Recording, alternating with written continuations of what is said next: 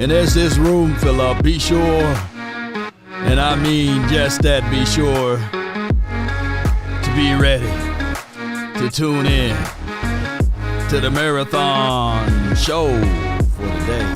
Appreciate you on this Saturday. Let's get it. Come on. Mama said there'll be days just like this. Ready? Come on. Run from it. Destiny arrives all the same. All the same. And now it's here. Now you get me. Should I say? Come on. I am. I am. Come on. Yup.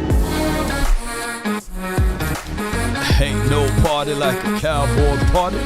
Ain't no party like a Law Nation party. Come on, baby.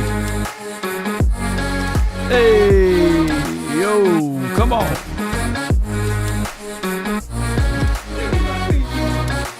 Day 3. Come on. Hey, this the best day, baby. We gotta get it we gotta get it done, baby, one way or another. Yup.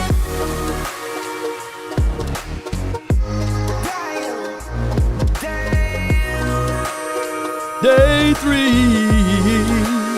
Good morning, good afternoon, and good evening. Come on. Beebe, not King, but we got Cooper. They can come closer than close. But people know they never will be. Where you from, baby?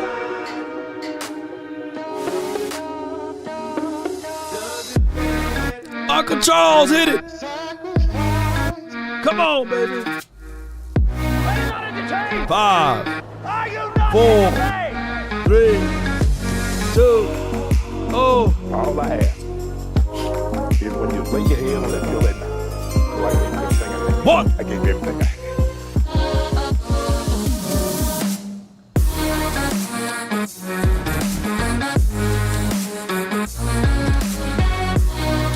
Come on.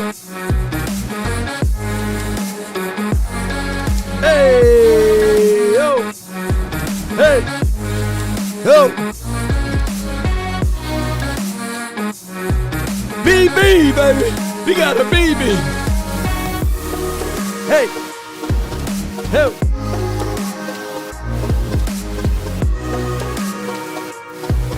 Come on, B. Come on. Yeah. Come on, baby. Riggs. Riggs. The Washington team is rigged, baby. Yeah, they rigging us, baby. Riggs, baby. Def K. Oh, my goodness, baby. I love all of y'all. Oh, I love y'all, man. I love y'all. I love y'all. I love all of y'all, man. Put down where y'all are from again so we all know. You know, what I said that I don't want to happen, right? And what I said, what I don't want to happen is for us to go into this wait period without the running back. So, but overall, ladies and gentlemen, I like this draft. You know, I give the grade, and I normally don't give grades until it's over with, but I have to give us a B+ right now.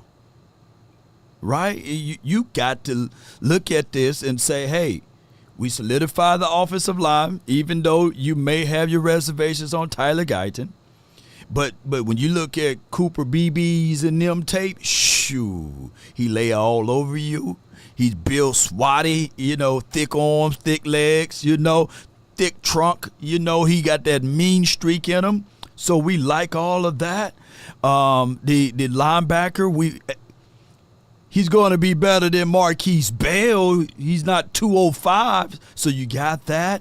You got a Keelan, you know, when you look up his tape, and if Brian Baldinger like him, you know, we going to love him. So that's just how that goes. So all we need now is from a philosophy tool, right? is the running back and the big boy down inside. Big boy, that's all we need. Tyrone Church says Fred Warner clone. Yeah, I don't want to see. Fred Warner wasn't Fred Warner until he had coaching to be put in place, right? You know, he was a safety that was converted to a linebacker, and then they had the blessings to have the coach of the kind of caliber. What's that coach name over there in Houston? Tip of my tongue. Yeah, y'all put his name down, but they had him to groom him and to get him going. But I get the sentiments of Fred Warner and, you know, and the dude that I accidentally called Tofu. You know, I even say that man's name. I'm gonna murder him. Lafu, you know. Lefu, you know. D'Amico Ryans, appreciate y'all. I was trying to think. I was like, man, D'Amico Ryans, you know. Can we get him to coach these linebackers? Oh my goodness, maybe Darian Thompson can one day be a D'Amico Ryans. But neither here nor there. There are still some availables out there.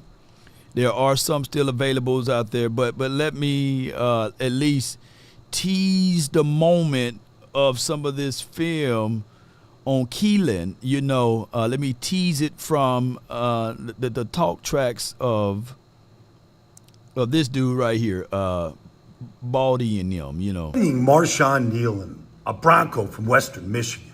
Yeah. First play against Iowa. This is what he does. The first play runs the tackle over in the back. Bam. Like literally decapitates him. Bam! Bam! Down to the ground. Bam! Like, that's Bam! the first play. Got my attention. All right, let's watch him. Let's watch him go to work right here. Shoot. Watch him work. Get that. We got all time in the world, man. Let's go back to that Against first Iowa. play. This is what he does. The first play runs the tackle over in the back. Bam! Man, don't y'all like that? Let's watch it again. Sure, let's watch it again. Let's watch it Neeland. I'm straight from Cleveland. Clack, clack, clack, you bleed. First play against Iowa. This is what he does. The first play Bam! There you go. Now I can see it even more. runs the tackle. You know, Brian Balding will be recording his videos from a potato, but you can see it, man. Look how he got that dude down there, man. We need something like that. You know what, my guy Parsons, he's podcasting. You know what I'm saying? No longer them Neeland don't. First play Long Neeland runs don't the do it. tackle Bam! over in the back. Bam! Bam! Like literally decapitates him. Bam! Down to the ground. Like that's the first play. Got my attention. All right, let's watch him. Let's watch him go to work right here. Watch him work the tight end, and this is how you get off the block. You get off the block, and then you go make the play. Get off the block and go make the Just play. throw your body in there. Just go hell-bent for leather. Throw that body in there like that. All right, now you watch him, and you go, here he is on the edge, right? Just a relentless power. He had the best short shuttle of any defensive lineman, 4.18. And you can see the quicks right there as he gets one of his 12 sacks this year. Yeah, let me go right. We rewind a little bit. I know it's from a potato, but y'all just bear with me, man. You know. Any defensive lineman, 4.18. And you can see the quicks right there as he gets one of his 12, right? Just a relentless for leather. Rewind. Body in there like that. All right, now you watch him, and you go, here he is on the edge. Here it is. Right? Just a relentless power. He had the best short shuttle of any defensive lineman, 4.18. And you can see the quicks right there as he gets one of his 12 sacks this year. Now, you watch him right here. I put this play on for a reason. Like he's going to get lit up by an Iowa tight end. But watch him take the shot. Bam! Yeah, Doesn't go down. No. He takes the shot. Bam! Right up on his feet. Never goes down. Like, takes the shot. I like it. That'll come. Recognition. You'll see it. All right, then you get this right here. Stand up over the guard. There you go. And you watch him. And you Here see you go. the power. Short area power. Hold it. Caves everybody in. Get him. Right? Nice. I like that. And then finally, let's just take a look down here in the goal line, right? Let's watch him go to work right now. Like you watch him right here on the edge. He's going to swim the tight end. Beat the other tight end. Get off the block and go make the play. Like this is where short area quickness comes in. This is how it translates. Bam, bam, bam, bam. Bam. Keep him out of the hands. Up there, contain the damn ball! This is why we do it! Hey, too many missed tackles, let's go! We're too damn soft. I just hate mistakes. I hate mistakes.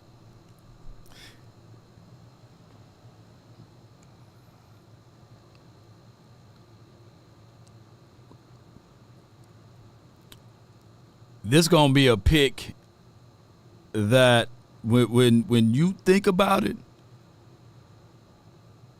we gonna be like, the Cowboys were on one with that one. D-Law turns 32. He's not a spring chicken, right?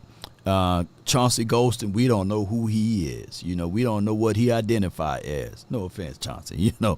And Sam Williams, we just hoping every day he get better, and we hoping and praying that he can be a double-digit sack guy, right? He got the size, he got the speed, 4.4s. He's everything that you would really want, but he only have the sample size, right? He's a Costco's guy.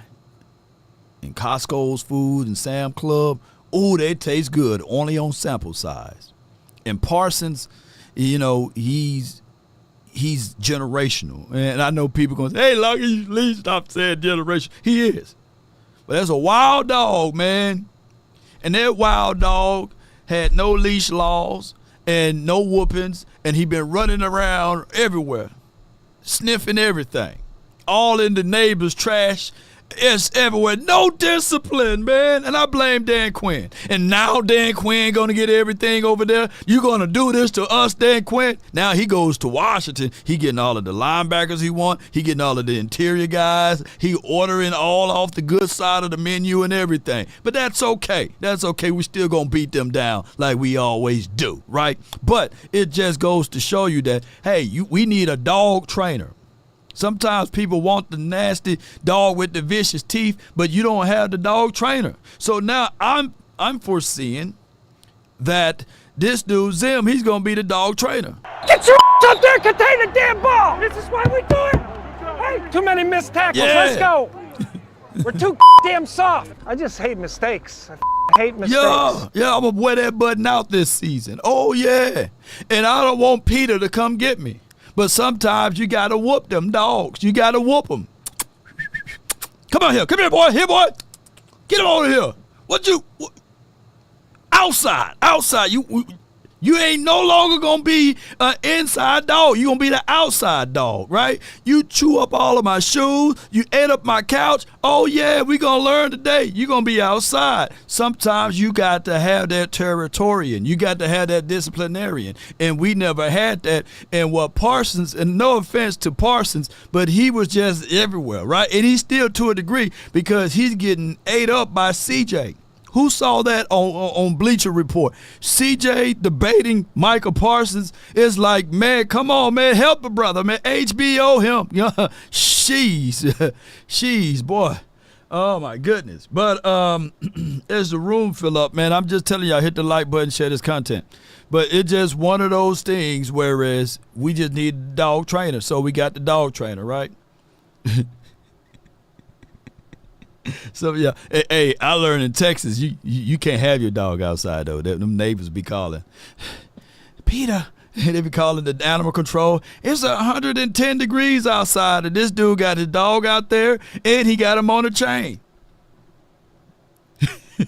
He got him on a chain. Like, can you pay attention to your own backyard? Leave me and leave that dog alone.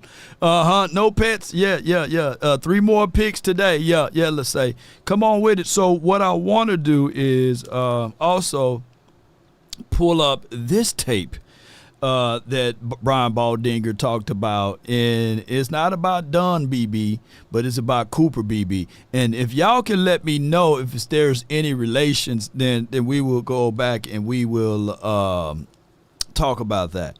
We'll talk about that. But let's go over to Cooper Beebe and them, and let's see if we can get his tape going, because when you hear the love that this dude gets, man, it's crazy. I thought Cooper Beebe was the best guard in this draft. Pure guard.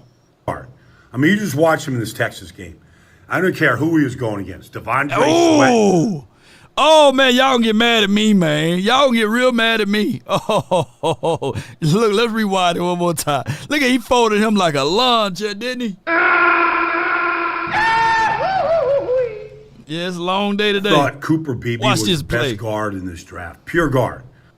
I mean, you just watch him in this Texas game. I don't care who he was going against. Devondre Sweat, Byron Murphy. Like, he wired him up. One more time, man. I promise y'all, we got a long day today. One more time. One more time. Hey, man, look at it. Hey, wide body. You know, that dude's leg is about the size of these two legs put together. Watch how he gonna put his Mr. Nasty time. Watch how he gonna fold him. And I need this nastiness. And I heard a bird told me that they gonna try to put him at center. And don't y'all know that this is Donkey Kong nasty, man, to put this big boy right here at center. He gonna have a crazy mind, mean set to get out here. Come on, let's go with it. Come on with it. You don't want to play no more. Shit. Come on, play, God dog it. Play. I thought Cooper Beebe was the best guard in this draft. Pure guard. I mean, you just watch him in this Texas game. I don't care who he was going against. Devondre Sweat, Byron Murphy. Like, he wired him up, start to finish in this game. If you want to watch one game of Cooper Beebe, watch him against Byron Murphy right here. Watch Murphy watch was this. The first defensive tackle taken in this draft. He's trying to grab his wrist. Get the wrist out of the way. So he can't get past him. And all he does is just stay in front of these guys. Like, here comes Murphy to him right here. He squares up with him right here, and he just shuts him down. He can't get off him because what he does is he wires him up. Watch his feet move. Look at the feet. He's got a big square base, 330 pounds. Watch how this is away from the slide now. Like, this is the toughest block for an offensive lineman right here. Step up, quarterback. Step up. By the quarterback. Yeah. So that was a touchdown. All right. Let me go back to it. Watch his feet move. Look how he built, y'all. Look how he is built, man. He's built for this, man. Look at he just sweared, man. He look, if anything, you know, there ain't no weak spot. He don't got no chicken legs, you know. He's built for this. He's built for that moment. He's right for it. Let's go, man. I love this pick, man. He's built like everything is equal. You know, sometimes you have people, man, have big tops, little bottoms, big bottoms, little tops. He just a solid swearer, you know. Like, if anybody can say anything, and you're like, man, this dude is a swearer. Yeah, he's sweared up. He's sweared up. He just built like a doggone trash can full of dirt. You know, you can literally say he trash can full of dirt guy. And I like it. Watch his feet move. He's got a big square base, 330 pounds. Watch how this is away from the slide now. Like, this is the toughest block for an offense. Tough block, man. Look how when he jabs him. Here. He just runs him right by the quarterback. Man, it's choppy film, so, but, man, God, that was a touchdown. All right, quarterback's able to step up. Like, one play after another. Here he is. Just wired Murphy up. Murphy wants to go inside. He covers him up. Murphy wants to try to come back, get his hands off. He can't get his hands Can't go off. nowhere. It's beautiful. That joker mad. Beautiful stuff.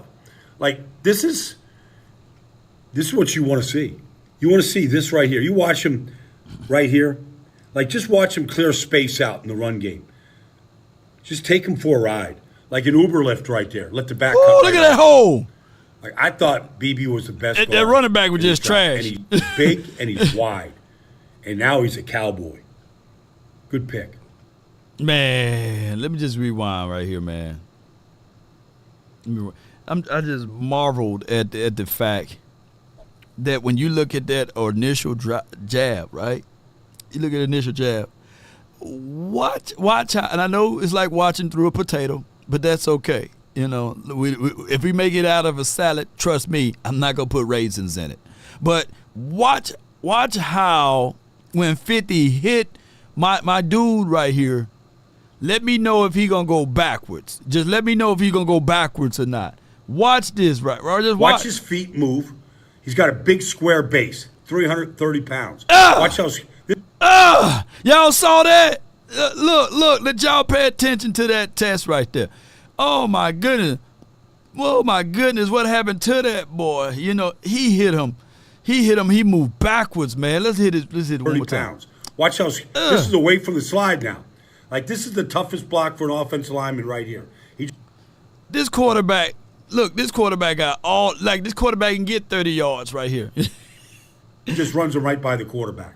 Yeah. So, that was a touchdown. All right, quarterback's able to step up.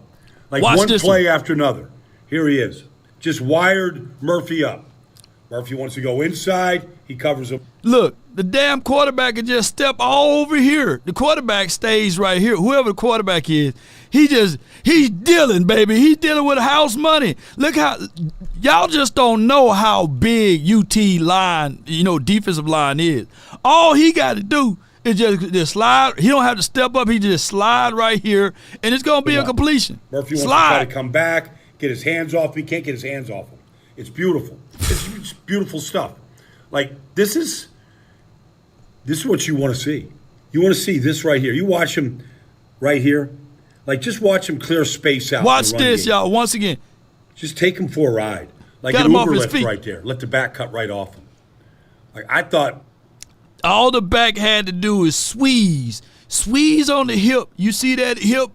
I bet you the running back. Running back, he planted his wrong foot. The wrong foot is planted. The wrong foot is planted right here. That's the wrong foot that's planted. Squeeze on the hip side right here. You got wasteful space because you running back towards the doggone lineman right here. Squeeze on it. Look what he done gave you, man. You get skinny right here. You all up in here. Oh my goodness. Oh my goodness. Look at that hole. The 54. These two guys did a great job too, man.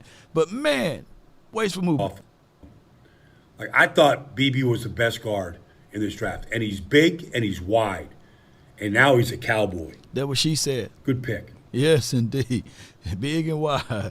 Yes, indeed. So, Cowboys, man, I can't wait for this to go. I can't wait for, made Sweat quit. Made Murphy, think about his choices. Do we try to, it's crazy because Murphy in that game, he tried to line up mano. He tried to go half body. Beebe, he might got a little short arms to get in there. But he got there. Move him out of the way.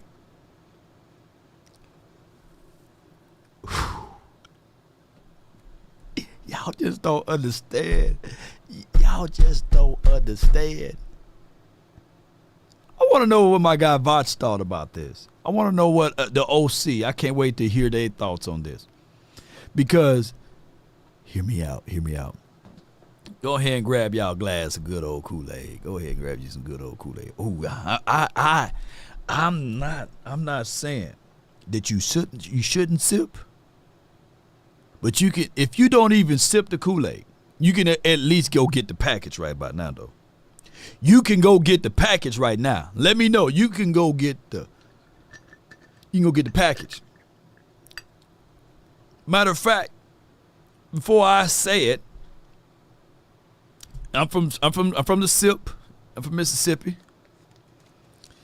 Before I say it, I just need to see about 5 sips in the chat. Put SIP in the chat. Put SIP in the chat if you're going to sip this Kool-Aid that I'm finna tell you about. I need to see about 5 people, man. I need to see about 5 or 6 people, man, to put sip in there, and I'm going to give you out what I'm about to say. Come on now. I know somebody going to sip. Yeah, I got 1 sip money. Oh, yeah, baby. Yeah. Oh, yeah. Yeah. Y'all finna hit this one. Boy. Grab your glass. Toast time, baby. Toast time. Here's why y'all about to sip.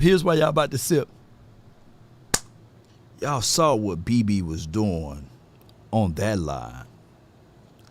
Close your eyes as you sip this one. He's going to have Tyler Smith to the left of him.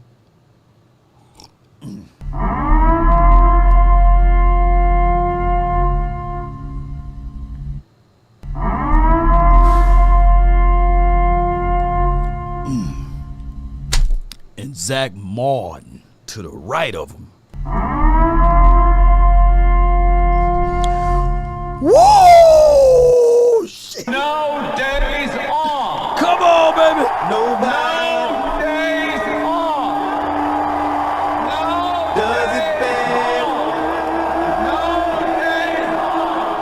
They can come closer than close, yeah. Original they never will be. Dog, you finna have some nasty stuff going on, man. Some people had Cooper Beebe in their first. Some people, most of them had him in their second. Sometimes it's the offhand that you don't see that knock you out. That Cooper Beebe, with that type of nastiness, we seen him do we seen him, man, shoot, Keith, what was Trevondre Sweat was Keith Sweat. He was singing "Nobody, Baby," because he couldn't get to the quarterback. And that joker was 390 pounds or 410 pounds. Nobody He couldn't get around him. does it better. They can come closer than close, yeah.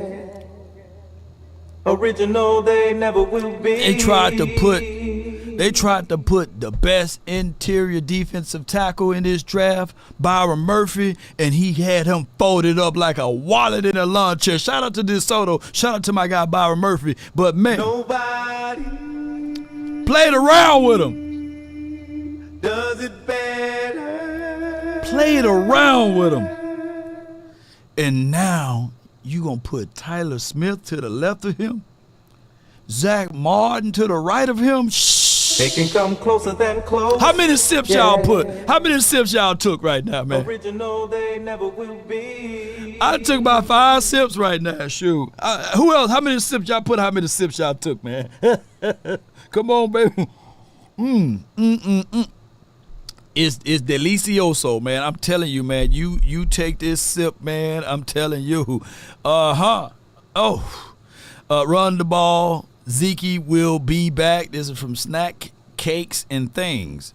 Well, I can tell you, when you look back at that tape and you look back at what he's going to be able to exhibit and exude, even from this aspect here. Let me go back to this right quick.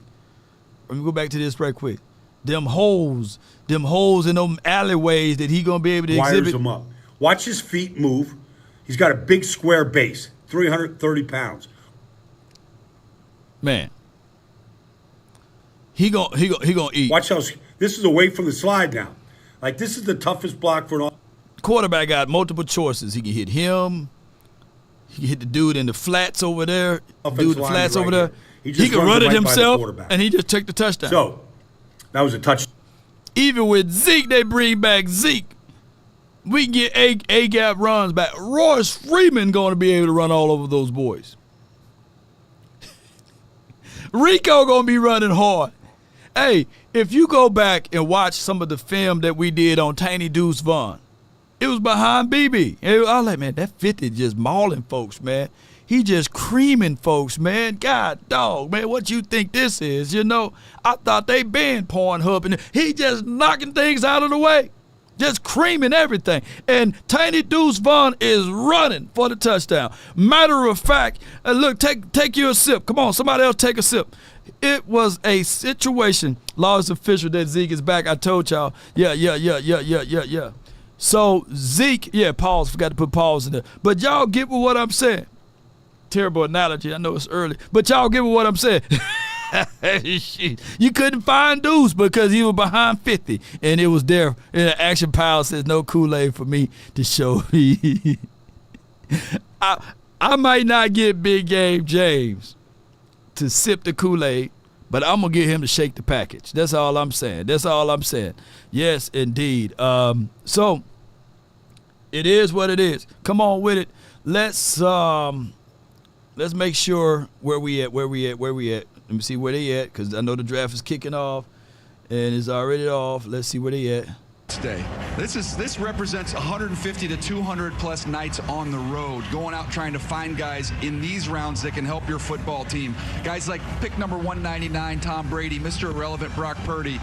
There's dudes out there. Now you got to go find them. And if you don't, got to go find them, man. You got to find them, Tom Brady and them, Antonio Brown. Remember him. So, if you're not, look, I want to get y'all now. Put no sip in the chat if you're not a sipper. You know, no sipper. Put no sipper in the chat if you're not a sipper. and then put sip in the chat if you are a sipper. And then that's just what it is, man. So, and we ain't going to beat you up. That's okay. That's okay.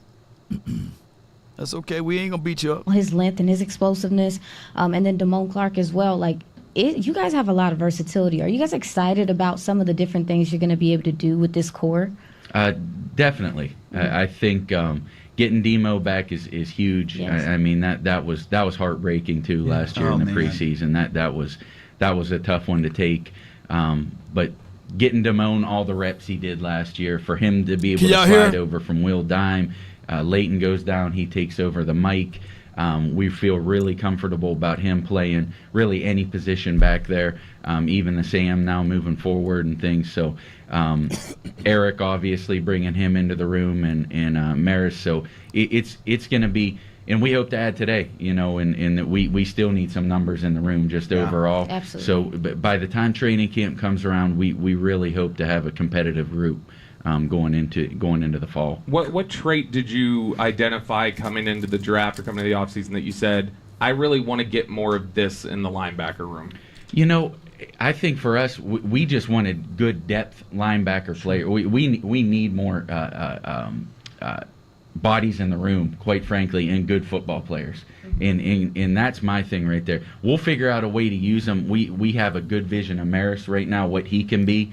Okay, with his ability to blitz and do all those things, but we want good football players in the room that are going to create competition. Now, you can say the things about the run game and getting bigger and all that stuff, and we'll do a better job, in all those areas. But at the same time, we want good football players in the room that are going to up the competition and give talking? us the most bodies. Y'all know who talking? Coach, what was the challenge last year for you? You did a hell of a job of dealing with like a lot of dime stuff with playing with undersized. You're playing with safeties as linebackers, and you're trying to mask that as best as you can. I could sense when you just answered that question, more bodies in the room. Mm-hmm. Is that something that okay, I did we did what we had to do, but I see us going a different direction of not, and nothing against Dan and them. Just played a hell of a defense, but is there we need more bodies? That's Scott McCurley. Obviously, appreciate we got y'all. short with the injuries, losing Dev during the season. There was some things didn't go our way, and we ended up short. I'll say this. Let me for Marquise Bell though. Yes. Absolutely. Break it down. Yeah. I mean, what he did for us last year was outstanding. Absolutely. Because Yeah. I mean, he Can't came fault the man. in and gave a great effort, and I'd still have him in the room any day. I was wondering, are you going to fight for Marquise It ain't Bell? going to go that way, but No, I'm a Marquise no. Bell guy for life now. Don't what put him he- back in he the helped us linebacker do. room, though. So, we're going to get more linebackers in the room, and we're going to let him go play safety and do what he does, but at the same time, just my appreciation Hell of a job for by him you guys, and though. what, It really and what was. he did. Now, don't kiss him too much, Really Brian. quick, 'cause I know Don't you gotta kiss him get too out of here. much What now, kind of insight Brian. can you provide us about how DeMarvion Overshown has developed off the field? Do you think he's kind of taken a veteran mentality to his quote-unquote rookie season? Well, I'll say this: the way he's attacked, his rehab, extremely impressive. I mean, he's ready to go. He's itching to get back out there. If he could go out and take all the OTA reps right now, he'd do it. And Britt's done a great job with him, and I think he's ready to go. So it's going to be real exciting for him come training camp. Mm-hmm. And Cowboys linebackers coach Scott McCurley with us. Coach, thank you so much. Thanks, guys. Hey, and congratulations. It's going to be fun. Yep, Thank thank you. There he goes. Yeah. I'd tell Brian, you can hold his hand, but don't kiss him now. Don't kiss him now, Brian. Hold Scott McCurley hands, but don't kiss him, Brian. Shoot, hell of a job. No. Y'all should have been on that phone talking about, hey, man, we got Marquise Bell, and he's a safety playing linebacker, and we got rid of Rashawn Evans because he was rolling one over there in Highland Park, whatever he was at. He was doing this, and they caught him. No, we need to go get us a linebacker. They should have did that last year. Appreciate you, Jason. Shout out to everybody that's tuning in. Cool. It's amazing. We talk every day, but it's about football. But now it just happens to be about the Dallas Cowboys. Yeah. And so it's still pretty special to have him here with us. Well, from K-State, here's Cooper Beebe now. And, Cooper Beebe, everyone in this room knows, my man crush of this draft. I absolutely love him. We got to talk with him last night, and I asked him about his relationship with Deuce. He said they were very, very close. Yep. So how excited are you now to bring Cooper Beebe into the fold here? Well, it's funny because, we're having our discussions, and we're talking about guys that are there at that pick, and I'm trying to be as professional as possible, because I'm a big Cooper Beebe fan. I've seen him play live a bunch. Yeah. I've probably seen him play more than anybody on our staff. So, but just trying to be professional and try to keep it, But when I knew we were going to pick him, I ran out of the room and I texted my wife it's coming. We got it. It's coming. And my wife and Deuce were really, really excited. Awesome. I want to touch on the family aspect because the life of a scout is not easy. You're on the road so much. How important is that core unit for you guys from a personal standpoint? Very, very important. A lot like, and are you speaking about family? Yeah, because we saw a glimpse of that last year. With the emotion and everything, and you texting your wife about one of your son's former teammates. So, I mean, how important is that core unit for you? Well, first of all, let me say, coaches' wives of scouts, they deserve many, many crowns once they. We're gonna have to relaunch it, man. Got to update my my browser. I thought Cooper Beebe was the best guard in this draft. Pure guard. You just watch him in this Texas many game. crowns once they. I don't care who he was going against. Bear with me. Got to do They hold Byron family Murphy, together while you're on like the road. he wired them. They are at a lot of places. They are they're the GM of the home. Can y'all hear while it? We're out doing what we love to do, and they're the backbone and support that help coaches, personnel men be successful. And I've got one at my house. She's the boss. And, what she says goes. And I'm pretty sure that other guys on our staff are very fortunate to have their significant others also. Wow. I'm curious, just a general philosophy question. Brian has talked before about one of the things he likes seeing from a cornerback on tape, like that flashes for him, is when somebody takes a receiver on the other side, corner takes a receiver, and if it's a drag right across the field, they're able to stay in the hip pocket all the way. Is there a play that you see on tape at a specific position where you're like, ooh, that always stands out to me? Like when I see that makes me get excited about what the player can be. Well, the thing I think's a lot different than when I was a college coach and recruiting high school running backs. The big transition from high school to college and college to the pros now is the dirty NFL runs. Yeah, dirty everybody run, gets baby. excited about the long 70, 80-yard runs, and we would get enamored with that. Here's a guy, he can beat angles, and this guy gets in the secondary and he's gone. But that doesn't happen very often. Right. It's the 7-yard run, it's the 6-yard run, it's the run that moves the chain. So I think position-wise, seeing some of those runs in their game. Now that does, we love to see guys that can break the long ones. But seeing those parts of it in their game is big because they're going to have a lot more of those opportunities and situations than the 70, 80-yard run. So, just by position, that's one that's been a little bit different, and just trying to have a respect and, for that as opposed to just the 70, 80-yard run. Yeah. Oh, we're seeing a lot of changes with the running back position and just how the committee and things like that are kind of starting to take over how guys run the ball, teams run the ball. What would you tell a young running back that, is in college or going into college right now to prepare for when they come into the NFL? Because you might be like the lead guy on your college team, but when you're coming to the NFL now, teams are kind of prioritizing longevity. Within their room. So what would you tell a young guy? Diversify your portfolio. Talk about it. Talk about it.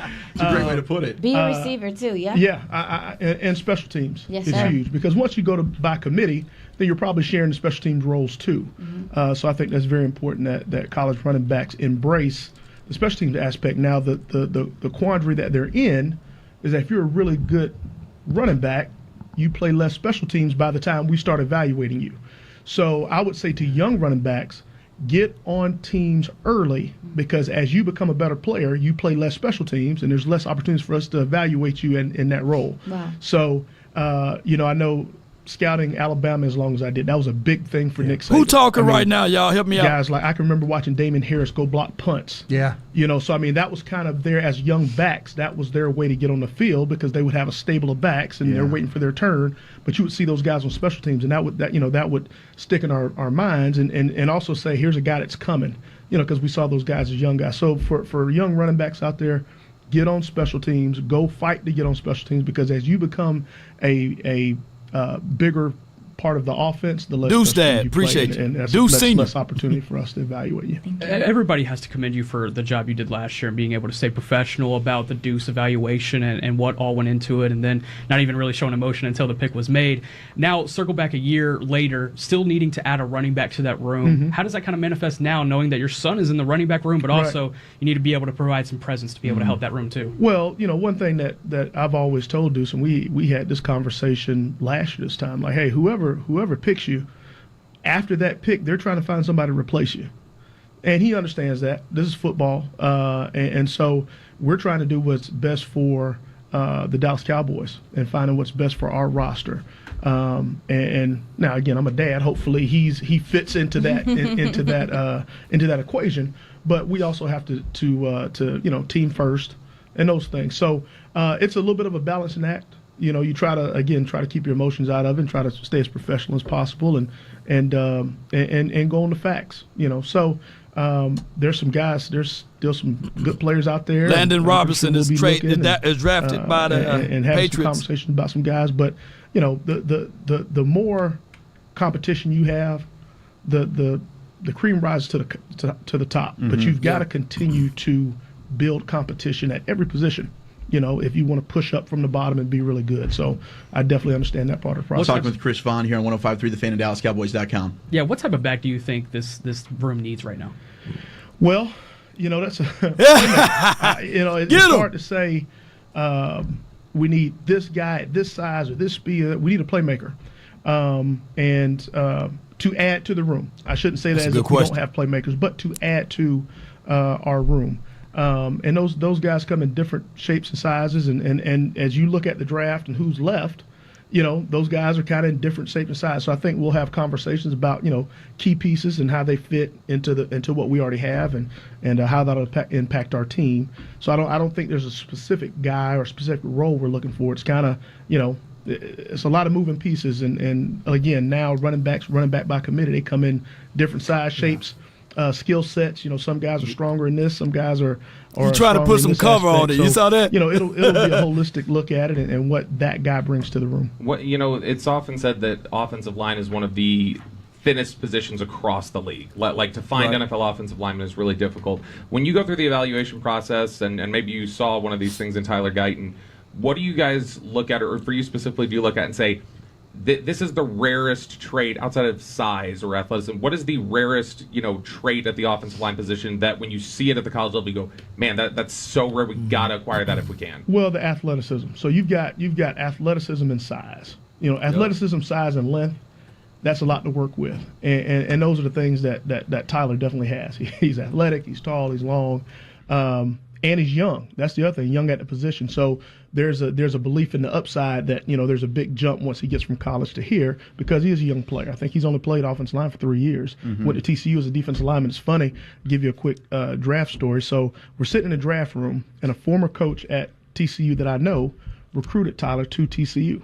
Well, about an hour before we made the pick, he sends me some video of Tyler from high school, doing some drills and things like that. So after we drafted him, I said, man, you must be a fortune teller savant or something, because this is crazy. I mean, so it's pretty cool. I mean, to see the athleticism, and making that position change. I mean, we're really excited about his upside and what he's going to be here in a short time. Is that why maybe it feels like teams, because that trait is so rare, is that why teams maybe feel like they're more willing to bank on a raw offensive lineman than raw players at other positions? Yes, because they're hard to come by. Guys with again, size, length, and athleticism, they don't grow on trees. Size matters. So when you see a guy that's got those traits, guys like that don't come every draft. You get a skill guy, they're going to be skill guys in next year's draft. There's going to be, so I mean, there's just a smaller number of those big bodies that can do those things. So you kind of say, you know what, let's get them and let's develop them because there's just not enough of them. And you can't go get them out on the street. That's the other thing. They're just not, they're a commodity. And so if you can find them, bring them in, work with them, and develop them. And those guys usually have probably the most upside. You look at guys when they come into the league into where they are year 2 or 3, there's usually an investment early to develop a guy, and he becomes, what you're looking for. Chris, I know you got to get back. Last one for you. I think it's always fun to kind of get the war room perspective. Good one right here. When you're in a situation where you're on the clock at 24, there's players that you like, but also, okay, now we need to go back and possibly trade back, acquire some extra picks. What are some of those conversations like? And if you've got as a scout a player like, I'm ready to stand on the table for, we can't move out of this pick, how heated can that war room get? Well, it's appreciate you, Jason. You definitely get into a lot of conversations. The one thing that we benefit from more than maybe anybody in the league is the experiences that Steven and Jerry have. I mean, just have been there. You don't have to kiss them, man. You don't have to kiss them. They've got great instincts for just hold their hands. Let's hold here. Let's take it there, and it's amazing to watch and see as they start having discussions and how it goes. And so we're in a really good spot when it comes to that as far as making draft strategy decisions because they've been there. The only way you get experience is by getting experience, and they've been there, and you can see that in those type of situations. You're the best. Thank you so much. Appreciate This has been a blast, man. Enjoy the rest of the draft. Looking forward to it. Thank you. Chris Vaughn with us here on 105 Through the Fan and Dallas. Man, they got him. They hit him, man, when he said, "Hey, what kind of running back you looking for?" And then he was like, playmaker. And then he hit him. He like, damn, my son is on this team. He's a playmaker. Then he tried to cover it up. But shout out to him for being honest. Every time people be in the chat, they, "Law, be honest." Well, Chris Deuce Vaughn was honest, Senior Vaughn was honest. He was like, okay, we need a playmaker. Oops, my son is on his team. That was crazy. They on commercial break here, man. We'll be bouncing back and forth with them. But I would tell y'all, man, so far, and give y'all the quick updates. We got the ticker at the bottom. But so far, Sanders is gone, one of the better tight ends in this draft.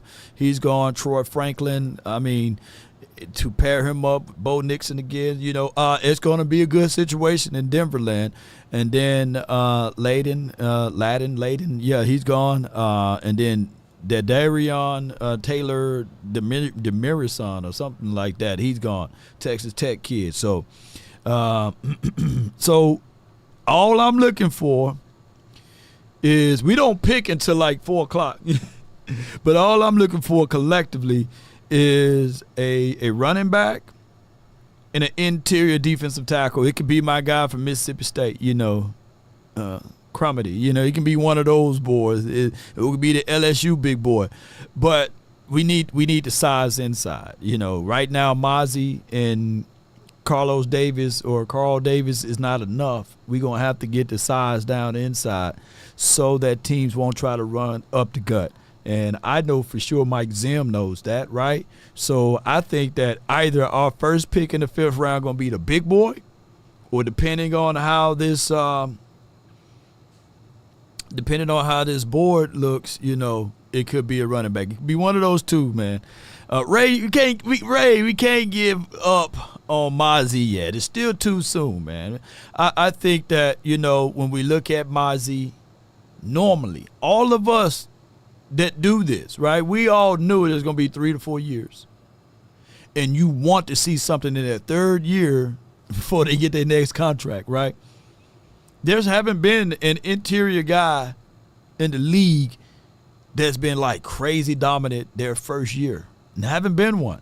Now, I get it. The Rams had a guy last season to have 11 sacks. I forgot his name, Byram something, or Kobe Turner or something like that.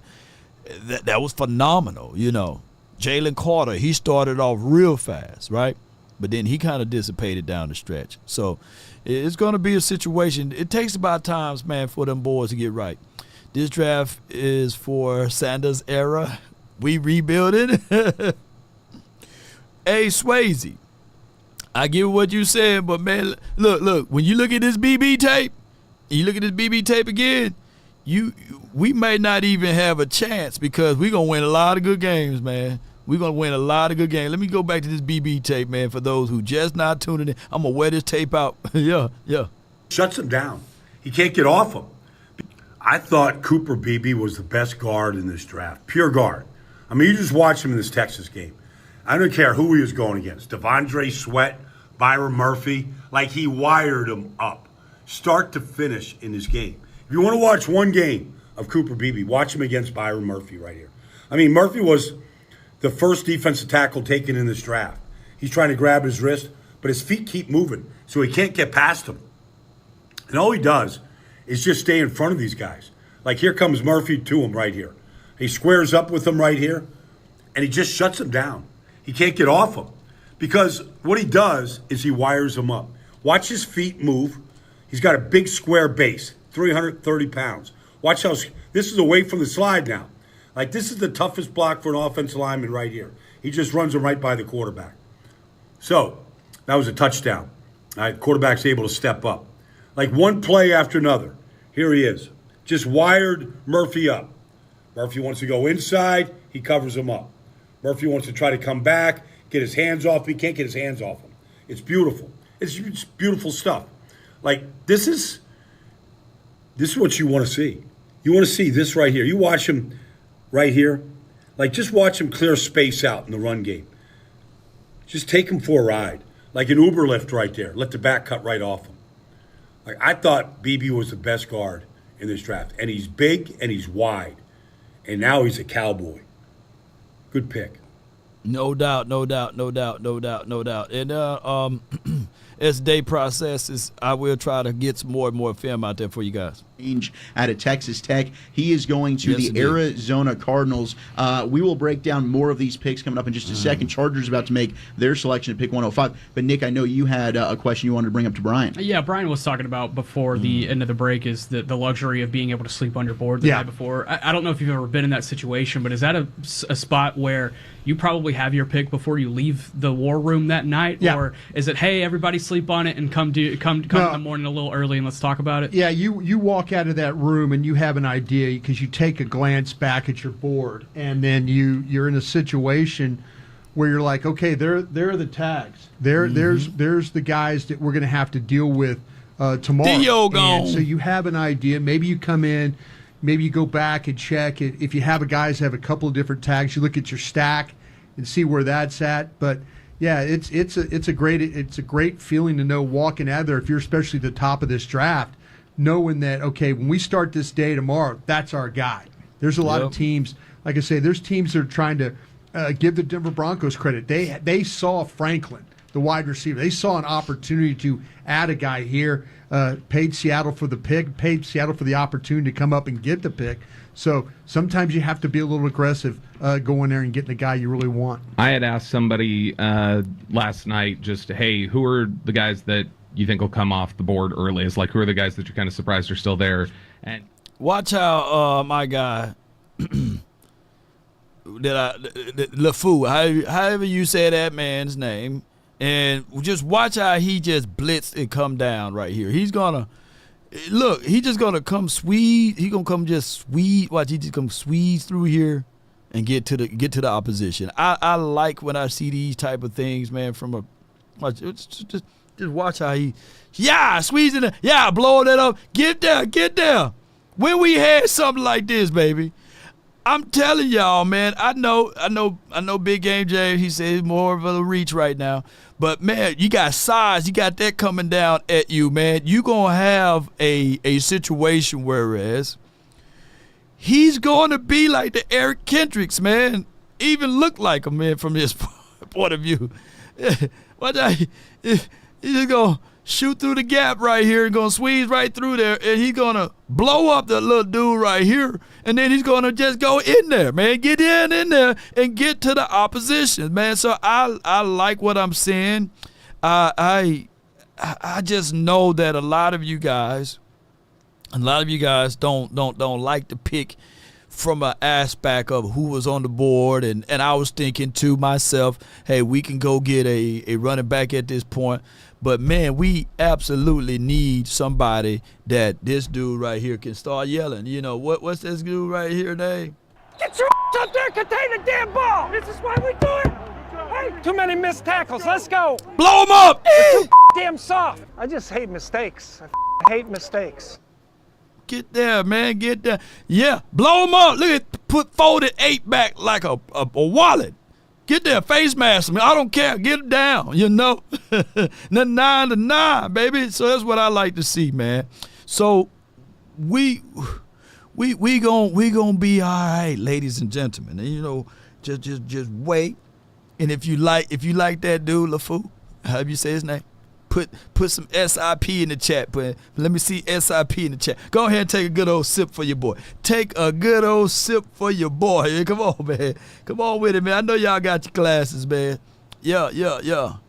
You know, kind of kept around the league for a while because of that. So I think when you look at the profile, and I think the tape is better for Guerrero than it was for Darius Jackson, but that's clearly a profile that they've been intrigued by before. He was ahead of his time. Still having that Wisconsin pedigree too, even though he did finish up at Louisville, Isaac Guerrero. But I'm going to continue to stand on the table for Isaiah Davis. Get that Jackrabbit back in Frisco. Well, I'm not against Tracy from Purdue. Yeah. Very productive there. I mean, juice, that's the definition right there. Tyrone Tracy Jr., converted wide receiver. Yeah. But they've never taken a running back on day 3 who's a converted wide receiver, have they? Oh, no, Tony Pollard. Sorry. Pollard. Yeah, that's right. I thought you were doing this guy's got bits and jokes and bits and jokes. Oh, this is day 3. You are in for it today, dude. Blake Watson. You know, this is not 5:38 late in the day. This is 11:27. No, but it is hour 13, Brian. Still. I think you can all move aside. The most athletic, most juice we've got left.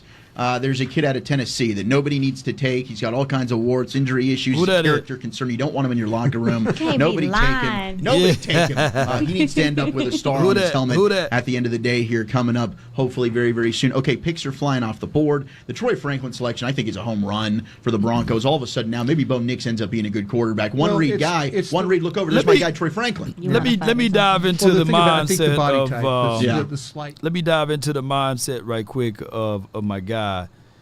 Greg Ellis. Let's see if we can get him going right quick. Hold on. We're going to see if we get Greg Ellis going. Appreciate everybody, man, for tuning in. We're about to be joined by, of course, former Dallas Cowboy man. I know Brian Broaddus knows very, very well. Cowboys defensive line coach, Greg Ellis. Greg, it hadn't been so long. We just got to catch up with you here at the Super Bowl. Yeah. You weren't on the staff just yet. Congratulations on the new position, my friend. Hey, I appreciate it, guys. It's been amazing. It's like a huge family reunion, to be honest with you. And so I'm just thrilled to be back in the building. Different capacity, obviously, but it's great. It's going to be exciting. I always forget that, like, you're a former player, so yes. you're going to be really good former human. player. Yeah, we know. Like, it just threw me off. I mean, he looks like one. Look at it. This is man. I had to just push the mic up all the way. I want to start with your background a little bit before we kind of dive into this draft, if that's all right. But being at the NAIA level and then coming to an NFL program, there's obviously a lot of adversity, a lot of challenges that you face at SAGU and at Texas College. Yes. How do you think that prepares you for the NFL and certain adversities that you might face in this building? Man, you know what? I counted. It was a blessing and a joy for me to come through the rankings that way because I truly had to earn my stripes. Meaning, I remember being in the basement at Texas College, 2 or 3 o'clock in the morning by myself, washing the uniforms, all of that, cutting the grass, cutting lines in the field. Damn. So when somebody comes along and say, man, it was just given to Greg. It's like, no, wait a minute. I earned these stripes. You know what I mean? So I went through the process. It wasn't just because I played professional football. Now you can coach somewhere in the NFL. And so I count that as a blessing for me because it taught me, coming up through the rankings, of coaching rankings, if you would, the hard work that it takes to run a program. And then NAIA not having scholarships, those kids love football. I mean, there is a strong love for football, and I think that kind of marries itself with the staff. Does that kind of help you become closer to players in general? Do you feel like that helped as your time went on? It does. You know what, man, as I'm sitting in my office literally. Hey, man, shout out to, man, before I hit play again, man, shout out to the draft show on Cowboys.com, man. They giving us this unbelievable insight, man, and cut in picture stuff. Oh man, it's good, man. Hey, there may be other organizations that do this, but man, nobody can come close to what the Cowboys doing with this production. 5 minutes ago, I got a text a couple of days ago, and I finally got a chance to respond to one of the kids who was at Texas College. And so you develop relationships with those kids. Those kids, like you say, they don't get a lot to play football. They love football, and so it was good to be around a good bunch of young people like that. That was my selfish moment. Y'all got it. All good. Aisha, what do you got? No, I think I saw yesterday that you feel like you saw some of yourself in Marshawn Neeland. Yeah. Can you talk about that? I would like to hear, what your perspective You on know, it. and if I would have thought about it, I would have told Jerry and them yesterday. We sent I guess it was right before the draft, my agent sent one play in to the Cowboys, and it was a play. We was playing against TCU or SMU. I don't remember which one. I'm rushing the quarterback, and they throw a little flare pass out to the flats, and I spin out, hustle to the ball, and make the tackle. Neely reminds me of that kind of Greg Ellis, that guy that hustles. You see him running down the field. You don't see him taking plays off. And I'll be honest with you, nowadays, that's kind of hard to find, to be honest with you. Yeah. I haven't seen it, and we looked at a whole bunch of film. Yeah. But I haven't seen another guy that plays as hard as him. I promise. Even if we didn't draft him, I would say the same thing. I haven't seen another guy, defensive line guy that plays as hard as Marshawn does. He's hustles. After we drafted him, I went back and started watching more film, to be honest with you. But not just him being able to hustle. That's a trait. That's good. It's a good trait to have. But he has some things in his pass rushing ability as well that I see that, okay, we can tweak this and kind of help him get to that next level. So I told people last night, I said, I'm so excited. I feel like I got drafted all over again, except minus the money. Kyrie gone. Kyrie Jackson gone. I didn't think I'd be that excited, to be honest with you. Yeah. But to be able to draft a young man like that brings it to work every day, it's very exciting to me. Yeah, you forced us in Philadelphia to take Trey Thomas when you went right ahead of us. So we realized we couldn't block you coming out of North Carolina. So a lot of people had to draft tackles because of you. When you talk about, just as general, Greg, we've had a chance to visit. You're big on technique. Mm-hmm. You're big on that. Is that the coaching style when you're looking at your players you currently have, when you're working with your guys on the field? Is the thing about you're always trying to stress is the technique, or is there some other coaching point that you say, hey, I've got to get this through to my guys? Technique to me, well, for one, the desire to be good, right. they got to have that. You know what I mean? And I stress the importance to those guys, whoever I'm coaching. Hey, man, you got to. That's a starting point. I can't put that in you, and so you got to have that. But secondly, for me, it's the technique. Yeah. It's technique, and I want them to understand the importance of technique. Now, you can't get out there and just go slow because you're thinking about technique all the time, but it has to be worked on so much in practice. And I tell the guys, man, when you're walking around, you got to be thinking about pass rushing. Yeah. Right. It has to become part of your DNA. So when you get in the football game, the technique that I'm teaching you guys, it's not just second nature, it's first nature. It's what you do first versus thinking about and doing it second. Right. You understand? So, yes, the technique is what I'm all about. When you look at Mozzie Smith, though, and then I know, and here you're new to the team this way, but you know who Mozzie Smith is. You're working with Mozzie. Break it down. Come on. Where do you start with a guy that's so much expectations, and and you're trying to get to know the kid and build him up and help him? Where do you start? Good question. Well, that's the thing. First, for me, I had to get to know him. I hadn't been around him yet. Hadn't been at the voluntary stuff. So once, to me, you have to get to know where is he coming from. What is his why? You saw how he scratched. He hadn't been at the volunteers. He started scratching. So that's a sign of like, hey, man, get your stuff together. But he is going through rehab right now. He had a shoulder situation. So my thing is, continuity, getting to know someone, personality. Do they handle cursing? Do they handle you yelling at them? All of those things play pivotal roles at it. But hopefully, man, the offseason is long, and Greg Ellis will be able to put his hands on them. to why he plays football. Right. And that determines a whole lot of how you approach a kid, in why. my opinion. And once we figure that out, I think he'll be fine. I mean, here's one thing, Brian.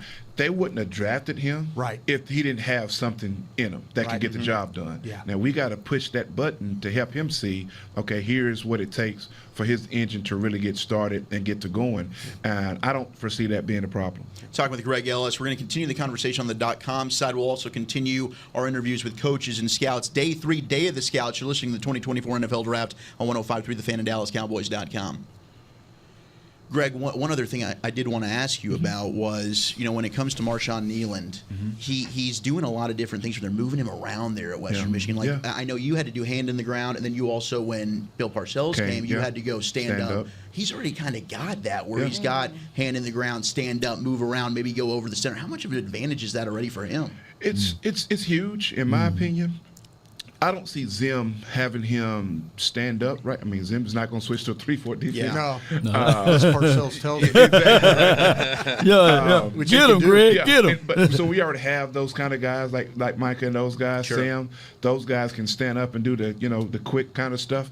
But the fact that he can do it, in my opinion, speaks volumes to what he can develop into as a pass rusher with his hand in the dirt.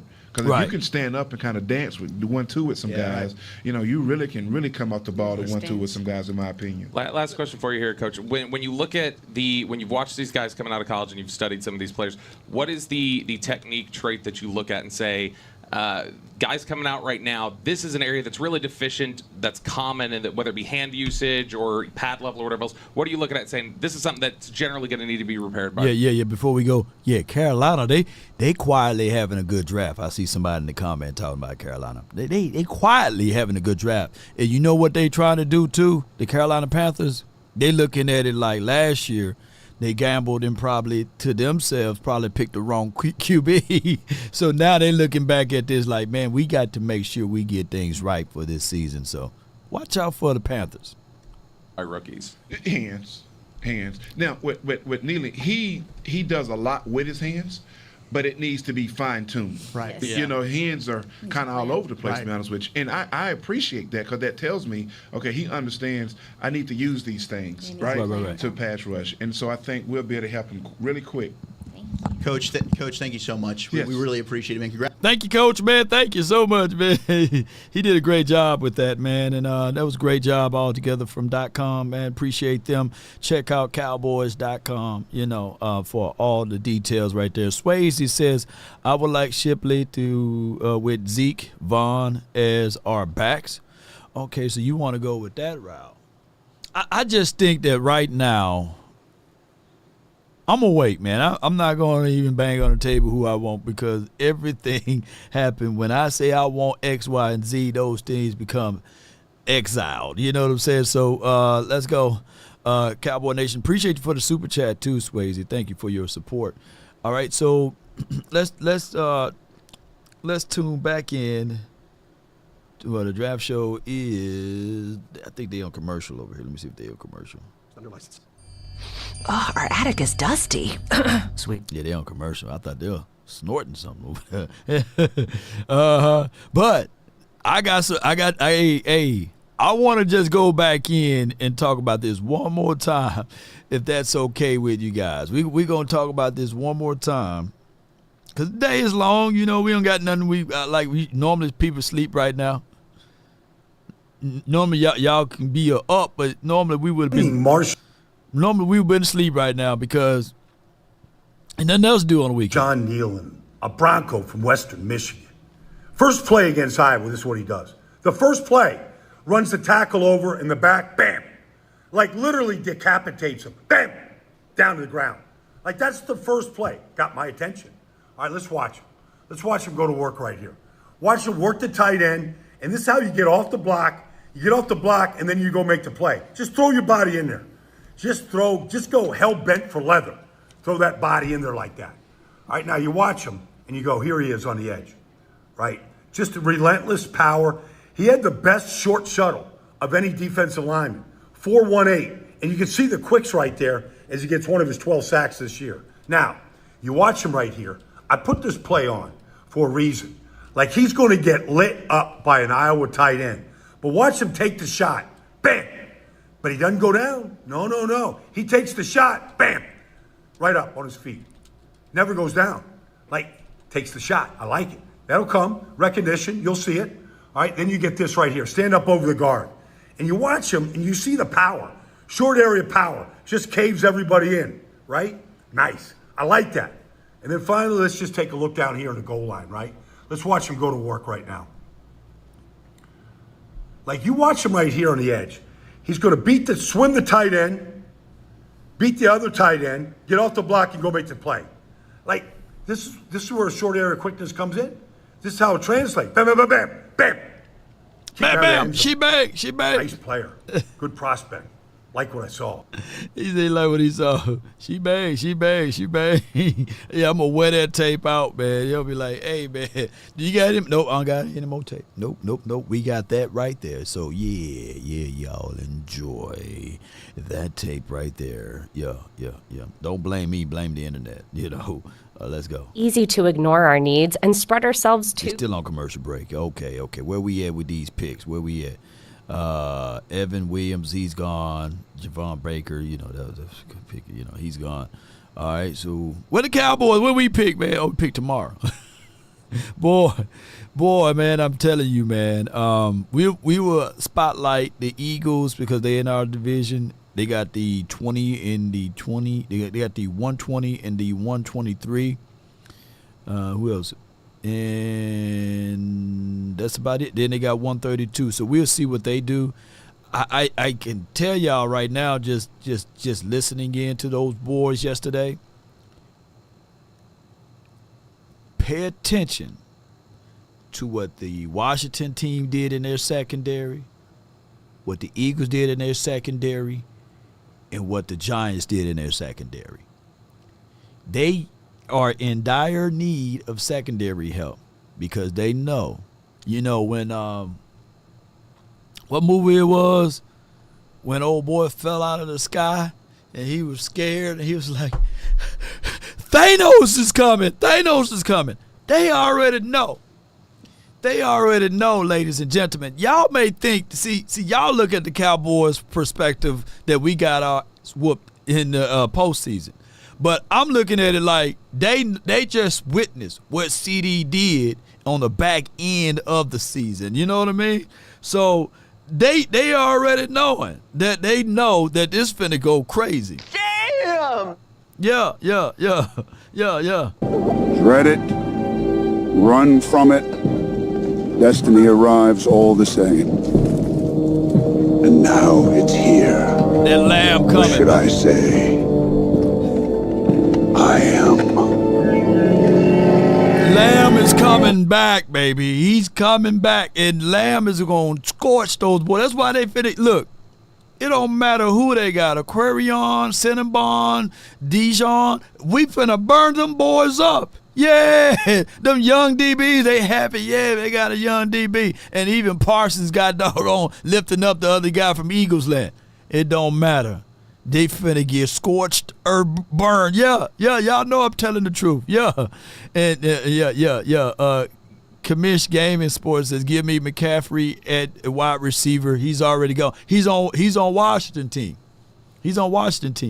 And Diggs gonna come and he's gonna pick him off. You know what I'm saying? Yeah. Omarion, it don't matter, man. It don't matter. We gonna be able to burn those boys. And then they brought him in for a 30 visit, so there was a lot of intention behind Edgerrin Cooper. I think if he was there at 56, there would have been some fun there. Javon Bullard, not a lot of interest there from the Cowboys. Marshawn Lloyd was a quiet 30 visit for the Cowboys that came in on the very last day. Him and Kingsley Suamataia came in on the last day of 30 visits, so they take Lloyd. And then Tyron Hopper, he was another one that was a formal in Indy and was a 30 visit. So, yeah, there's something going on between the Packers and the Cowboys as far as needs. To Cameron Richardson, the cornerback out of Mississippi State, who we talked about on the draft show. The size was there. Aisha, I think you actually might have brought him up. This is a good pick for the Raiders. Man, first of all, they get on my nerves because they just be picking. They're having a really good draft, which is rare, I think, for Oakland They just or be for picking. Vegas. Oh my But gosh, I super owe rangy money in the with jar. that size, man. Yeah. You talk about the attitude of the player and the effort with the Very player. happy with my team right I'm now. jealous. My guys are doing great. I'm Oh my meeting gosh. them from heaven. You channeling. The Not Ravens enough about to pick speed. again? Not enough speed for Al. Ravens. Oh, it's okay. They're doing well. I like it. Aisha's right about them. They're just picking. Yeah, they got it. 2024 NFL Draft, the Baltimore Ravens select Devontae Walker, right receiver, there we go. USC. This is such a good fit. Yeah, Devontae Walker, You know what? guys, 4-3. I had this guy right because this is around the range Boy, that I thought I I had. hit And the we wrong talked button. about him on the draft show, Tez Walker, and I felt bad after that show because I was like, I'm not trying to just crush the kid. I think he's good. I just saw hype when we were starting this process in January. Some had Tez Walker as a first-round receiver. I just think with how deep this class was, I didn't have him in the conversation with some of the other guys that were at the top of the board there. And then he really struggled at the Senior Bowl, Nick. I know you were there and got to see some of those practices. I mean, the drops were an issue for him there. But big body out of North Carolina, falling to Baltimore here, pick 113 in the 4th round, a good value He's just pick. going to be a Pro Bowl player going Yeah, to it's a good Baltimore. value pick. Yeah, absolutely. And then losing the divisional round. you see It's a bad quarterback play, right, Bob? Yeah. You see an interesting frame at 6'1", 193, but the 4.36 speed that kind of stood out at the combine. You see those long strides that manifest downfield, and Drake May was able to kind of put it in his bucket at times, but also they were able to help each other in a lot of different ways. I think they helped each other's draft stock as time went on. But yeah, it was the Senior Bowl that I think was a big proving ground for him, and he didn't quite show up there in Mobile. Instead, there were other receivers such as Xavier Legette or a Malachi Corley that may have kind of stolen his shine as time went on down there. Even a guy like Ryan Flournoy out of Southeast Missouri State, who I think we might hear his name called in the 7th round, kind of a similar type skill set, but he was kind of one that stood out among that group. I believe he was on the American team. So Devontae Walker, yes, I think this is great value for the Ravens. This fits exactly into the Ravens receiver room, I think, too. He'll be able to kind of be a weapon that'll be interchangeable between inside, outside, maybe even some jet sweep stuff. This is an interesting weapon for them and Lamar Jackson. I know we talk a lot That's a good about pick there at this point in the draft for them. I mean, this is a guy who is a deep ball guy. Like He's a nice catch radius as well. And I think the body control, I think he works along the sideline, to your point, really, really well. He uses his body well to secure the football in traffic. The issue for me was it doesn't always get a clean release versus press man. But yeah, he can find opening. The scramble drills with him and Drake May were something where it does a really good job of working to the quarterback, working back to the football. He showed he could be a bad ball catcher. Yeah, bad ball catcher. That word beat his butt. Quarterback. I was trying to get that out. I just was stumbling around. It's day three. It's like a Bourbon Street drunk walking down the street. We're stumbling, bumbling, mumbling. Bourbon, Brian. All right, let's go to back to the Cowboys station. And what we're going to do is it's a good long one. It's about 20 minutes long, but we're going to listen in to their thoughts on the first day or day 2, and then we'll get things going. Appreciate everybody, man, for tuning in. Let's go. Let's listen. focus on positionally what you guys want to do, but it appears you got bigger and more physical so far in this draft. Was that one of the objectives you kind of wanted going through this draft to change the tenor of the team a little bit in that respect? Definitely. I think you always want to get bigger, bigger, stronger as a football team. And I think anytime you add to your offensive front and your defensive front, as we've done with these first 4 picks. So, yeah, definitely. I'm always of that mindset. And I think if you look at our division, playoff football and all those things we, aspire to be extremely successful in, this is definitely part of it. Clarence Hill, Forward Star Telegram. Just going to Beebe real quick. How much of y'all talked to him about playing center, and how much is that part of the plan here? He'll definitely be part of the center competition. Message. Obviously, he played mostly at guard. He's played them all, and so that was, part of the evaluation. He's someone we were very, very excited about, and his position flex. As you look at today's game with the 17 games, and just look at our history, you can't have enough players, let alone offensive linemen, that can play two positions. So, but yes, he'll definitely have an opportunity to compete at center. Todd. Will, Todd Archer with ESPN. Hi, good to meet you. Nice to see you. Let me know if the audio's straight too, ladies and gentlemen. Let's go. Gonna be a long day, man. We don't pick. I said we don't pick it till tomorrow. You know. Somebody like, hey, for real? Yeah. So let's listen into this, man. Get some good info. What did you guys think of Neeland coming into this thing, and who does he remind you of as a potential pass rusher? Number one, the number one thing about him is the high effort and motor that he plays with, number one. And then to be talented, physically talented enough to play at this level. We noticed him early on. Actually, Maxie is the area scout there, and he brought him to our attention early. And the more you watched him, the more you see NFL traits, and then you see the traits that we're looking for on the defensive side, playing hard all the time and having ability to rush the passer outside and inside. And, you know, we've talked about it before. There's as hard as D-Law played at Boise State, there's some similarities there as an example of what we thought about him. We actually had Greg Ellis in the room talking to him, and we asked Greg who he reminded him of, and he said he reminds me of me. So Greg's a hard-playing guy. Calvin Watkins, Dallas Morning News. What you guys like about Marist? Football player, number one, the versatility. In this day and age, and Coach will talk about it, talks about players doing two things. Defensively, the way they use him at Notre Dame, being able to rush off of the edge, being able to play stacked as a linebacker, got 34-inch arms, able to match tackles.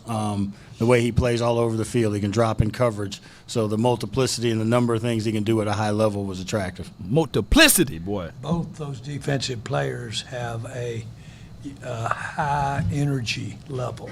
They're all over the place. And, of course, Lawrence will run. If he runs out of the stadium, Lawrence will try to run him down and never does anything. But both of those guys their way they play the game will add energy to the game. So I think Jerry, Stephen, you guys coming out of day two without running back. What's your outlook on the position? And is that more of what guys were available when you were picking, or is it more of you're comfortable with where you're at? Yeah. First of all, the draft's not over, and that's a thought.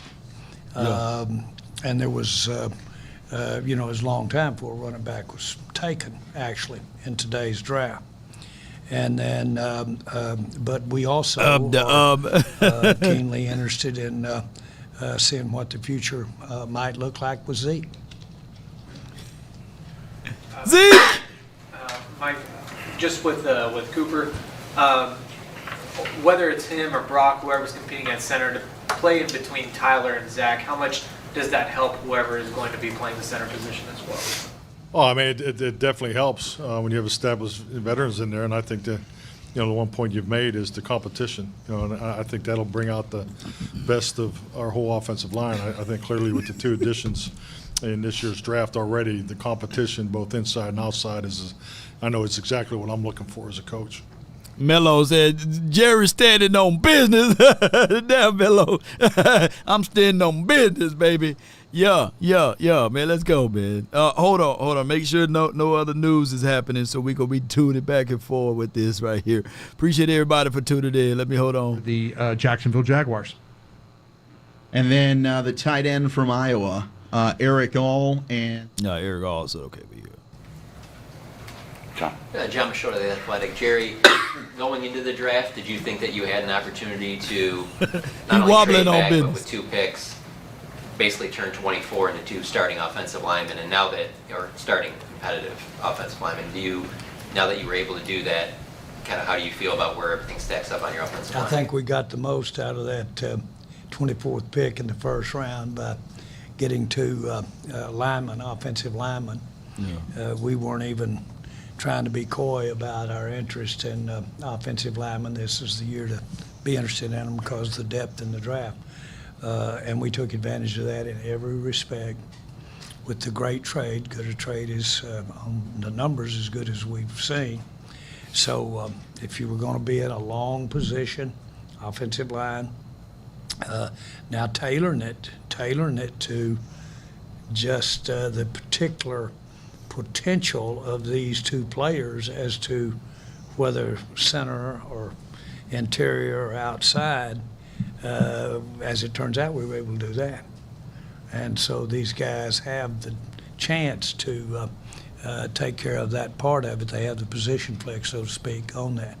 All that was well thought out, well executed on. And when I look at what you did with that 24th pick to get these two linemen, if you want to look at it like that, that's pretty good execution.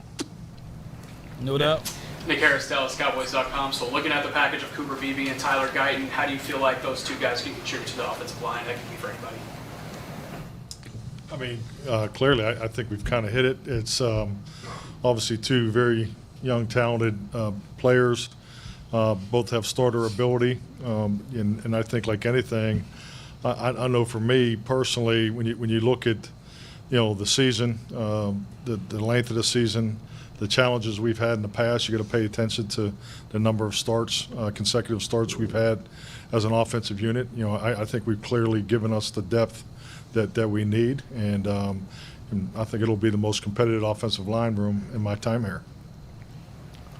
Garrett Puddell, CBS Sports. Jerry, Stephen, you guys like the haul you got out of trading back. How does that affect your desire to potentially work back into round 4 to start tomorrow? It's Marshawn Neeland right here. We had opportunities every step of the way here on all three of these picks. And, at the end of the day, we just decided that, the guys who were available to take at that point, we didn't want to take the chance to lose them. And we could have certainly moved some, had some extra picks in the middle of the 5th, 4th, the bottom of the 4th. But, at the end, we just decided, between Neeland and Beebe and Marist, we just felt like, they were there, and we didn't want to take a chance on losing them. Okay. Tim Kalishaw, Richardson High School Hall of Fame.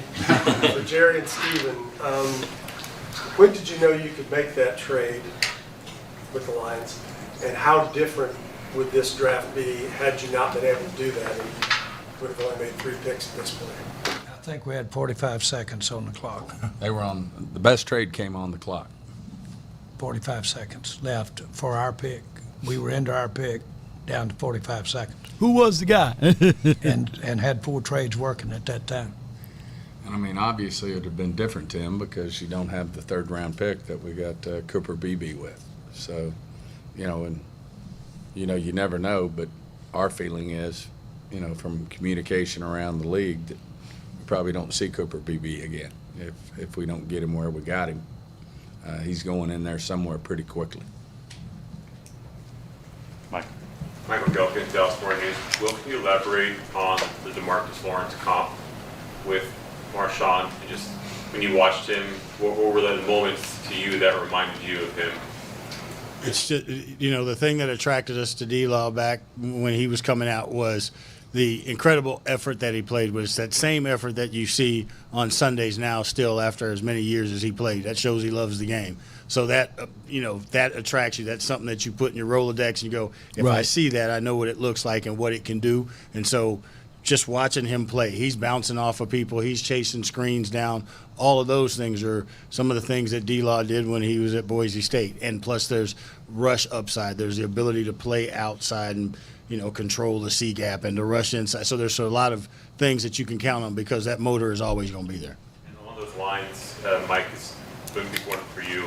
To have those guys in the same room now, for how long that overlap exists, what that does for Marshawn and his development, what's your belief on the impact for a rookie to have someone like DeMarcus in that room? Well, I mean, there's nothing like veteran leadership. I mean, veteran leadership carries you so much further than you ever been. Yep.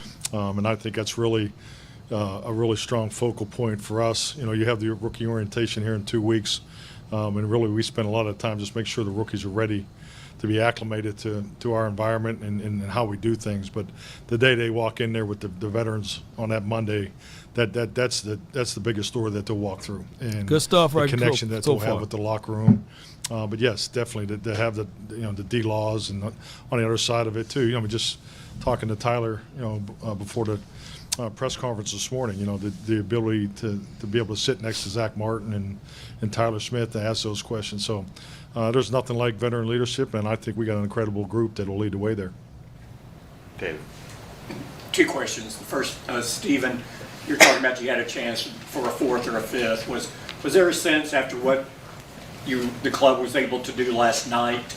I know you still want to be opportunistic, but not to get too cute tonight. Just you got these picks for a reason off of what you did, and just stay the course and take them. Man, I think that's always what you measure is getting too cute. And we've had that work out for us, and we've had that burn us. And we just felt with the quality of players that were available when we had the chance to move down and take that risk. And it was literally at each one of these picks that we could have moved back. And obviously we're going to have a long wait tomorrow. I think we got about 75 players before we pick again. And we're already seeing a few of them that we really like come off the board. But the quality of these three ball players, these three men, were such we just didn't want to take that risk. From my perspective, the player sitting there, the conviction you have about that player sitting there is directly proportionate to what it would take in a trade that might call in to get you to pass right then and take a chance down. They're directly proportionate. And there's a player that you might have taken that there's no amount of trade they could put up there. There's another one that might have offered the bottom pick in the fourth round to move down 7 spots if you'd have had a different feel about the player. The player we ended up picking, Notre Dame, we'd have had to have the greatest trade in the history to have shaken us off of it. But we did wait it out to see if that phone would ring. That old song, that old country song, when that phone's not ringing, that's me calling. Will, I was going to ask you too. That Jerry Jones, boy. Dan Quinn had a different sort of defensive template he was looking for in his players, and Mike Zimmer coming in when he did looks at things a little differently. How is that for you and your staff to adjust and everyone get on the same page on exactly, well, what are some traits here and how do we make this shift? I think first, Mike set it up perfectly because it was about that time we do this a special thing that he does across the hall where we talk to the coaches, we tell them about our deal, they tell us about what they're looking for, and then the ongoing communication that goes on, through the combine, and you start looking at players and talking about that, what he's looking for, and then you get an explanation of it. We went back and watched some old Minnesota film to kind of get an idea as to what he was talking about, and we'll continue to learn and get better at that the more we're around him, but you have a good idea of what he's talking about, and then you go through draft players, and he talks about how he'll use them.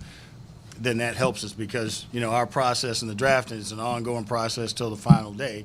Well, that gives us the opportunity to go back and look at, we grade all the traits, and then it gives us an opportunity to say those traits fit this defense. Nick. For Will, Marshawn Neeland's athleticism, how did that kind of look whenever you guys were evaluating him, and how does that manifest for a guy that's pushing 270 pounds off the edge? I mean, those are the things you look for. We've been going to the combine and measuring height and weighing people forever. And so you have these benchmarks that you look for. They give you, all these analytics and stuff now give you a spark score and this and that and all those things, and they confirm what you see on tape. But we felt that, when you can cover space that well and at that pace and at that urgency, I know he plays fast, and you see the athleticism. So it just equated once you saw the numbers and testing and all that stuff. Todd. Well, I'm sure these guys on day 2 and 3, you're looking to eventually have them produce at the position that you picked them at. But in the meantime, how do you kind of grade where their contributions can come on special teams, and how important is that if the upgrades for holes on the roster do come internally, creating more opportunities on special teams? Well, Coach always talks about players doing two things, and it's about competition. So when you talk on the personnel side, the better players we have, the more competition you have, the better your team will be. So I think that those players coming in, understanding that they have to, contribute in those roles, and we make them do that, we'll have a competitive team all the way throughout. It is a constant, year in, year out. What is he on offense, defense, and what is he can do on special teams. Right. And that is one of the biggest debates in all of football is how much to weight, just exactly your question.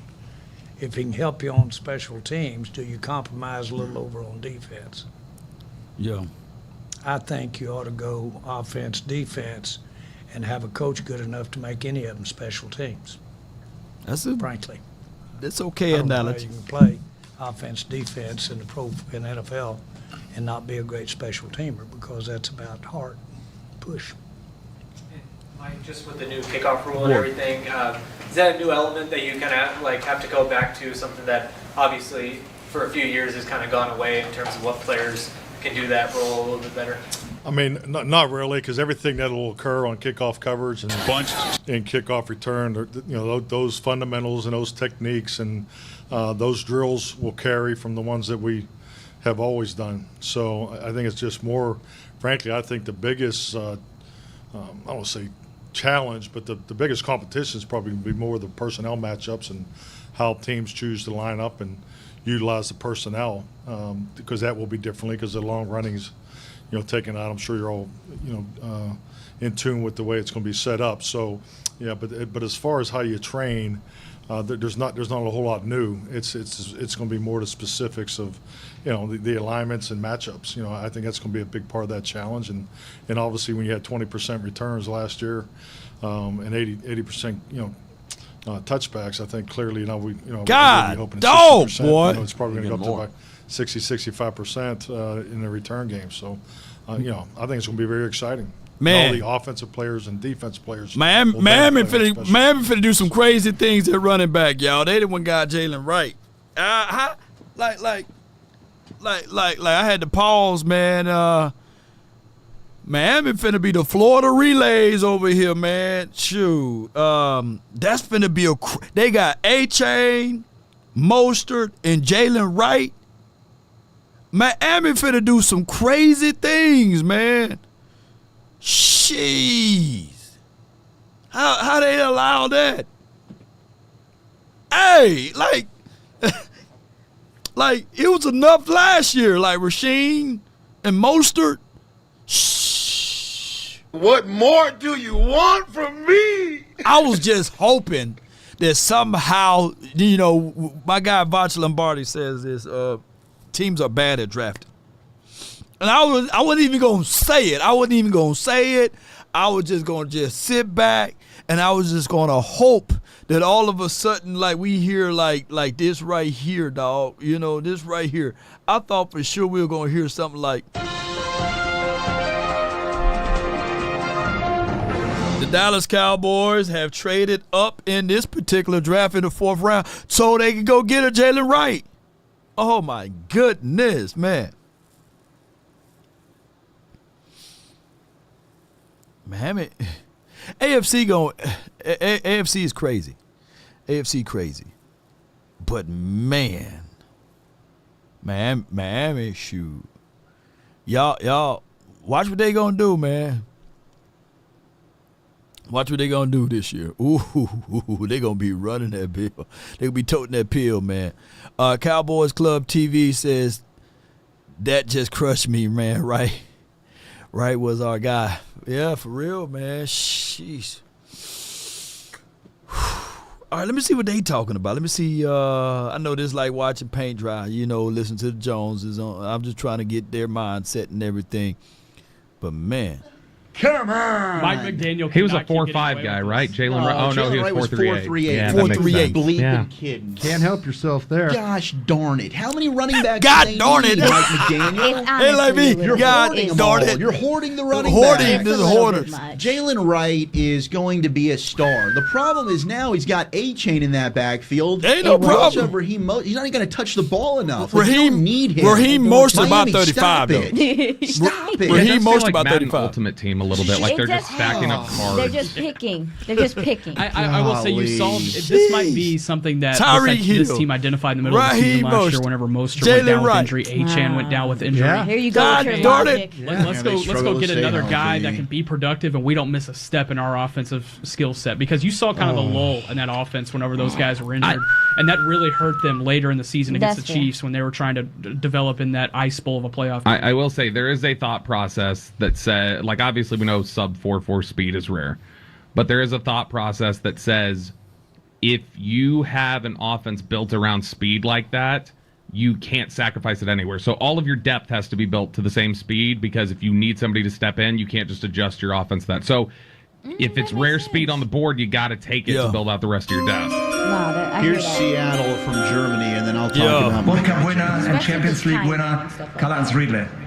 And I'm Marcel Schmelzer, former BBB left back and two-time champion. We are very delighted to announce the Seahawk next pick for 12s everywhere. Was the 121st pick of the 2024 NFL draft. The Seattle Seahawks select AJ Barner, tight end, Michigan. Go Hawks! All right, there's another Michigan tight end. We'll talk about A.J. Barner in just a moment. Jalen Wright, and I know, I'm sure Eric Chiafalo and the Chiafalo family are very excited to get Jalen Wright, but my guy... Is he a Dolphins fan? Oh, no, he's not. He is not. His dad and grandfather, they grew up in the Miami area. Okay. So, like, his grandfather used to hang out with Mercury Morris back in the 70s. Funny stories there, yeah. So, yeah, Eric grew up in a Dolphin. So, like, they're his second team. He pulls for the Dolphins. Yeah, man. Florida Relays, I'm calling them. They're the Florida Relays over there, man. All right, so y'all name me the running back. Y'all put the list of running backs that you guys want. I'm to the point, whenever we get to that the fifth round, I'm going to say, when we get to the fifth round, whoever we get on, what pick number do we have, ladies and gentlemen? Help me out, too, HBO, brother. HBO me, what pick number do we have, actually? We got to be Usain Bolton up there to get that running back. I think we should be Usain Bolton because, I get it. They going to lean on the fact that we got Zeke. He's coming back. He's already, according to reports, he's already here. I do like Isaiah Davis. But what number we have? 174. They need to get us. I think if the Cowboys are for real about that life, they'll trade up and go ahead and get that running back. They'll trade up, go ahead and solidify that running back, and don't play around with your food. Don't play around with it. Don't do it. In the 2024 NFL Draft, Troy Taylor. our Chicago Bears select Torrey Taylor, punter, Iowa. Oh, my gosh. Hey! Here we go. That's crazy, man. A damn punter goes like he good punter, but ain't no way I be feeling salty like a man. Like, hey, you picking a punter over me? You gonna do that to me? Come on. Watch Ray Davis take. We might end up getting Ray Davis at 25 years old. Him and Zeke the same age. Allen Davis, Osterman, okay. Bucky Irvin, okay. Frank Gore Jr. Okay. All right. 174. Okay, we'll see. All right. Cooper DeJean down there to Downer. Oh, yeah. Cooper DeJean, he was able to really kind of hone in his special Rasheen teams. Ali, baby. Their offense with all the returns he had. Yeah, unreal. Really good punter. I think we saw him Breland at Allen. one of the All-Star games. I forget which one, but yeah, he drops it in there. It's like Tiger Woods putting it on a par 3 on the green. It just falls in and just dies. It's incredible. He does a lot of good things, man. Brian, where is the right time to take a kicker? I mean, fourth round. Do we think that's when you a little don't have high? one? When you don't have so one, if you need it badly enough, take the best guy in the fourth round. He was supposed to go in the fourth. And here you go. Eagles moved down again, I believe, right? Guy kicks in cold weather. Yeah, this is not like one of your Florida kickers or Texas kickers. This is an Iowa kicker used to kicking in poor conditions. And those games that he's going to have to play in Chicago. Wow. You're right at it. What's up, brothers? We got Sketch for the Houston Texans here Tuesday. It's Sketch, people. Love this guy. The Philadelphia Eagles have traded the 123rd pick to the Houston Texans. With the 123rd pick of the NFL Draft, the Houston Texans select Cade Stover, tight end, Ohio State. Wow. Pairing him with Dalton Schultz. What's up, brothers? Cade Stover, one of Ohio's special teams, special plays, special players. I ain't gonna even lie to y'all, after man. Sketch comes out and makes the pick for that's so cool. the Houston Texans. I think Stover's actually a heck of a player out of the tight ends. Now, he was a guy I thought I watched him last year. Thought maybe he'd come out, and he went back to school. I'm gonna tell y'all something, man. Thank God we don't play in the AFC. AFCs are loaded, bro. Loaded teams, man. It's going to be a real battle royale over there in the AFC. All we got to do is just stay afloat. Cowboys, man, just through organic, just playing, we get to the playoffs. We know we get into the playoffs. Put that to the side. We know we going to the playoffs. Now, we just got to shake around and dance a little bit more. Okay, so you got Guerrero, and then you have Rasheen Ali are all we need, are all we got a shot at. Yeah, Cowboys Club TV, appreciate you for your support.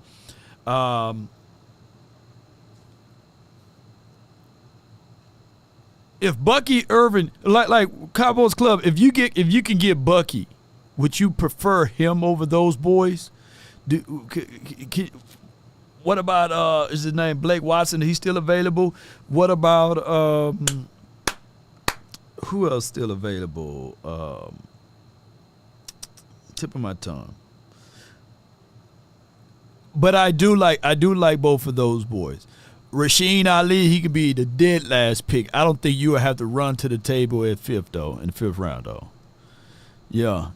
Let's go. Let's listen to these boys. 49ers pick is in. We'll give you that on the other side. Bucks, Jets, This is the Eagles. pick from the Dallas Cowboys, by This the way. is the Trey Lance pick. We'll tell you who it ends up being. You're listening to the 2024 NFL Draft on 105.3 The Fan in Dallas Cowboys. Yeah. I see Breland Allen, Ray Davis. Yeah.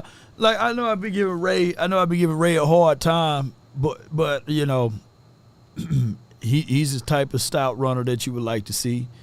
Breland Allen, he's the young running back that you would like to see. Yeah. So let me see. Look, man, don't worry about Bucky Irvin's size, man. He could go. Look at what we got now. Look at what we got in front of him. Yeah, we got some stuff in front of him, man. Oh, Lord, they are way behind. Yeah. Allen gonna bring the wood. Okay.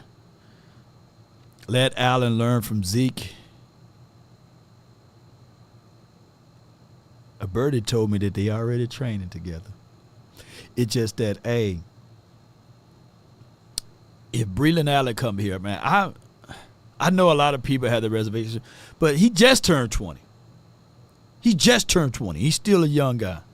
Audric, that's going to be a workhorse too, James.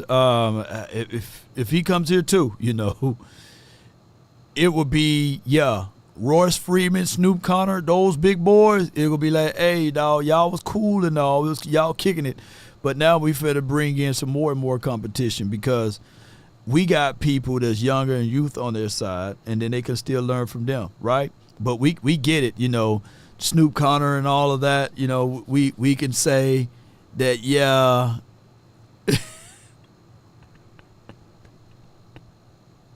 Snoop, man, what he did to that first dude on that tape. Let's watch this one more time, man. One more time. Watch what he just do to this dude, the first dude. Let's watch what he do again.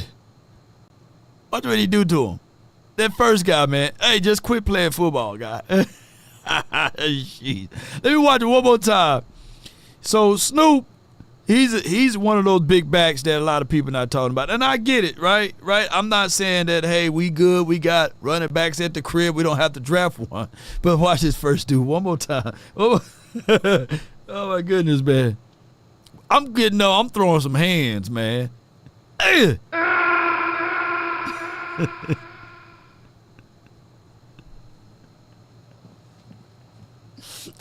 Hey, can you imagine being a tackler and the coach say, low man always win, low man always win, low man win. What he said, low man win. He gonna try to get low. What he gonna try to get low and everything? He gonna try to get low. He get low. Ah!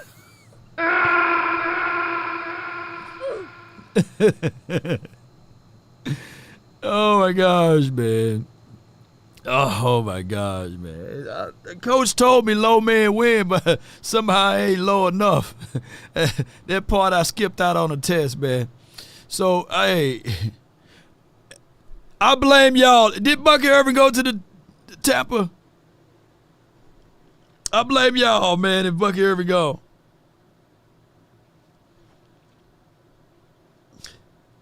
Did he go to Tampa?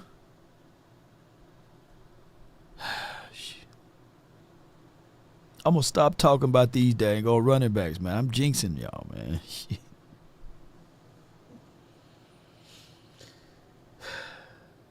Swallowed up.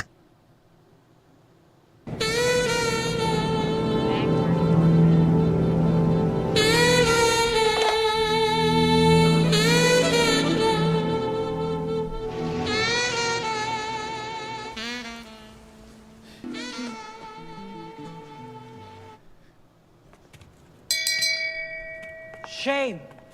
Because Lowe's. Shame. Shame. All right. Let me pull up my cheat sheet right quick. And we're going to go down this list of all of the guys that's no longer here. All right. Kyle Yeomans, he always do a great job. Day 3 names. Okay. Irvin's gone. Bud Means, he's still available. Rasheen Ali, he's still available. Jace, Roll Tide, Cornelius Johnson, Jordan Whittington, Devon, he's still available. That's at wide receiver. I think Coker got gone. Miles Murphy, Evans, Andersons, and then you got Tommy. I don't think we're going to go with that linebacker. But I'm going to tell you, hey, if he's on the list, he's on that list. And then I liked what he had for trade-up scenarios. Jalen Wright is gone. And you got TJ Tampa, which we going to have to take a dart at one of these DBs somewhere in the draft because of the fact that I'm quite sure that Gilmore is coming back, y'all. And then Christian Boyd and Breland Allen. Jalen Wright is gone. So if a trade-up happens, I would definitely not be mad at Breland Allen out of this. All this, and I get some people who have other things that they want, but I really, really want this. Come on. Oh, Frank Gore Jr., okay. No. I'm not saying that I don't like Tommy E, but what I'm going to tell you, let me rephrase. Overshawn, Kendricks, Parsons,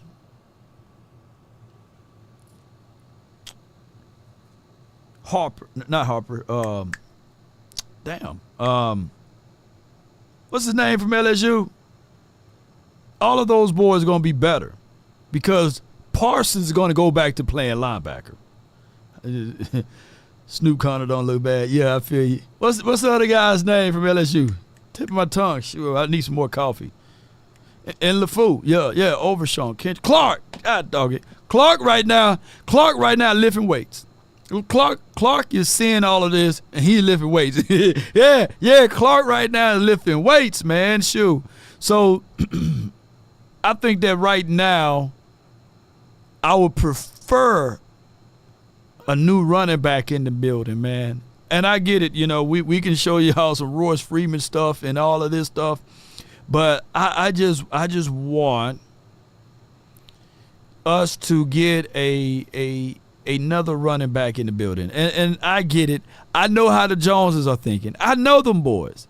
They gonna use the fact that and no shame and no shade at Zeke, but they're gonna use the fact that they got Zeke. And we good at running back. We don't need another running back. But what I'm thinking is that we need another running back. That's all I'm saying. We need another running back, man. And I like Zeke. I'm not going to beat Zeke up. But we need another running back. I'm trying to put some cover all over it. You know what I'm saying? Because I like Zeke. But not at the situation that you don't just go and draft another running back. And I know people are going to be banging on the table Rico. They're going to be banging on the table Malik Davis, give him a shot. Man, how many running backs do we need? We need to draft another running back, man. And I get it, man. I've seen some of my guys, some of my content creators, they banging on the table saying, Zeke is back, Zeke is back. But I just want us to just still draft another running back, y'all. Just do me one solid, Cowboys. Trust me, man. Just draft another running back. And we got a situation and scenario to do that. We do. As we watch Royce Freeman highlights. For gossip. Ray Davis is going to the Bills. Oh, my goodness. Are you not entertained? My inside sources tell me, and he just hit me up and said Ray Davis going to the Bills.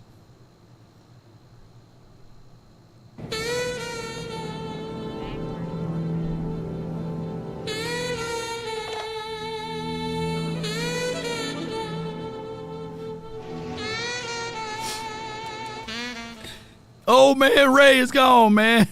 Not over no cornbread, Ray. The AFC is loaded. I'm telling you, it's going to be nice to see the AFC battle it out. We good. NFC good. And look, the team on the rise is what, Atlanta, Washington. We good. We beat them boys, man. Hey, and I'm not sleeping on what the Green Bay Packers did to us last season, too. So they on the rise in the Lions, but I think that we are still toe for toe, blow for blow, shoulder to shoulder, knee to knee, right with those boys, eye to eye. It ain't no one just too far stretched ahead of us, y'all. I get it, But, of course, somebody's saying, hey, Law, how can you forget about the 49ers? I'm not worried about the Niners. I'm not worried about the Eagles. I'm not worried about anybody because in our division, we going to win our division again. I'm not worried about the Giants. I'm not worried about the Eagles. And I'm definitely not worried about any of those teams. Washington, I think we can still win our division. It's just that the AFC, they got a whole nother thing going on over there, boy. They do. It's wide open. It's wide open, baby. Shave. Man, Zeke had like 14 touchdowns his last season, man. Not last season, season before last, And you got to think like this. These running backs, year to year, they age like bananas, man, on top of the refrigerator. Yeah. No, Hot Boy 85, I can't worry about the Niners until the postseason. I can't worry. We going to the postseason. But in the AFC, through the season, they got to worry about each other. That's what I'm trying to say. That was my thoughts on everything. Through the season, they got to worry about each other. The Browns, the Jets, the Texans, the Miami Dolphins, man, all what they're doing over there, the Kansas City Chiefs, they got to worry about each other through the season. Us, we good. We flat out good. We just got to make sure that how I'm putting it down for y'all is that I get it. We want to fight for a home field game. We want to fight for a playoff at the crib. And last year we had that and we still laid the egg. But what I'm saying is now we still had that same opportunity on the table. It's just that we got to make sure when we get to that postseason game, We can run the ball and we can stop the run. Dak Prescott, hey, you may be on a contract season, but man, we need for you to stand upright and we need for you to either, well, here we go, and put that ball in the belly of one of these running backs. Hey, we need to be able to get that safety off the roof, and I need to see a loaded box. I need to have some type of manipulation going for the nation. I need for that to happen. I think that CeeDee Lamb, he's still going to play at the same or better for the 2024 season. I don't think CeeDee Lamb is going to fall flat on his face, and if healthy, CeeDee Lamb is going to still play at that kind of caliber level. Even with Dak Prescott, I don't think that Dak Prescott is going to fall on his face. I think that he's going to play either the same way he did last season or better. So what that's giving you, ladies and gentlemen, all Pro Bowl type of stuff. So all we need to do is just introduce run game. That's why I'm keep telling y'all, we need a running back. We need a running back.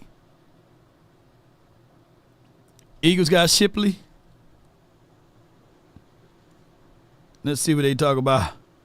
Ray Davis. Niners on the clock. Who the Niners going to get? Who the Niners got? So I'm yapping over here. I'm yapping my mouth off over here on these type of things.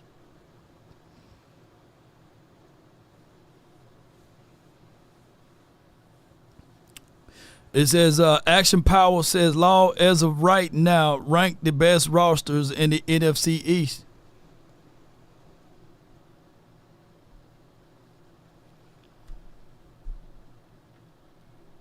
Cowboys got the best continuity from the quarterback to the receiver. Right? I get it. People can say, yeah, man, A.J. Brown and Smitty, man, just because they got paid don't mean they're going to play even better, though. You know what I'm saying? They don't make that room even better. I think that what we got right now with the aspect of Dak to CeeDee Lamb and Jake Ferguson turning the corner to getting even better, I think that right now, NFC East, the Cowboys offense still going to be a powerhouse. I don't foresee the Washington having a better offense than the Cowboys. I don't foresee the Giants having a better offense than the Cowboys. Now, we can argue about what the Eagles going to do on offense because they got a Saquon Barkley, but hey, remember what I said. All right. James Smith said I was tripping. Who had a better offense last year in the NFC East? I'm waiting. Who had the better offense? Who had a better offense? Who had a better defense in the NFC East right now?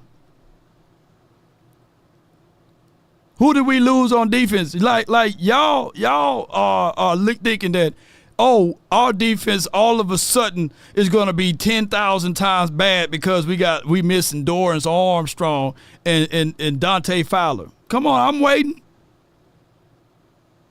So we laid the egg in playoff time, and I'm telling y'all right now, watch what Zim going to do. Run on running backs here, back-to-back picks. The Philadelphia Eagles selecting one of the guys we were discussing, Will Shipley, the running back out of Clemson. And then, unfortunately, it was Jalen Wright and Ray Davis for me. Those were the two guys I really was eyeing here. I didn't think that either of them would really make it, though, and they didn't. Ray Davis out of Kentucky. 49ers have traded up again. Going to Buffalo. Niners have traded up. I do want to let's just talk about these running backs real quick. Will Shipley, running back at a Clemson. This guy's elusive and shifty, and now you're going to see him twice a year. He's comfortable catching the ball in the backfield, though. He can run routes down the field. He's patient. He's got good vision. He can run in between the tackles. Yeah, Will Shipley is really good. But let me get back to this debate, though. This solo debate. Here's how it was, and here's how it is. Last season, everybody was saying that the Giants, they won the offseason and they were going to be a better team than the Cowboys. They was talking about Dexter Lawrence. They was talking about they was coming off of a playoff win. They was talking about the kid that they went and got from another team. I forgot his name. He was supposed to be in that converted Isaiah Simmons or something like that from Arizona. They was talking about that the Giants, boy, we wasn't even going to have a chance against them. They had the better coach. They had everything better. But then week 1 happened, what happened, right? I mean, the Cowboys destroyed the Giants. That conversation, people said, okay, they moved the doggone goalposts. The Eagles, they was talking about how much better they were on the Cowboys and how much that they moved all through the season. The time that we played the Eagles, the only team to beat them was ourselves because Dak Prescott, he stepped out of bounds, and the aficionados allowed the dude to hit the doggone tight end before he was even able to catch the ball. But that's a whole nother conversation. And we was loaded with penalties. But all of a sudden, the next time we played the Eagles, we dog walk them, right?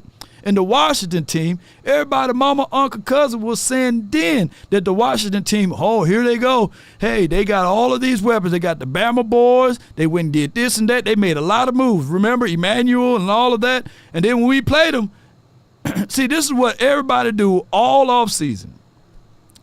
They every year, and y'all look back at the tape because my videos are still up. Every off season, the Eagles are better. The Giants are better. The Washington improved. And then when we go through the regular season, we beat them. Oh, man, y'all just beat the NFC East, man. They ain't nobody. They bad teams. So which one is it? Every year it's the same song and dance. They're better than us, and then when we play them, they just the NFC East team. Oh, that's the only team that y'all can beat. So watch. We are in that phase. I'm telling y'all right now that the Cowboys is the best team in the NFC East, and we didn't even do anything this offseason. But we for sure, in this draft, we improved our offensive line. We got a guy that's going to maul and roll you over, and then we got some working on some things with Tyler Guyton. I think that right now Tyler Guyton is better than Chuma Edoga. He's better than Chuma Edoga. Hey, when Duke Manyweather, whenever they pay him to work out with doggone Duke Manyweather, because Duke Manyweather said it could cost him about $500,000, you know. So whenever they pay that bill, hey, Tyler, on the upside, he's good. But even if he have to sit back and let Awesome Richards be that guy, shoot, watch what happens. And then everybody going to be like, hey, man, you know, can the Cowboys win the postseason? They're going to continue to move. See, right now, the goalpost is here. The Cowboys trash. They haven't did anything in the offseason. The Cowboys are who they are. And then when they see the regular season go through, they're going to take that goalpost, they're going to move it just a little bit more. That's how they do it every single year. Hey, man, the Cowboys suck. They only beat bad teams. And then we beat the bad teams, and then the Cowboys suck. Man, they can't win this, they can't win on the road. Then we win on the road, and then when we get to the playoffs, that's where our major issues been at, what we do in the playoffs. Hopefully that Mike Zim get these guys' mindset together, and Mike McCarthy with his back against the wall, we turn some things around. All I need is 2 more things: a running back and an interior defensive tackle. Y'all say what y'all want, but on Sunday, when we pick up these 10 to 15 undrafted guys, watch.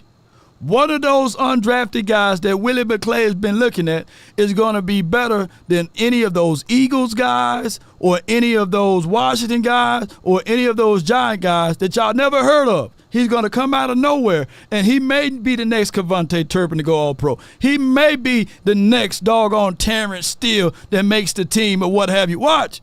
Just sit back and watch. Law, who is our RB1 right now?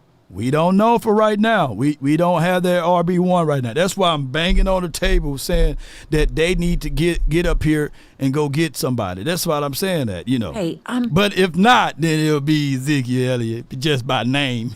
He'll be his name because I get it. People can talk about Rico. They can talk about Royce Freeman. They can talk about Tiny Deuce Vaughn. They can talk about all of these guys. But for right now, and I know that it's crazy. It's crazy, but it's going to be that. Let's go. It's just what it is. TJ Tampa, he's gone. Isaac gone. Back-to-back, the run at running backs is gone. So, 49ers just got even more explosive on their running back side. That is nothing up for debate. And then they get a chance to pick again. If we're looking at this correctly, we just need to get that running back. We need to go ahead and trade up, get that running back. I said this on my show earlier.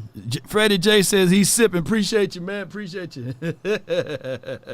Freddie said he's sipping, man. Come on, baby.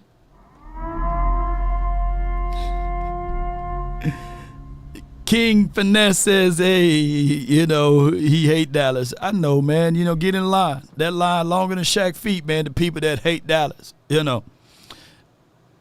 Deuce Bud is our RB1. All we got to do is trade up, man. We're going to do running back by committee. Yes, indeed, we're going to do running back by committee. I don't foresee it's just going to be who's going to be the starting back. But if they don't do anything in this draft, it's going to be Ezekiel Elliott. And I get it. It's going to be Zeke. Rotation going to probably look like Zeke.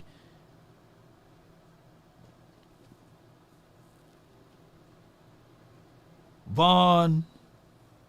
Rico. Zeke, Vaughn, Rico, and Royce.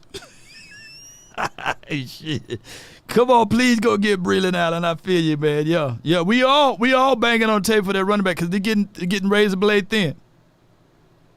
The professional parts. Jaden Hicks going to the Chiefs. Boy. Zeke, Rico, Vaughn, and Snoop. That's what I'm seeing, what y'all saying. Zeke, Rico, Vaughn, and Snoop. And for those who don't know who is Snoop, just watch his first play, man. Watch his first play. Yeah, get out of the way, dog. Highlights make everybody look good. Jeez, man. We don't have a 4th-round draft pick. We got Trey Lance, baby. Put Trey Lance at running back. Trey Lance running back, baby. The thing is with Trey, his first touchdown ever was at running back. His first touchdown ever was at running back. Let me know if I'm lying. Trigger Trey, baby. We do some option stuff, man. Trey Lance, first touchdown ever was at running back. So look it up, Google it. Patrice, what's going on? Hey, Law. To all the people, we do not care if we don't like them boys. Get in line. We stay. We stay. All of their brains and mouth. How about them Cowboys? Patrice. I'm gonna read it again, man. My eyes, man. I'm trying my best. I appreciate you, and I thank you so much for your love and adulation. She says, hey, Law, to all the people, we do not care if they don't like them boys. Get in line. We stay all together. We all, baby, just send that back again, baby. Send that back again for me. Jeez. Send that back again. And I love you. I appreciate you. Yeah. We got this, baby. We got this. What pick number we are?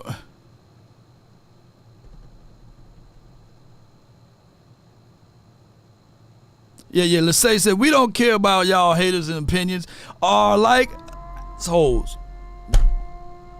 We all have one. Yeah. Boy, come on, running back, man. Boy, we got a little ways to go, man. We at pick 134-ish. We don't pick to 175, man. We don't pick to 175. So we got a little ways to go, ladies and gentlemen. Good ways to go. It's getting scarce out here, though. Here's what I was talking about. My brother hit me up and he said, man, Parsons killing y'all, man. And I said, what are you talking about? And to me, Parsons is not a great debater. But he got the same argument, Action Powell, that him and Marcus was talking about. Let's listen to what he had to say. Here we go. Listen to this. I think we're going up there with AFC North on the best division in football. Some would argue that's the NFC East. On paper, last year, we were argued the best division in football. No, sir. Everyone was the playoff team. AFC North was the best division in football. Washington was argued that... Washington wasn't nothing, bro. What are you talking about? I meant the Giants. The Giants either. What are you talking What do about? you mean? They lost to the Eagles. That's 2 years ago. Yeah, but I'm saying going into it. Fam, you don't know what you're talking about. Going into last year, the No NFC one North in the was argued. planet, except for Micah Parsons, thought the NFC East was better than the AFC North. You can't argue that. I can, bro, unless you're delusional. Going into last year. We have better teams than y'all right now. Going into last year. You thought Washington was going to be good. There's not a And- weak team in the AFC North. What are you talking about? Baltimore, Cincinnati, Cleveland. On paper, Washington was supposed to be a really great team. Washington is not better than any one of those 4 teams. I guarantee it. That's why Daniel Jones got the contract. They went to a playoff game. And then they added Darren Waller. The Ravens, the Browns. Then they added Darren Waller. Going into that season, they had the Giants. We were ranked 3rd or 4th best team in the NFC. You guys always are. We were ranked 3rd going into preseason. You guys. That's not the conversation. You're trying to single it out for y'all. Man, CJ is smart as hell, though. But the argument what Parsons was trying to make, Allen gone, y'all? I can't even just have a show no more, man. They don't even. What more do you want from me? Them jokers don't even need a running back, man.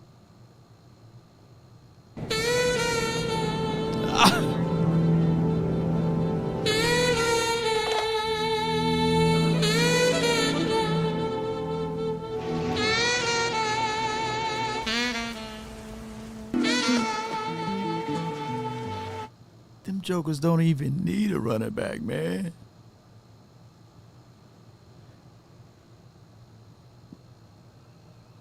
Jets better go to the Super Bowl. The Jets better go to the doggone Super Bowl, man. The Jets better go to the Super Bowl. They got an offensive line. They got 3 running backs. They got a quarterback that can walk on water, allegedly. They got wide receiver Garrett Wilson. They got Mike Williams. They got Tupac. They got Biggie, man. They got everything known. Look, they can walk outside and just say, look, I'm hungry. Manna will fall out of the sky. If they need cloud to cover them while it's hot, they will have a cloud to cover them. They are the chosen ones over there, man. They got everything. Power back. They got everything. Scat back. They got everything.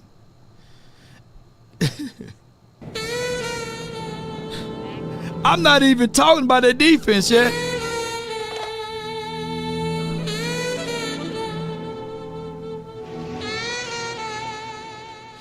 A little bit of hope, man. Isaiah Pacheco was found in the 7th pick, in the 7th round. Yeah. So he'll be our Rasheen Ali, baby.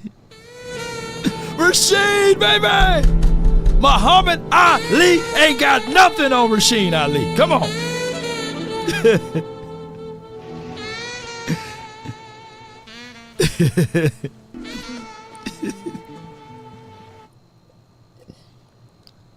I'm still sipping my Kool-Aid. Put sip.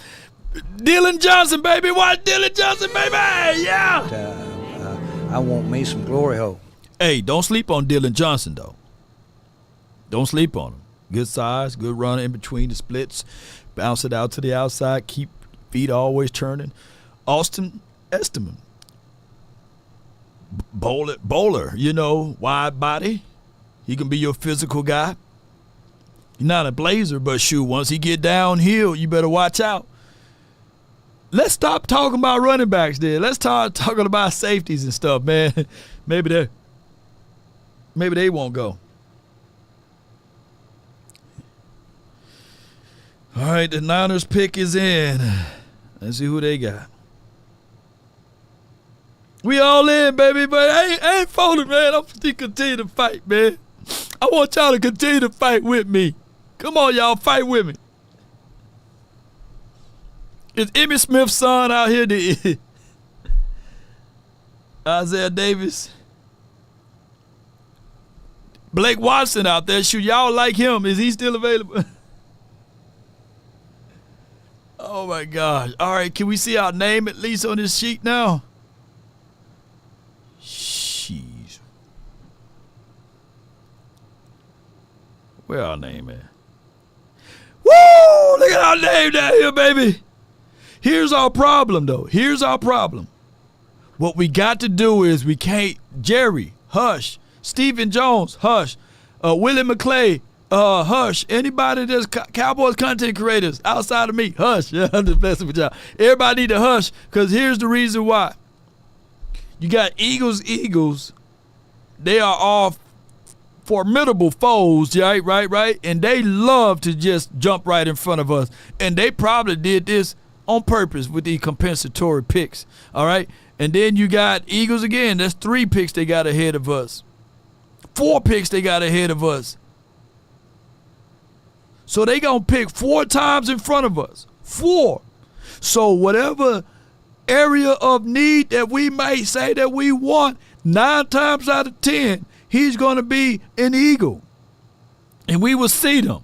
So we got to be as quiet as possible, front office.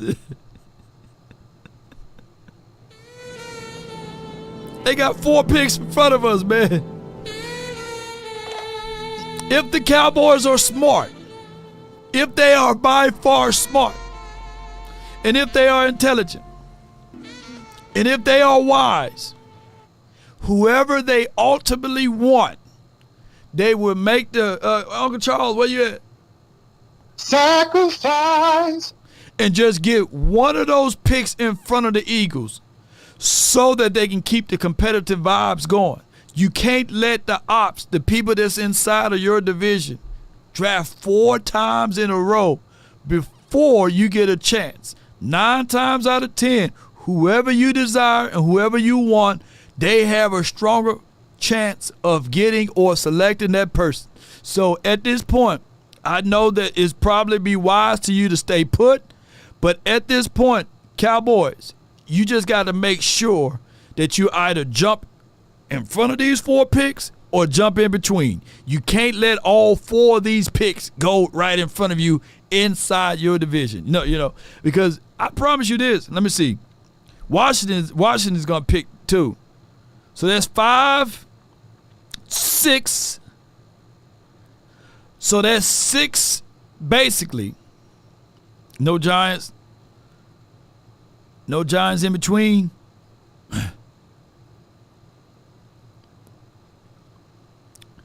So there's 6 picks ahead of you that's in your division.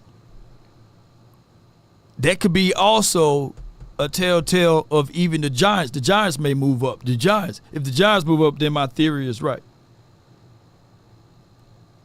My theory would be right. Come on, man. 1 Giant pick is it'll be 7 picks in front of us. So yeah. Okay, Giants 166. Let me see. 166. I must be moving too fast. 166. Yeah. 7. So there's 7 picks within the confines of our division. So there's 7 picks, 7 of them. So what you're gonna have to do, Cowboys, is figure out how to position yourself like you're trying to grab a rebound. You gotta position yourself. Get in there. You gotta get in there. Because 9 times out of 10 in your division, there's 7 guys that one of those guys gonna be somebody that you had high on your board. Ain't that right, Uncle Charles? Sacrifice. It's an evil world we live in. Yeah, you're gonna have to position yourself to get in there. Yep. All right. So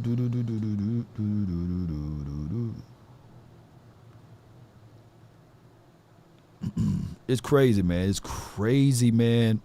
Let me see what they talking about over here. But at the same token, I think situationally he can give you some things at the X because of how he can threaten you vertically. Just a very versatile route runner. And again, he has some twitch to his game, and his stride is very smooth. It looks like one motion with him. Yeah. So yeah, I'm jealous. So I'm just gonna stay over here. They've done a lot in this round. Like San Fran has really done a lot of stuff that's made me itch. So I'm just gonna try to stay calm. Wow. Nemesis. Yeah, For me. absolutely. No doubt. And the running backs now, I mean, it's starting to look a little bit slim. There's still plenty of guys. I mean, Frank Gore Jr., we have mentioned him. I think I was higher on Frank Gore Jr. than a lot of people. Audric Estime's still there, but he doesn't have the juice.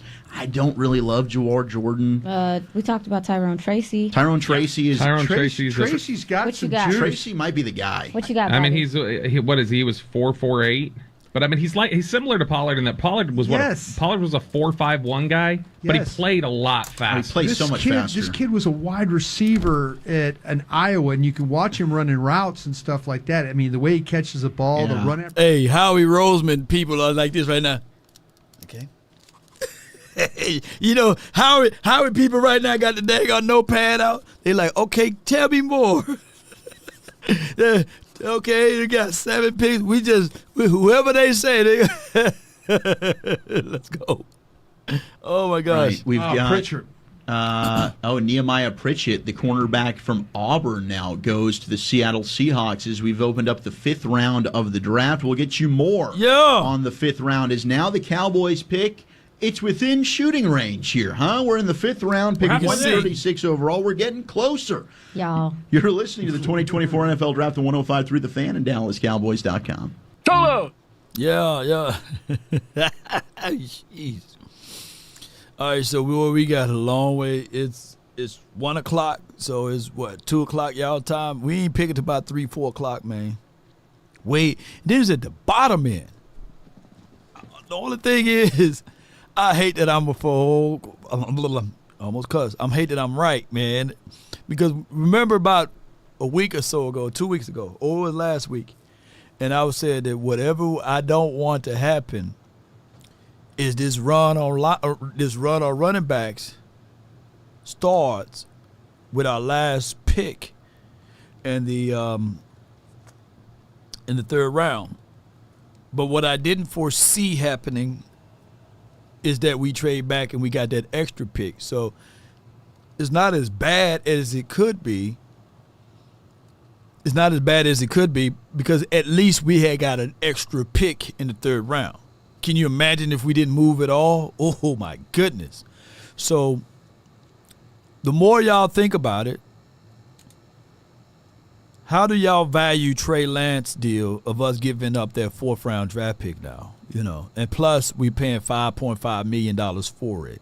Do y'all foresee Trey being that much of a value there over Cooper Rush? Or do y'all foresee, I'm just giving y'all the real truth now, do y'all foresee that this team, if they do decide to depart from even number 4, do you foresee the Trey going into this season and going into next season on a contract deal because you can't pay him $5 million next year, right? Oh, thank you so much, love. I was just about to get up and get some of this good food. Oh, yeah. It hurt us? Yeah. Y'all don't like it at all? Y'all like Cooper Rush? Okay. Yeah. Then let you know, man, if you go around without drafting, those numbers just go like real quickly on your ways of movement. And then the 5th round, the craziest thing of it is we don't pick into the back end. Yeah. If he plays, it'll be okay. Cowboys by nature said it killed us. Yeah. And then knowing like it wouldn't be as bad. It wouldn't be as bad because also we got to pay attention to. All right, so let's pay attention to what did the 49ers get with that pick. They got the running back with that pick, right? They went and got the running back with our Trey Lance pick. So would you rather have that running back here? Let me go back to this. Hold on. What the damn running back they went and got? Hold on. With our pick, who did they get? Hold on. Y'all bear with me.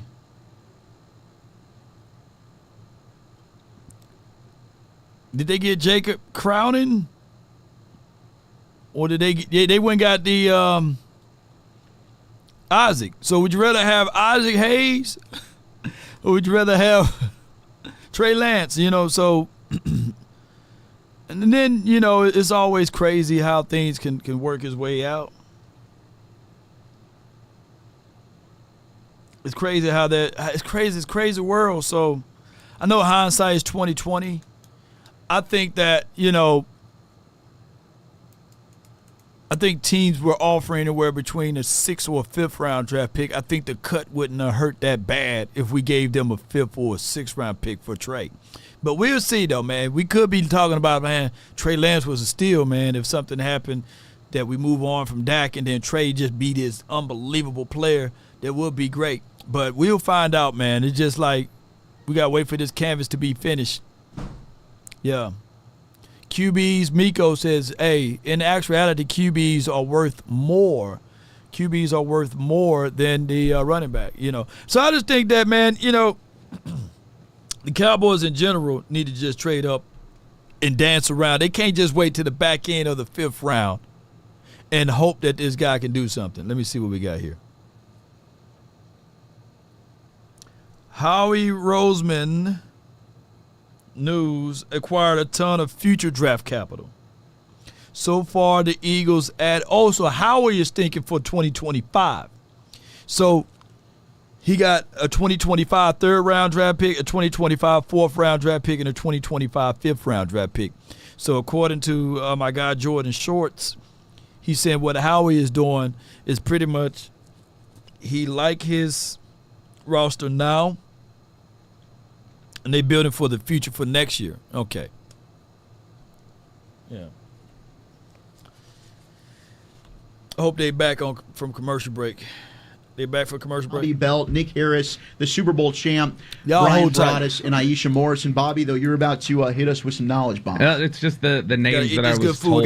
Gotta eat. Like just various names from people. They're like, so, this guy thought he was going to go in the 3rd, didn't. And there's 3 names left out of the ones that I got this morning. I got 14 of them. And the ones left, 2 edge rushers, Muhammad Kamara, Austin Booker. Those 2 are still out there. Yeah. And then the one that, I don't know, like if you're talking about value, if you get down to pick 170, people maybe don't want to talk about it. Spencer Rattler is still on the board. Yeah, he is.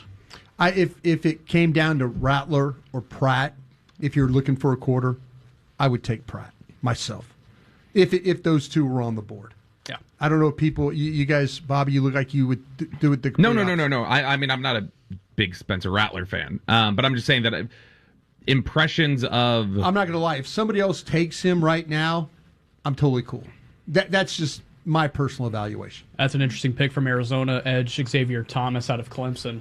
I believe we talked about him in the last couple of weeks leading up into the draft. A shorter guy off the edge, but has some incredible bend that he's able to get around the edge and attack the backfield. He had so much time there at Clemson, 6 years as a Tiger under Dabo Swinney, but being able to go to Arizona, that's an interesting fit for him. He'll be able to kind of use that athleticism. People thought he, I know there were teams that thought he really flashed out here when he was out here for Shrine. Was it him? Xavier Thomas, yeah. Xavier Thomas. Yeah, well, Thomas is like one of those. I think we brought him up as like the traits person in day 3. Was that what we were talking about when we were like, hey, give me a day 3 guy? Like, Thomas has some of that. And Clemson's pumping out some really talented defensive linemen to the league. Xavier Thomas could end up being a pretty good steal here at this point in the draft. Man, I kind of felt like we mentioned Booker. How about Caesar from Houston, Gabe Murphy, UCLA? Yeah. Jackson, Kamara, Cedric Johnson from Ole Miss. Yeah. Man, you know what? Hey, I'd have taken Austin Booker. God bless you, Arizona. But man, I know on my board, I would be like going. You just passed on 5 or 6 guys there that I kind of like a little. How bit high better. do you guys have? Because I had Booker as my 70th guy, and third round. Third round. Yep, that's exactly where I had him too. I had him 82. He's my second best available player right now. Maybe it's the experience. There was not a lot of game tape, but I'm banking on those. Also traits and skinny. athleticism. Yeah, but I'm it's just taking the that bend athleticism. with him, right? Like, to me, you can't really teach that natural bend, and Booker's got it. Gabriel Murphy is a guy as well that. Yeah.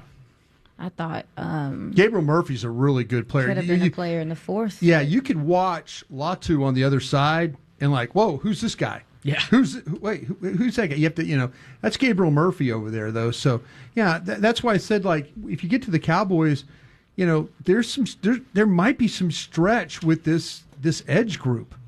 Somebody that could be a better Fowler or a better Armstrong. There's some quality. I mean, that Kamara kid from Colorado State. Oh man, I love him. I mean, come on. Let's go. And he's probably sliding because of the short arms thing, because he's a little bit undersized. But man, Kamara is one of those guys. The motor with him, he is relentless. I mean, Hunter. How about Norzad and Van Pran still being on the board? Yeah, that's a little nuts. Bo Limmer's still out there. Jordan McGee just went.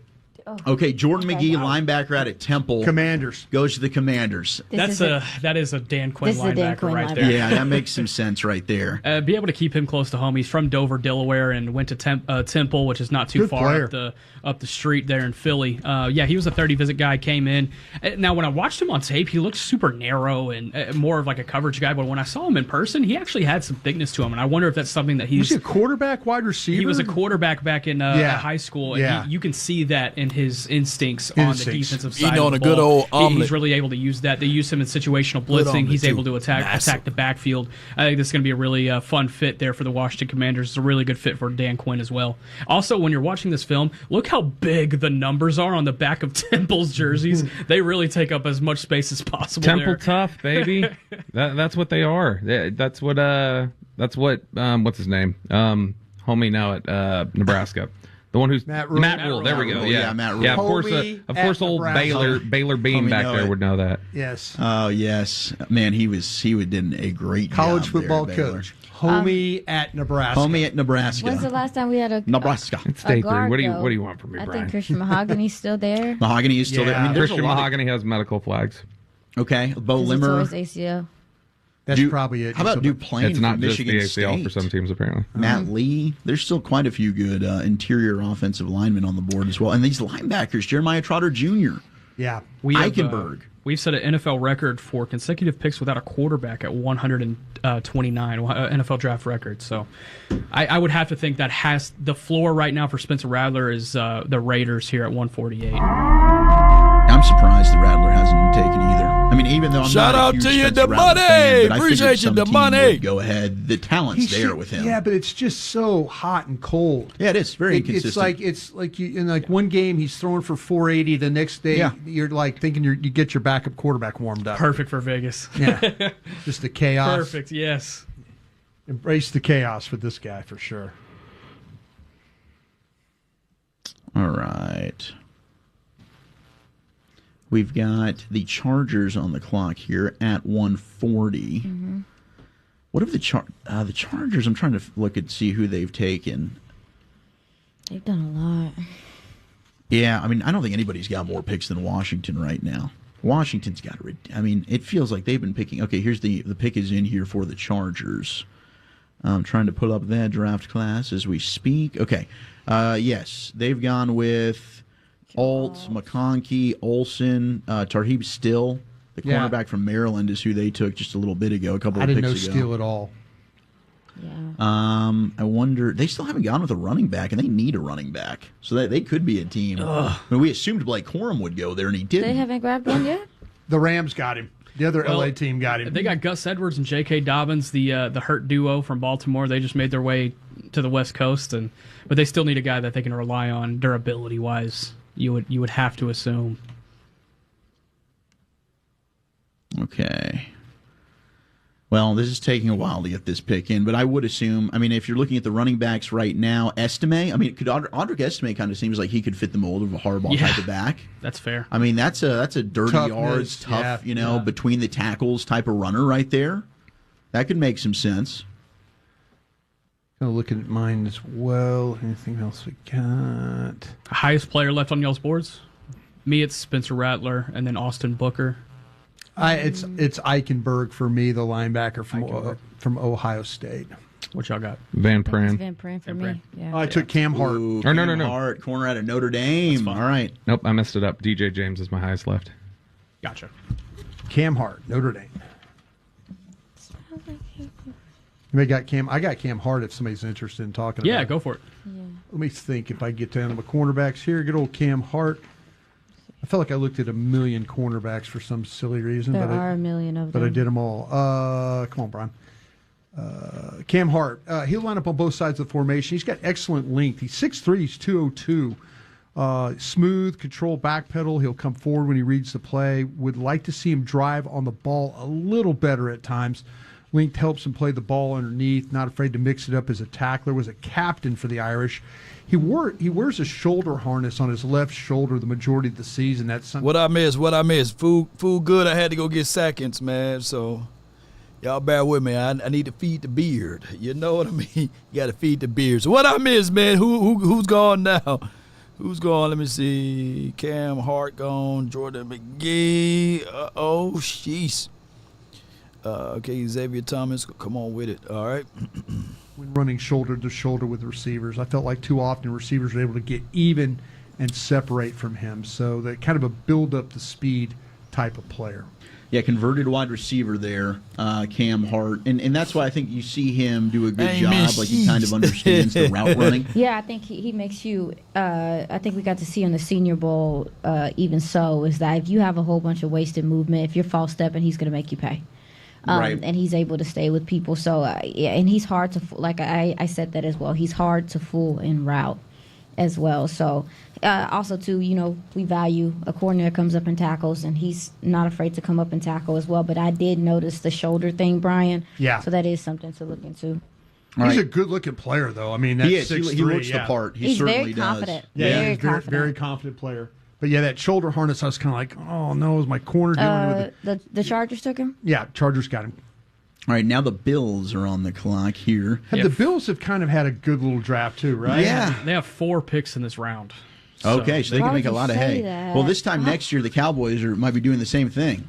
Yeah, that's Cowboys are going to be That's loaded up actually in the fair. 5th. That's the Yeah, Somebody they else have gonna had a be- good draft. Keon Coleman, Cole Bishop, the safety out of Utah, Dwayne Carter, the defensive tackle out of Duke, and then Ray Davis, running back out of Kentucky, which really kind of hurt our souls a little bit. A bit.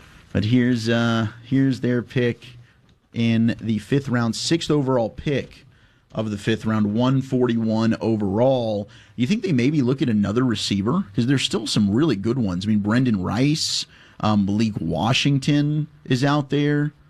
Cephas, if they want another big-bodied receiver. I wonder where Buffalo ends up going with this pick. I would have to think they take another receiver with one of these 4 I think picks so. in Like, the they've 5th. got to. Yeah. Just a reminder to those on the fan side here on 105.3 The Fan, we will be in about an hour from now. You will transition to Texas Rangers baseball. It'll be Peyton Russell who's in master control, and our guy Jared Sandler. They'll do a little crosstalk leading into the Rangers and Reds game. We'll continue on the Odyssey app, on the stream, on the Fan, but also on DallasCowboys.com. Here's the Bills selection. Oh, Van Pran. Wow. I love this. They lost their center. He's got a lot of. They did. They released Mitch Morse, and here they go with Cedric Van Pran, who size 6'4", 298. Van Pran's another guy who's interesting, and a couple of these centers are sliding. But Van Pran was one I thought like 3rd round. He'd probably go top center prospect in the nation coming out of high school. 3-year starter at Georgia, back-to-back national champion. You had a 3rd on him. There's times I think the knock on him, he could get stood up at the point of attack, but he doesn't get knocked back. Like, he will get stood up, but he maintains his ground. You don't see him get pushed back into the lap of the quarterback much. He can lunge a little bit. He can play a little top-heavy from what I saw. Not as fast to get to the second level, some other centers in this class, but he will knock you in the ground. Like, he's got some really viciousness to his game. This is really good value for the Bills. Out of Warren Easton High School there in New Orleans, as you mentioned, the highest-ranked center in his recruiting class. And it's tough to find true centers out of the high school ranks. Typically, those are converted guards that you see in those Power 5 ranks that you see man in the interior there. But he was a true center from day one, and yeah, you see that mauling mentality that he has, the aggressiveness. The cerebral part was a big part of what teams really liked about him. Meeting with him at the Combine, you can sense that just in a short conversation with him. He takes his business very seriously. He comes from a really good family where that was very much instituted in him. And that Warren Easton program, if you're ever around that, it's run like a military at times too. So they keep those kids that come out of that program, they have very similar character traits. And Cedric Van Pran Granger, he's going to be the next one. He's going to be a great fit up in Buffalo too. Okay, now we got the Colts on the clock. That pick is we're moving fast and furious right now. Boy, it's a long time without a pick, 32 man. picks out from 32 Cowboys picks slot. away, man. 32 picks away, man. I Who could are have the just took a Colts, nap. You have anybody have the Colts who they've drafted here? So how about the rant that Chris Ballard went on about the Mitchell? Yeah. How long I been live, man? How long I been live? How long I been live and do we have any other content creators live right by now? My goodness, I can go back to sleep, can I? That fool gonna have me going to sleep. Mm-hmm. Boy, man, this is a long day, man. Man, it's a long day. 2 hours and 50. Long time.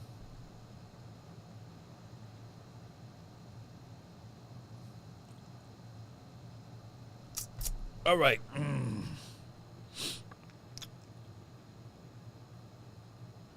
2 hours and 50, man. Longer than Shaq feet. Yeah. Oh, Wemby, not longer than Wemby. Sure. God, dog, man. Never again. There's a never again trade the for a backup, man. Shoot. Man, we could have just. I could need to take a nap.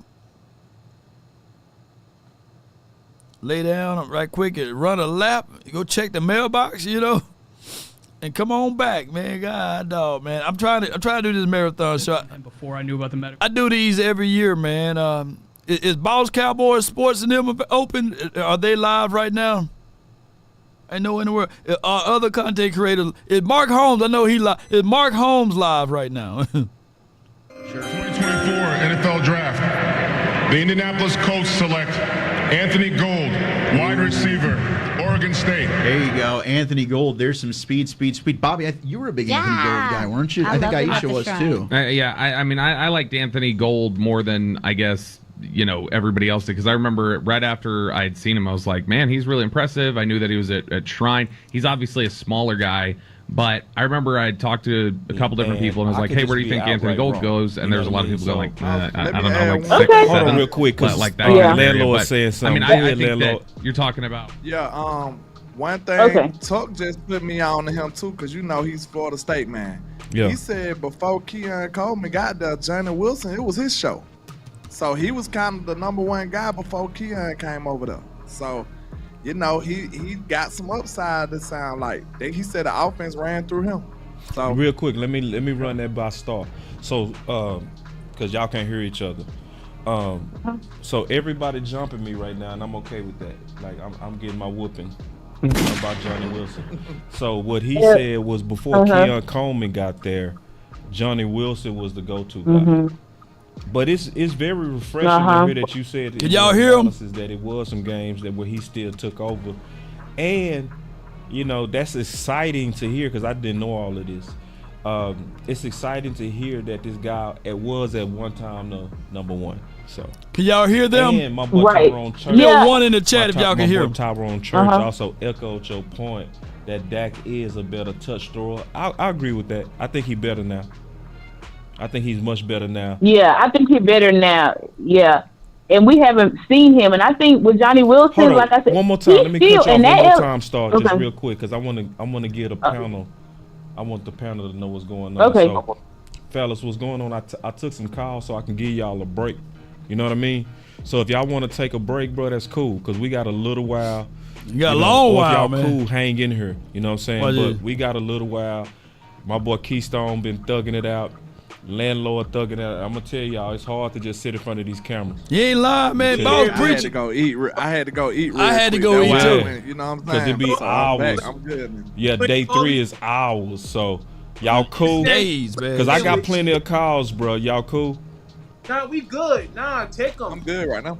All right. So Star, go ahead and cook. Hold on, let me quit. What else you got? So this ain't the Wood Boss show now. I'm messing with you. Hey, Bob, make sure you give her let me see. credit too. I think, hold and the last thing I'll say about Johnny I'm sorry, Wilson. because y'all can't hear each other. What'd you say, landlord? Make sure you give Star her Zach Martin credit because I just had okay. brought her up. Oh yeah, I make got sure you give her credit. I will. I'll do it out. right now. Okay. So, landlord wanted me to publicly make sure you got your flowers for standing on your 10 toes 2 years ago, saying that we should trade Zach Martin. So, especially when you look at this draft. And this is one thing I can tell y'all about Star that I've noticed. You must be out of your goddamn mind. Speak her mind. And that's the number one thing I love about she not scared to go toe to toe with you. It's not. She definitely ain't scared, but man, no way. All right, so let me fight y'all then. Let me fight y'all. I know what can carry us on, and I just got this thought from Boss, man, is that the phone lines, baby. We gonna open up the phone lines for your mind. I didn't even think about that. Yeah, I didn't even think about opening them doggone phone lines, man. Give me 1 second. Let me get my ticker going. Make sure we got that going. Yeah, shout out to my guy, Boss Cowboys Sports. I would jump in over there, but it's gonna mess up the what's your name? It's gonna mess up my screen since I'm already live. So my camera. So what I'm gonna do here.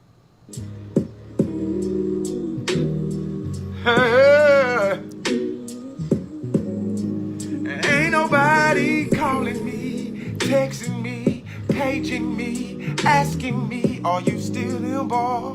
There are 2 participants in the conference. Calling me, texting me, paging me, asking me, am I still in ball? Y'all usually check on me. Listen. I'm still in balls.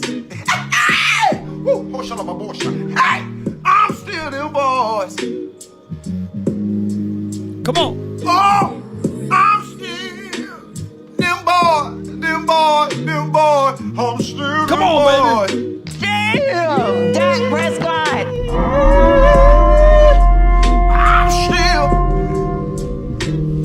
I'm still 657. If you still them boys. 390-7391. Come on. Come check on me, baby. I'm still them boys.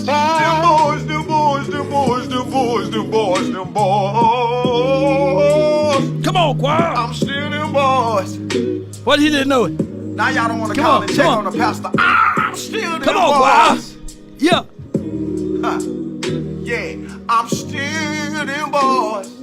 Come on with it. You having an unnatural. Jeez. All right, boy. That boy was singing that song. All right, man. I got the 251. You are 251. You are in. 251. You're live. Do that. Turn your radio down. Turn your radio down. You're live. Oh, what's going on with 251? 803, man. You live. Oh, I'm live. It's me. Yeah, it's you. It's you in the building. Okay, Law, help me, man. Talk me off the ledge, man. Come on, talk me off the ledge, man. Well, we got our offensive. Who I'm speaking with first? Who this?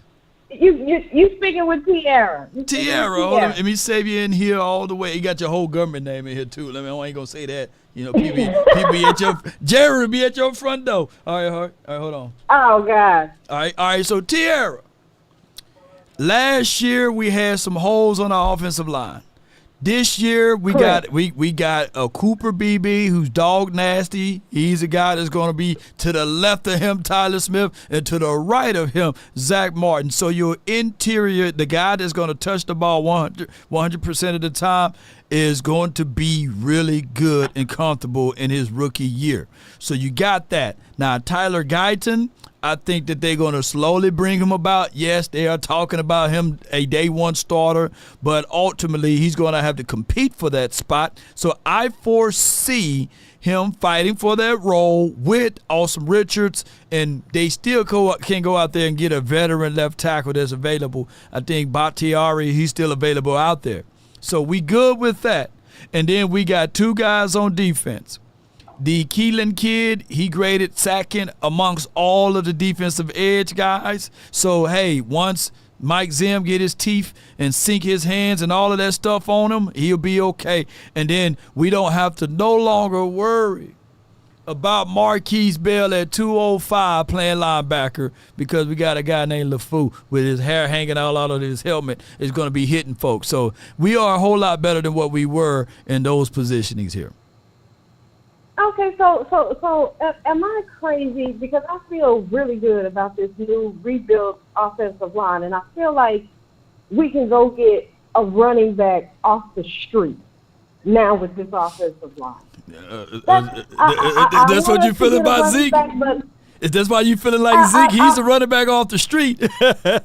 Not necessarily Zeke. I mean, I think Zeke is good for depth, not for being the RB1. I think he's good for depth and for a red zone, because we had struggles last season, with the goal line and stuff like that. But as far as getting a running back over, how many one-techs do we have on the roster right now?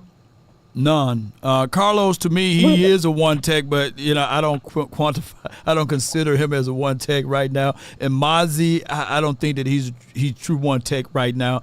I just say even if both of those boys added together, I just say none for right now. You don't got one. That's what I'm scared about. I'm scared about this lack of run defense.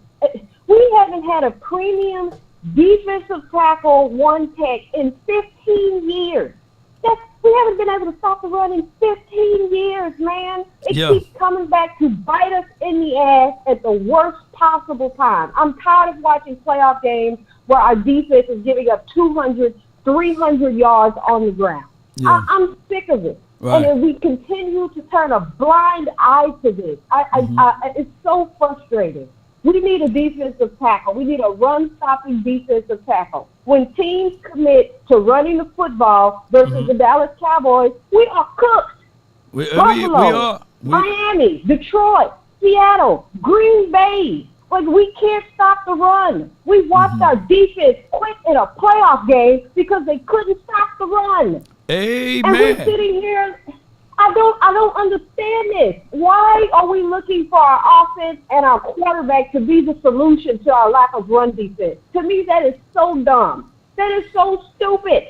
Ooh, girl, you come with some fire. I'm like, wait a minute, hold on, I wasn't ready. I thought we were going to do. Go ahead, keep going, keep cooking.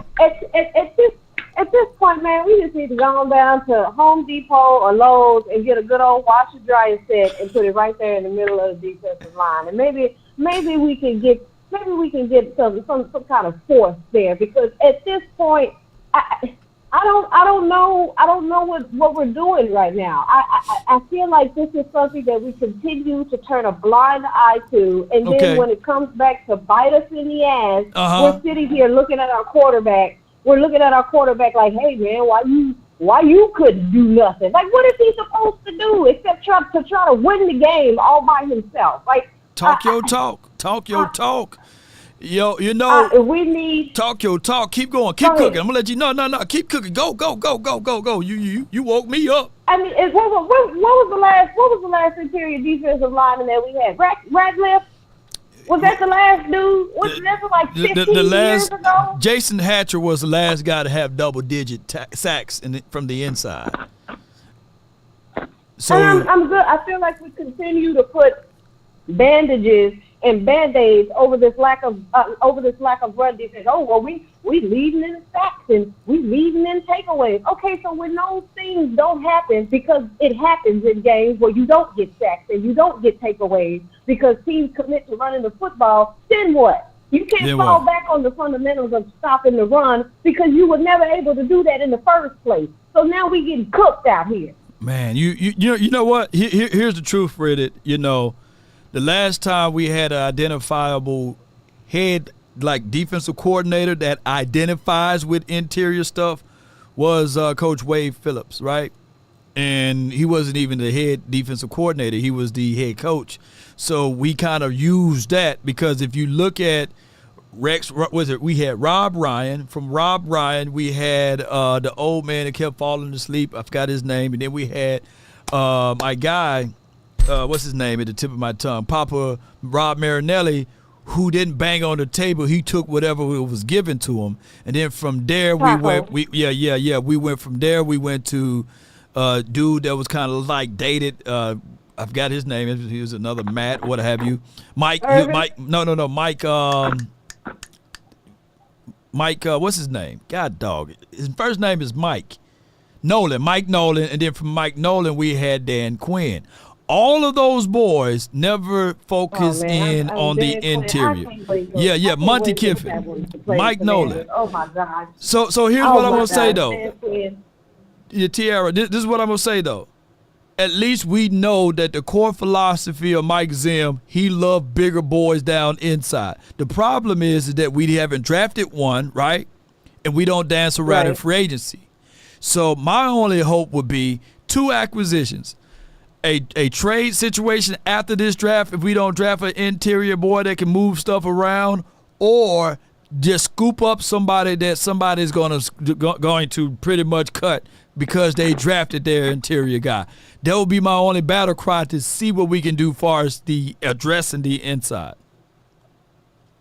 But you're on point, Tiara. You're on point.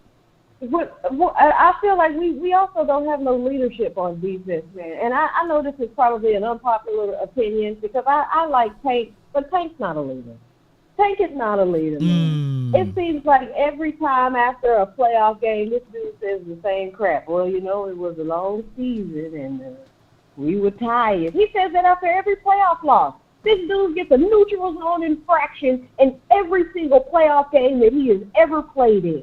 I realized that he wasn't a leader when he put the team in a bad spot for his own benefit, when he put off his surgery to get a bag, as if he couldn't get his surgery and continue contract negotiations at the same damn time. He is solely responsible for bringing the worst era of defense to the Dallas Cowboys with the hot boy era.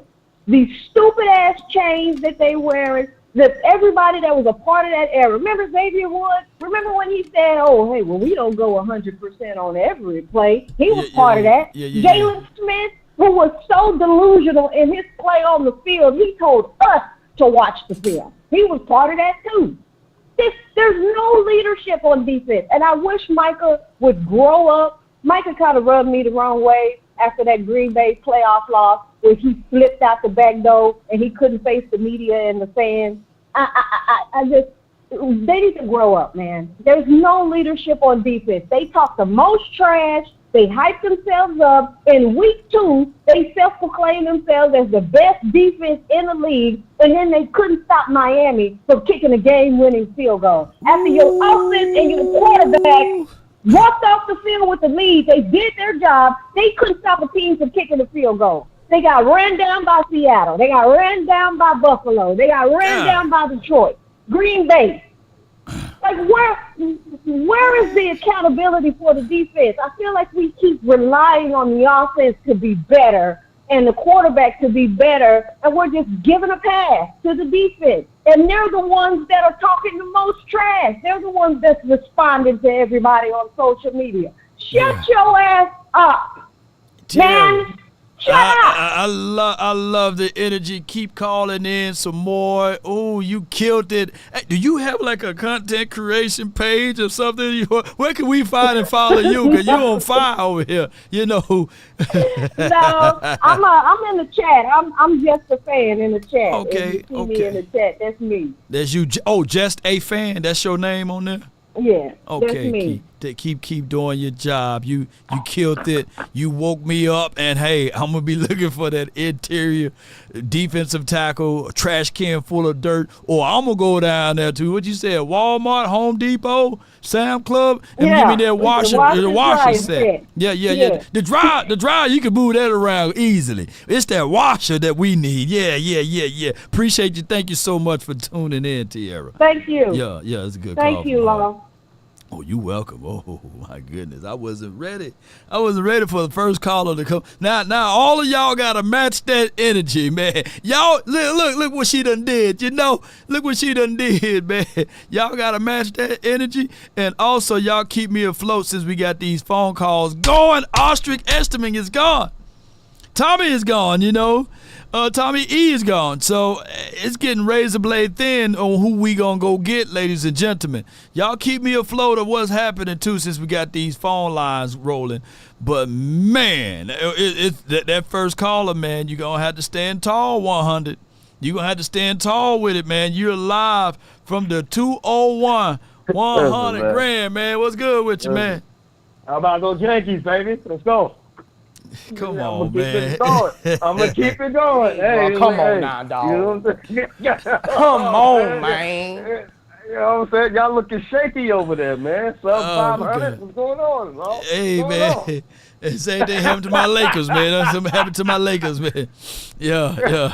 I'm talking about the Texas Rangers, man. Y'all looking shaky over there. I ain't talking about the Lakers because they're about to be out tonight, man. Yeah, no, I believe I can fly. I believe I can touch the sky. Yeah, what's good with you, though, man? Them damn Yankees, boy. Who's your basketball team, by the way? Who I forgot? The Heat. It's 1-1, baby. 1-1. Okay. I know you're going to be sweating. You're going to be sweating at the few.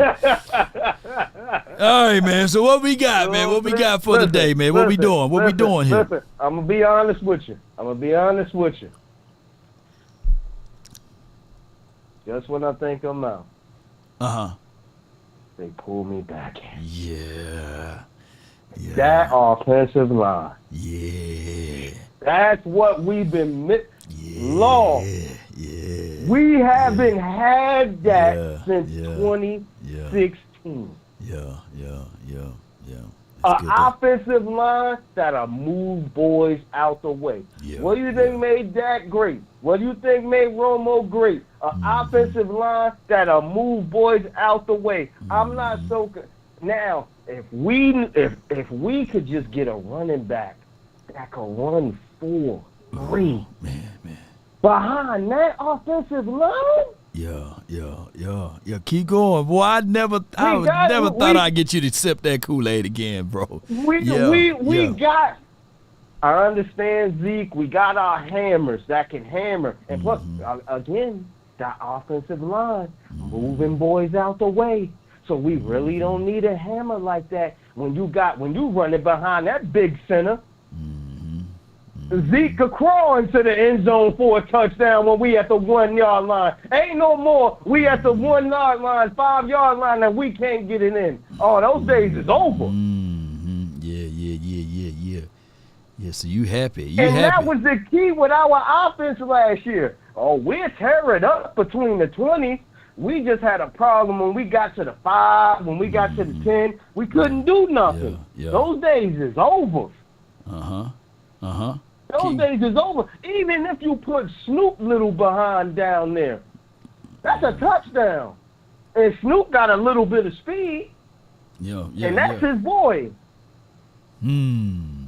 Boy, you so on you think he don't know how he run already and how he move? He been doing it all year. He been doing it for 4 or 5 years. So, hey. You must be talking about Deuce. Yes. Well, you said Snoop. Like, wait. Oh, Deuce. Wait. Yeah. Because I said Snoop by 230. You said Deuce Little. was mainly running behind him. Yeah. So, listen, the running game is going to improve. I think you're going to see a better Zeke. The reason why, because our running game was terrible because the blocking was bad. That's over with. So you got your hand off the panic button now, huh? You no longer panic button. Our offensive line was bad. We can run up the middle now. Oh, we can gonna be creaming boys up the middle. We can run to the outside because our guys is already athletic to run to the outside. Any type of running scheme we can run, I think, is available to us now. Am I wrong? Hey, it's just a matter of time. I got to see it, but I feel exactly what you said. And now, I agree. We need a defensive, and I think then we need somebody else besides Mozzie. We do. That's what Tierra was saying. Tierra was saying like, I hey. agree with her. Yeah. I agree. I agree with her. Only thing I don't agree with her on is on Tank.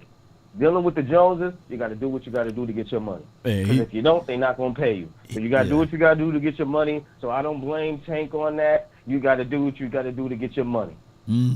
So it is what it is on that. But as far as a trash can full of dirt, we need another guy on that defense that can stop that run. If we get another guy on the defense that can stop that run, if not just for rotation purposes, we good.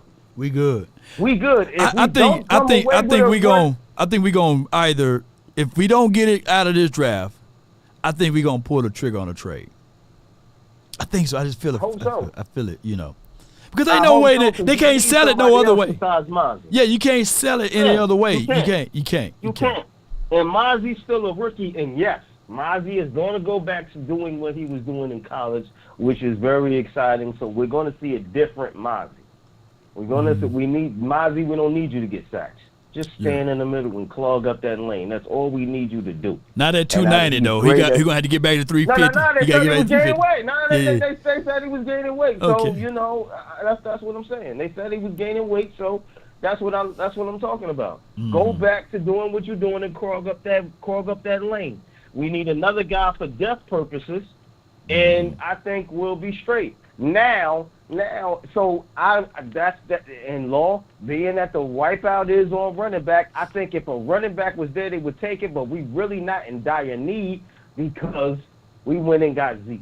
So we not in dire need for running back, and personally, I don't think we should be. Yeah. I don't think we should be, because if you got a dominant offensive line, it don't matter who you put back there. Because those holes is going to be so wide open. Yeah. Am I wrong? You got holes so wide open, it don't matter who you put back there. It really don't matter. So, besides Robinson, I think we need another corner. Okay. I think we need another corner for depth purposes because, again, we don't know how Trayvon is going to come off his injury. It's going to take time. You don't want to rush him back. Yeah, Xavier Howard. You got Xavier Howard out there, and you got Gilmore out there. You got a few guys, man. CJ, what's his guy name? Is it JC Jackson? You got some guys. That's the dude I want. Matter of fact, JC Jackson. If we don't draft one, and if we don't have like a nice star-studded guy off of our like undrafted guys, I'm going to start pitching the J.C. Jackson thing because I think that he just only had that one bad season last year, but before that he had like 8 INTs, before that he had 7, and before that he had 9. I think that because if he chased the bag a little bit, went into the wrong system. If anybody, because J.C.'s still young, if anybody can help improve these DBs, will be Mike Zim and Al Harris. Right. And then another thing, I think we need I don't know if there's any left, but we need a wide receiver, man, that could take the top off, man. I don't think we don't have that. We don't have. I'm talking about a big guy. We need a big wide receiver that can take the top off the defense, man. That's what we need, and we don't have that on our receiving core. That's the only thing we're missing. If we had that with this offensive line, because with this offensive line, you got no choice but to fear the run now. They didn't fear our run because, man, them dudes, and they can't block. They ain't open up no holes. But if you got an offensive line that can open up holes, Lord, you talking about bringing that safety down. Oh, they got to. With this offensive line, it ain't just a running back that'll bring a safety down. If your offensive line can open up holes, that'll bring the safeties down, too. You got no choice but to try to load the box up. Yep. No choice. Yep. I mean, it's a great assessment, man. We'll find out, man. I appreciate you for calling in, man. It's good to have you taking another sip of this good old Kool-Aid again, man. Hey, you was like, I ain't taking no sip, man. I'm pressing the panic button a little bit, but it's good to see you back around to your nice self, man. I appreciate you, man. I'm back. Yeah. How about those Yankees and Heat, baby? Let's go. Oh, man, go Cowboys. And Cowboys. Yeah, go Cowboys. Yeah. Good for 100. You know what I'm saying? Hey, we got this, man. We got this, man. From the 956, you in the mix. Talk to me. How's it going, Ross? Doing great, man. You by the fireplace, are you? Yes, it is. And I just gotta say this. How about them Cowboys? That was a great first first 3 rounds. Yeah, man, beautiful. That is just like art to me. Can you call back in? Because your phone line got the crackles, man. You know, I can barely hear you, bro. All right, here. Can you hear me better? Ah, man. I'm going to circle back to you, man. I'm going to circle back. But good call, man. Good call. Yeah. I said he by the fireplace, you know. Did y'all hear that fireplace music? Y'all let me know if I'm tripping. If I'm tripping, then it's on me, man. All right, so we got to flip back over. Make sure, see who the Eagles done got. We're getting closer to our pick, man. I turned on the phone lines, boy. The pick start moving fast. Let's see who the Eagles got. Who the Eagles got, y'all?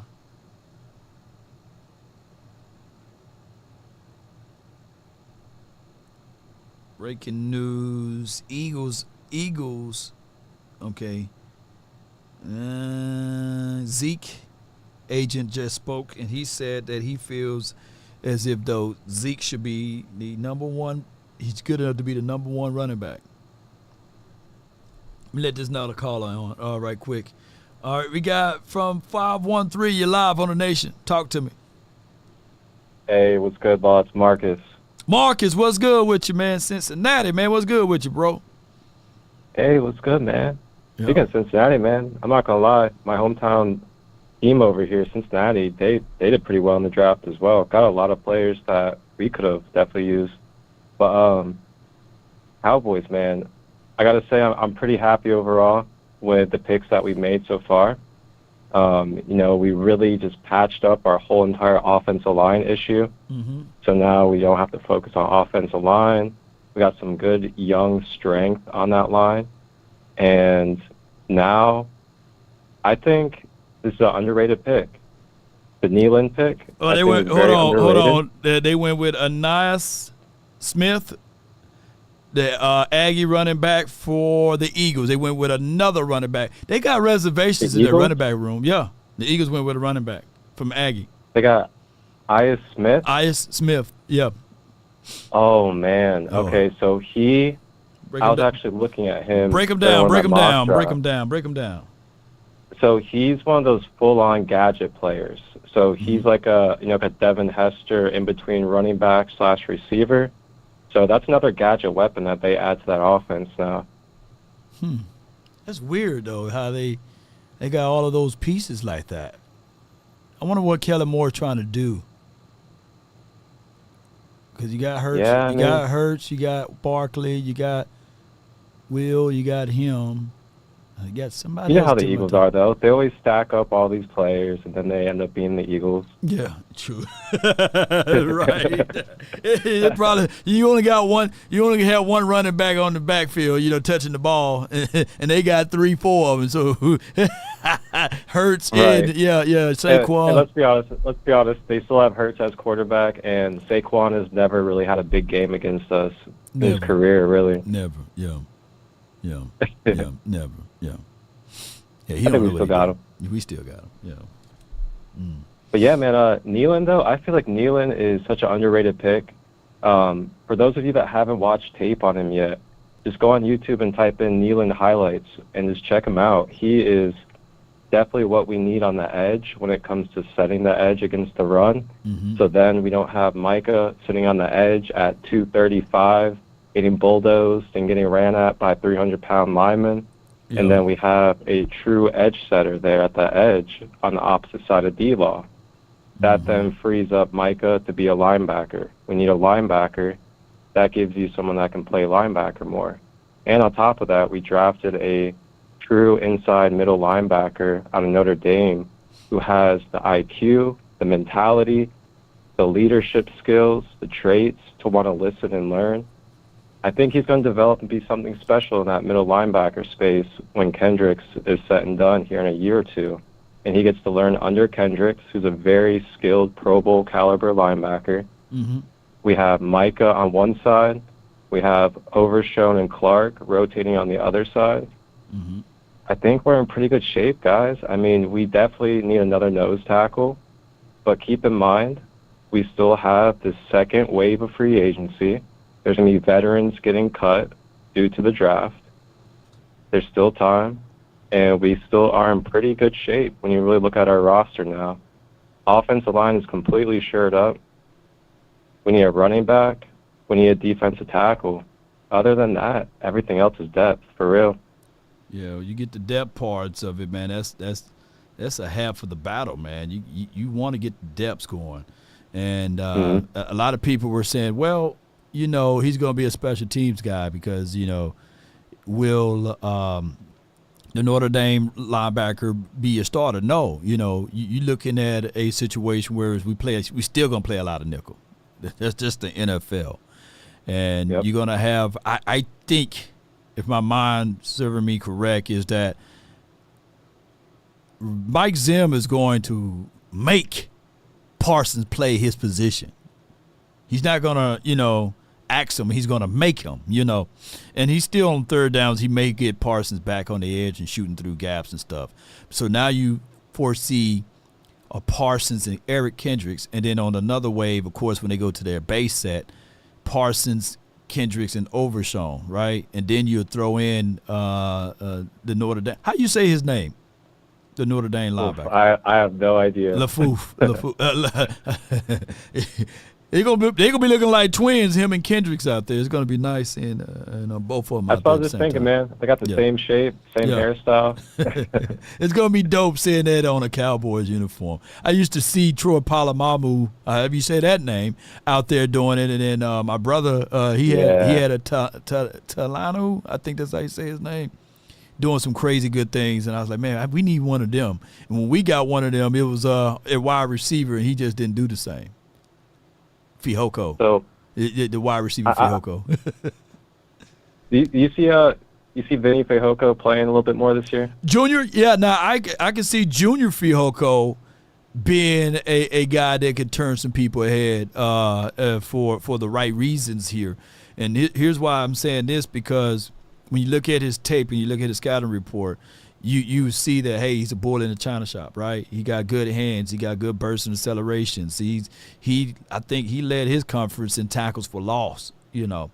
Just that when you look back at everything, if given the opportunity, now that, you know, some of our guys that had some sponsors in the building, whether it be Fowler, whether it be DA, that's all gone now. So now it starts back at zero. I think that Fihoko going to squeeze Chauncey Golston out of the way, and he's going to see more of Fihoko in there.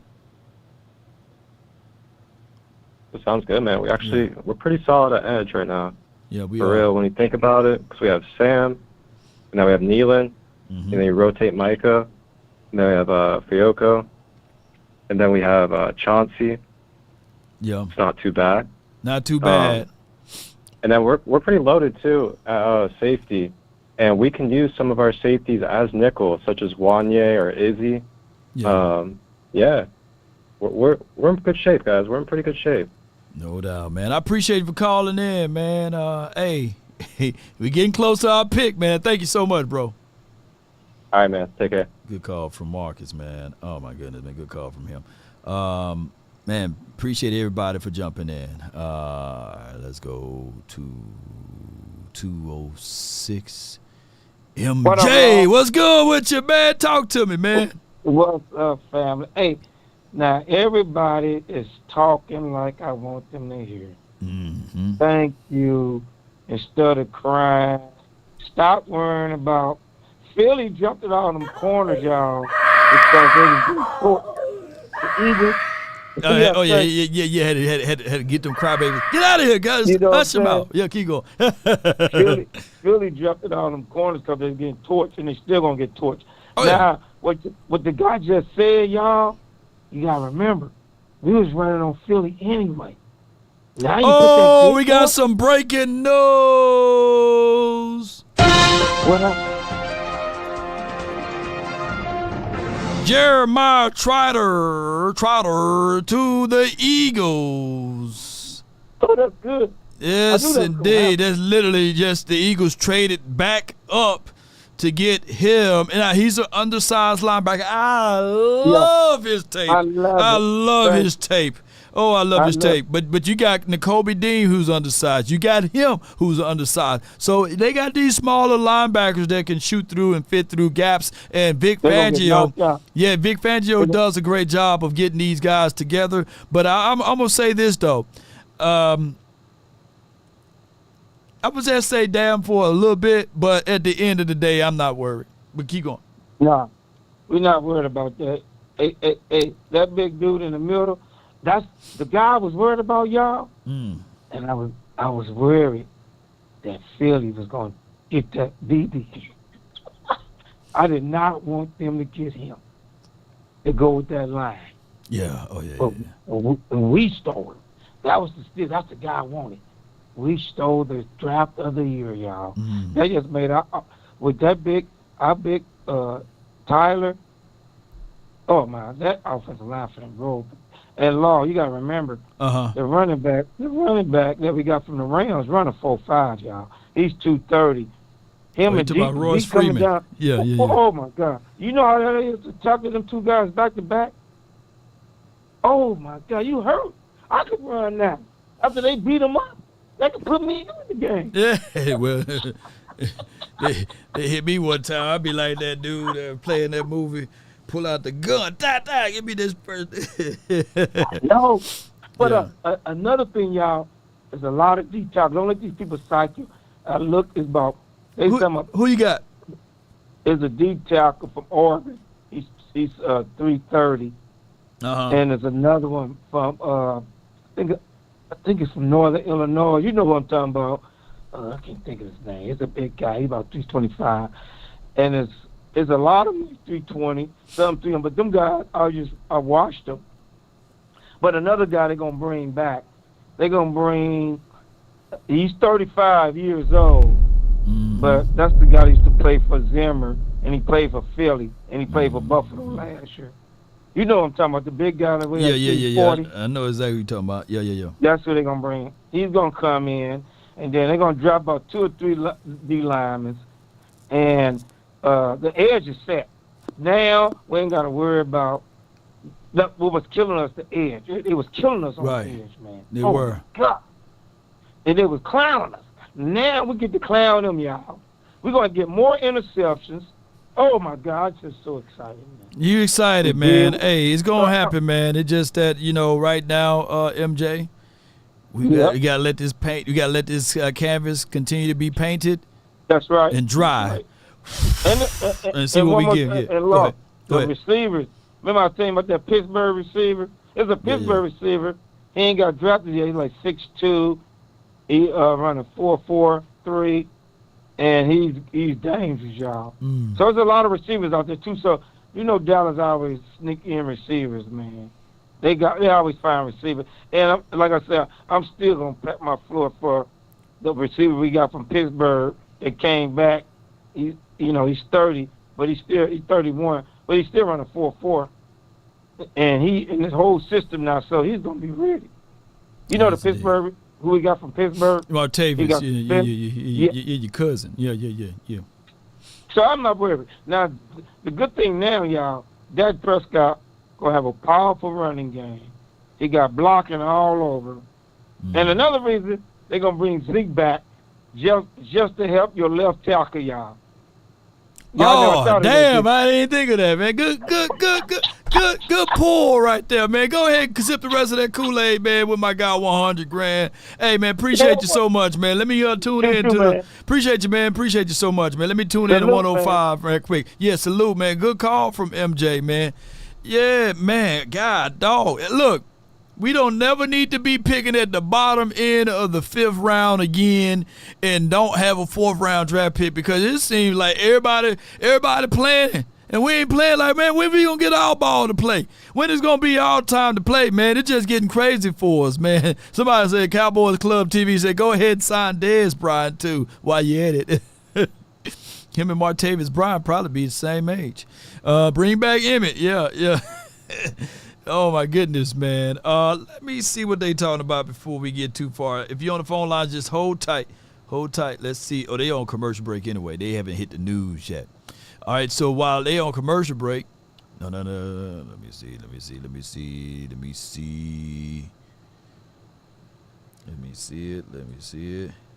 You're the first to know. No, they still on commercial break. Okay. All right, let's get the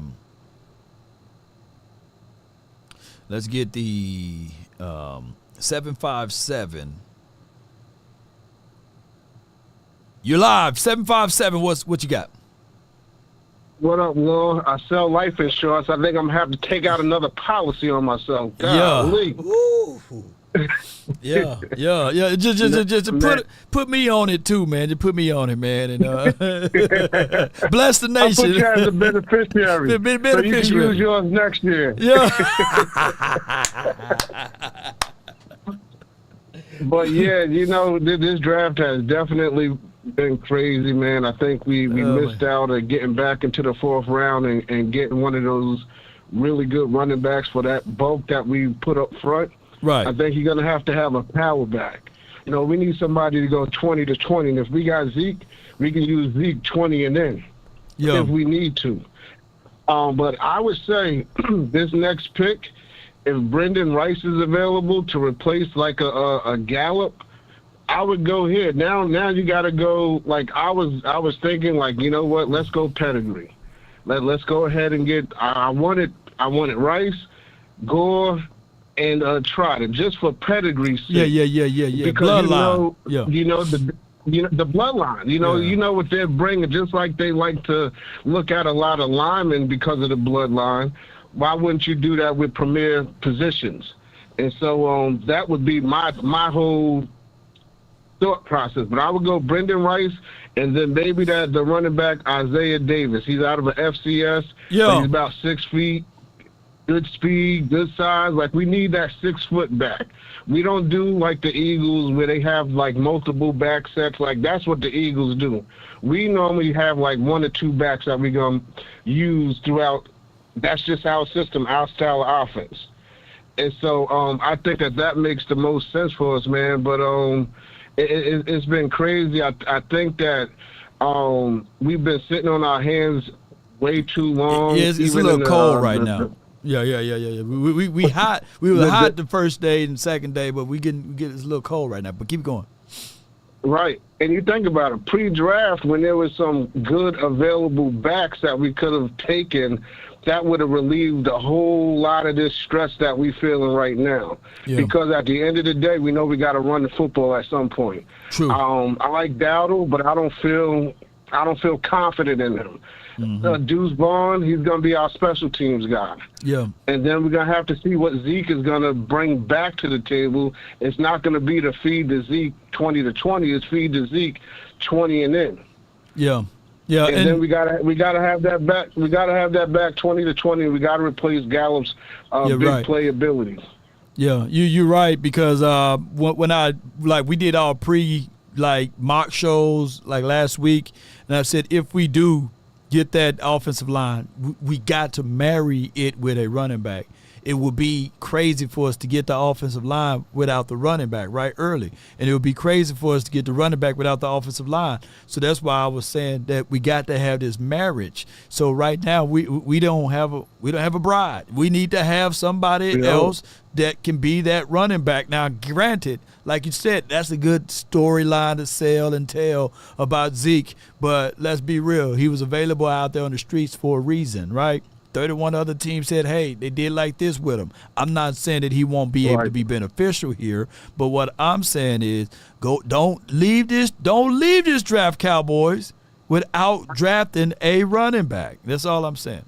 You have to. 100%. Thank you for the call. Thanks for letting me in. I appreciate you, Lord. I've been following you for years. I follow you on every platform. And you introduced Vox to the game, too. So I got to salute you for that, because I know that you was the one that brought him in. And you've done a great job, man. Keep doing your thing. Most certainly, man. Appreciate you, man. Good call from him. Yeah. Vox, that's my guy from the same hometown. and I'm about 11, 12 years older than him. You know, so I try my best to help those who's younger and all of this stuff. But trust and believe, man, we have the best community in the world.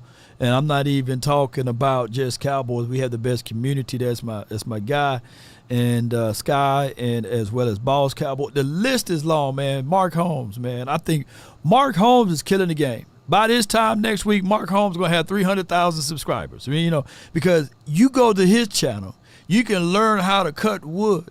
You can learn how to lay bricks. And then on top of that, you can learn how to defend and protect Dak Prescott. On top of that, you know, you're going to have another video on who we should go get in the draft. You know, so that dude Mark, man, he's phenomenal. And then we got Shango. He don't even post. Look, Shango was the first guy on YouTube that they just throw him a check mark. They say, hey, man, he's Shango. They'll give him a blue check mark. You know what I'm saying? That's Shango, man. He just unbelievable, man, during the season. And all of these, everybody's approachable in the Cowboys community. And by far, we are trailblazers for the others. Like the Rams community, if they're such, they want to be like us. Washington Eagles, they wish they had it connected like us, man. Come on, man. You know, 40 Winers, they want to be like us. Come on, man. Everybody trying to be like the Cowboys, you know. But our influence is so strong in this community. Yeah, I was able to help beat reporters to start up their YouTube pages. I was able to help 105 start up their YouTube pages. So, yeah, man, you know, hey, it goes down that, hey, I'm a facilitator, man. I'm a helper at the end of the day. And shout out to everyone. There's no competition here because we are family. Come on, baby. And that's right. Let's see who else been drafted here. The Trash been drafted. Literally, dude named Trash. The Trash are coming. He's a good wide receiver, though. Wade, he's gone, and now the doggone Dolphins. The pick is in from them, so they're going to get somebody else that's good. I'm glad that's an AFC team. So we're going to be having our eye for the 161 selection, and that will be the Washington team. We'll see who they're going to get. They're another one of our foes. We'll see what Dan Quinn going to do. So they got Kamara. Okay, all right, so we're going to have on deck right here from the 860. We circle back to you, fam. You're live on the Nation. Talk to me, man. Talk to me. Listen, it's Kevin. Kevin, what's good with you, dog? Talk to me. What's on your heart? Listen, man. First of all, these fans need to just – let me tell you what, everybody's wrong. First of all, I don't care about the whole Zeke talk because no one can be seriously thinking Zeke is going to help us. That's just not happening. But we took O-line, which is smart. I don't know why people complain about that pick. We needed O-line. Easily the biggest need. We just lost Tyron Smith. We had to get a replacement. My issue was us not using that second rounder on Beebe and then getting linebacker, edge, DT, whatever we needed, or running back. We should have moved up, but we know JJ and them, they don't ever move up. Yeah. So I don't really know what we about to do for running back after Dobbins got signed. Like, I don't know what's going to happen. That's where I'm pissed. We don't got an RB behind the line. Right. And we don't have no interior. Biggest issues. Yeah. Biggest issues. Yeah.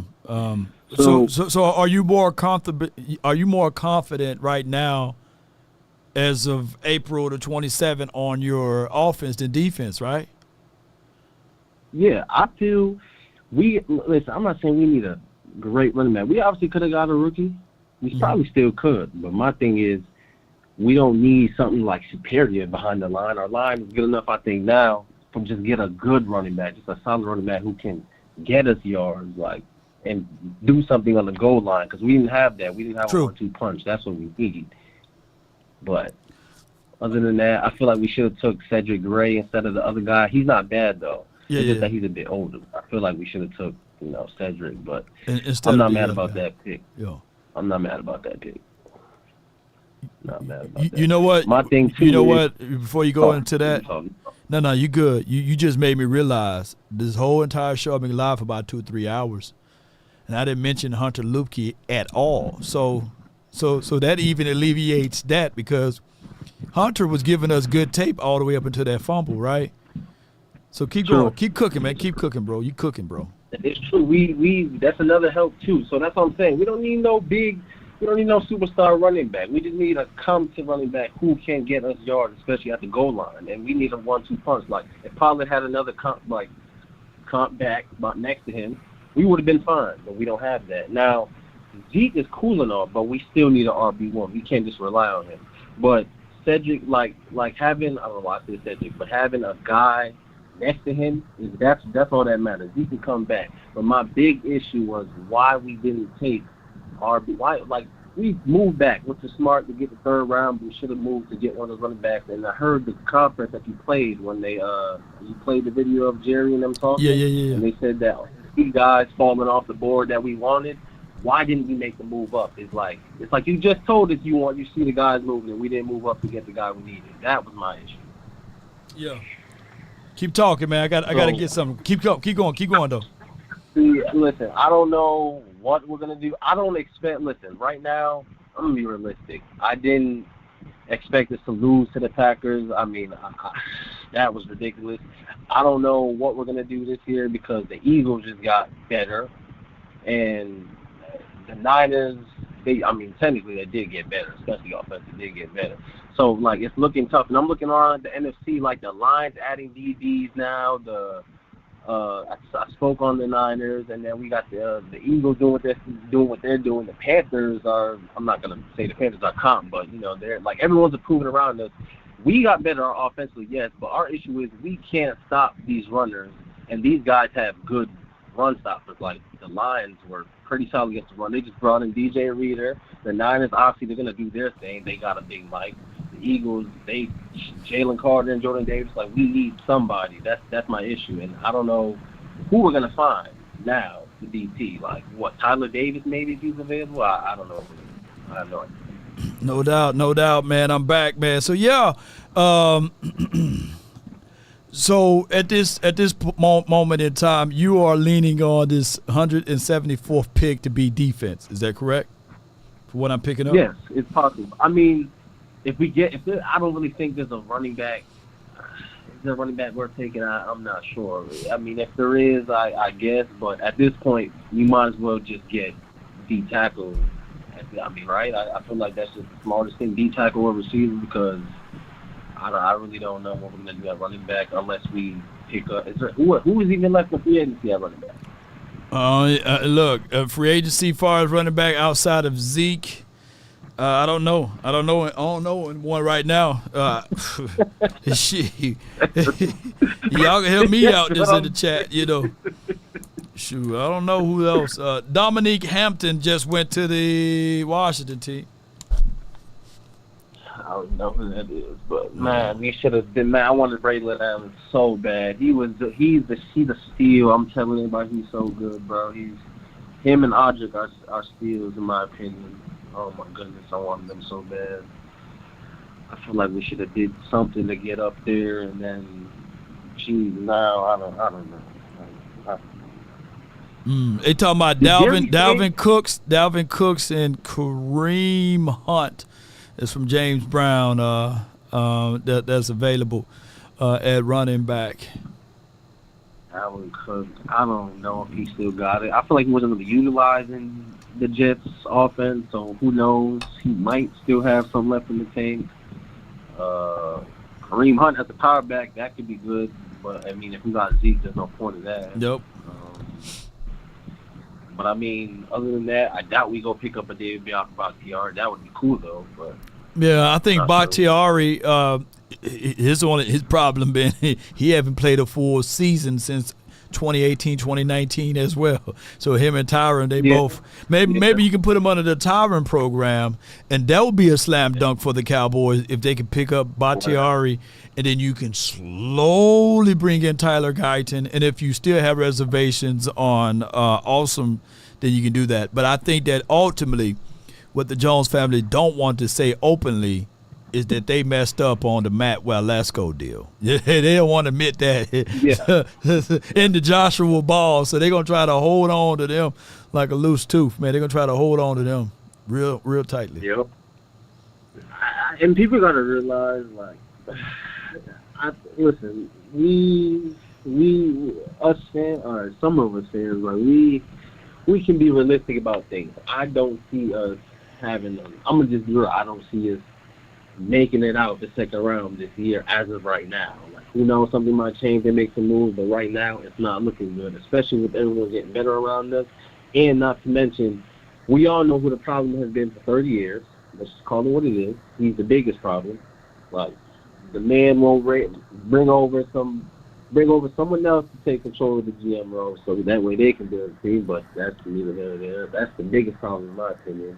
But we just missed out on some guys, and there's certain little things that they should have been doing. I don't know. And I heard that linebacker we took is a special team person. Is that true? Because I don't even know who that is. Well, I mean, the linebacker, we play a lot of nickel anyhow. So I know I'm not trying to put lipstick over the pig or what have you. But what I'm saying is that he's going to come in and be that guy that in a pinch, in certain packages, they may put him out there depending on his growth levels right here. But if you see him on the field, that means someone got hurt. That's the only way you can look at this, because you got Overshown, you got Kendricks, you got Parsons, and then you got Damone Clark. So linebackers, I'm pretty much okay right now at the linebacker spot. I just need I just need me a youthful aspect of the defensive tackle. And I need me somebody that can do something in the run game. I just don't trust Rico. And shout out to Zeke, but man, he's been around the block. He's equivalent to circling the block. Now you seen the swings and you circle back, you know what I'm saying? Say, hey, big head, when you after leaving the club 2 or 3 o'clock. Hey, big head, what's going on? So he's one of those guys. You know, he ain't the first choice. Yeah. So I just think, all right, Mozzie putting on weight. That's cool. That I feel like we don't have enough depth. Like, we got him. We don't. Razor blade who thing. Do we have? Like, we don't have depth. Carl Davis. Carl Davis. Hey, Cowboy Kevin, man, I appreciate you so much for calling in, though, bro. Yeah. Yeah, I got you, man. Good call from you, man. Thank you. Man. Good call from him, man. I mean, he kept it as real as possible, but. You know, we literally circle the block. And there's nothing wrong. You know, fellas, hey, nothing wrong with, nothing wrong with circling the block. Sometimes you got to do that sometimes. Yeah. It was it. Press has it, boy. Hey, big head. Yeah. So it's just what it is. So it's one of those things, man, that we got to wait to 174, man. All right. Christian Jones, he's gone. He's a nice little tackle there from my peoples, Here we go, man. We got Bills on the clock. We got two Green Bay picks. We got 2 Eagle picks ahead of us. And we got a Giants pick ahead of us. So we'll see, man, what we're going to do from here, man. Appreciate everybody for tuning in. I just it's the unknown for us, man. All right, so let's go with the 971. You're live. JP. What's happening with you, Natchez? Not much, man. Just chilling. Waiting for you this. Enjoying what you're seeing? You enjoying what you're seeing now, or you want to see some?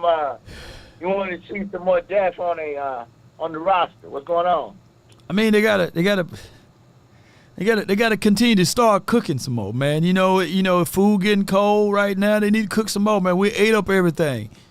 Put some more meat out there on the grill, man. That's what we need, man. Right now, it's not fulfilling, man, with the hot dogs and just the hamburger meat. And you got to put some ribs out there, man, and some steak, And we haven't been eating. We haven't eaten from 4th round all the way to the 5th round, so we hungry, man. Do you feel we can stop the run right now? No, I don't. I don't feel 100% clear if we're gonna stop A-gap runs. I think we are better on the edge right now. But I'm thinking about A and B gap runs right now. I think Osa, he can give you a little push for like a quarter, 2 quarters, but in third and fourth quarter, I think that they can gash us until we get some size inside. Man, we gotta have to get some more. Like I say, we gotta put some more meat out there.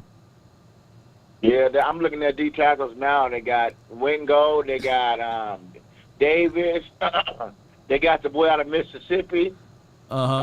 He tough. He got a little toughness. There's still some boys out there though with a little weight on them though. So, yeah, it's something out there, you know. But now we're getting bad cuts, man. We're gonna have to, you know how you see you go into the store, you see all the fat on the meat, and you gotta say, hey, and they try to charge full price. No, man, you gotta get some good cuts, man. So that's where we at right now. I'm worried about the secondary, man. Why? Why you worried about the second? After I seen that Green Bay game, man, that play action pass from Love, how they killed Gilmore on that side over there, and Diggs. I don't even know. It's gonna take a year and a half for him to come back strong. So it really ain't something replacement for him yet. So that's gonna be a hole. He gonna try to come back out there and work on that leg, but he's still gonna have issues. We'll find out more. He's walking around, but that's not nothing when you physically playing football. And we still struggling on the safety. So I feel like Wilson, but I don't have any hope for Hooker. I don't think he has it. We still ain't. This secondary is still vulnerable to the pass. The reason why they was getting that though, come on, man, JP, they had a running back that was average 8.5 yards per tote. That's why they was getting gas on the play action. And then however, they played they didn't play that defense all year long, and then they end up trying to play that defense. Dan Quinn was already knowing that he was going to get up out of here. You saw how wide open those wide receivers were in the tight end? Look, you and I could have caught that ball, man. You know what I'm saying? Okay, yeah. I'm not worried about secondary. But what my point is, they going to have to walk their ass out there on that field and show everybody they can stop the run this year. Right. And if that don't work, they're going to go back and say, damn, we fucked up in the draft or we didn't do well in free agency. Well, I give you that. To go out there to win. Huh? But wait a minute. You talking two different things, though, JP. I'm talking, it all comes together. It all comes together. Break it down. First you got to stop the run, and then you got to buckle down on the pass. They got to go out there and say, okay, we're going to shut people down on offense and try to win these important games, especially in the playoffs. So we're going to see how the rest of the draft play out and unrestricted free agent play out. But I want to see some hard-nosed hitting. I want to see guys come. I want to see if they draft defense right now, get you some guys that want to tackle. Don't get no scary ass, scared to hit, and come up and rally to the ball. That's what I want to see. Well, that's what they got. They got a Keelan, a Neeland, and Keelan. Yeah, they got a Neeland who's willing to hit. They got this dude, they got a linebacker, but he probably won't even be a starter though. But for right now, but the defensive guys that they got now are willing guys to hit. Now you said, but you started this conversation though. That linebacker they draft, they picked that guy up to take scary. What's his name? 33. Clark. Yeah, Devon Clark. To take his spot. Because Clark is going to get winged out because he ain't physical. And I saw him in that Green Bay game, and I've been watching him unless they can get something out of him this year. They're going to replace him with that guy that just drafted. And then D-tackle. We're still going to be in trouble with D-tackle getting to figure out how to fill those holes. So these important picks coming up is going to be viable to the defense, stopping its run. Well, I agree. We're going to be getting gashed again for 150, 220, 300 yards on the ground. We're going to figure out more about what this team can do.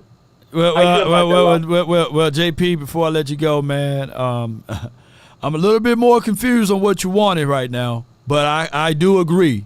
For whatever it is, I do agree with you. I do agree with you. How are you confused? You started off saying you're concerned about secondary. Now you want somebody that can hit. And now you want somebody that – look, we only got a few picks left, and the pick of the litter is not that great right now, So out of all of that, I do agree with you on defense. I want a defensive player. You just changed my mind on the running back right now. Keep going. Is Diggs physical enough to come up and stop the run? No, And he's Hooker? not a physical guy. Hooker is. Okay. Hooker is. Only people we can depend on in that secondary is Wilson, right? When it No, comes to hit. Wanye, Bell back his natural position. Bell is a hitter. At safety, Bell not at hitter? linebacker. Bell, he's such a good hitter at safety that they thought it was a bright idea to put him at linebacker, who I believe did he lead the team in tackles though? Y'all help me out. So I'm just saying that by organics alone, right. We would have a better approach to this. I think that we are okay at safety. I think that even to a degree with Trayvon Diggs, what we gonna have is that safety help over the top so he can still be aggressive underneath. I think he can be that. Far as the other DB, the Eric Scotts and maybe Izzy, I don't know how. See, we got to wait for this all go through, and whoever else we pick up our street. Coverage skill, we good. We good on coverage. Are you okay with what's his name? That other boy, they're playing corner on the side. What's his name? Lewis. You cool with him? You like him? Bland. Who?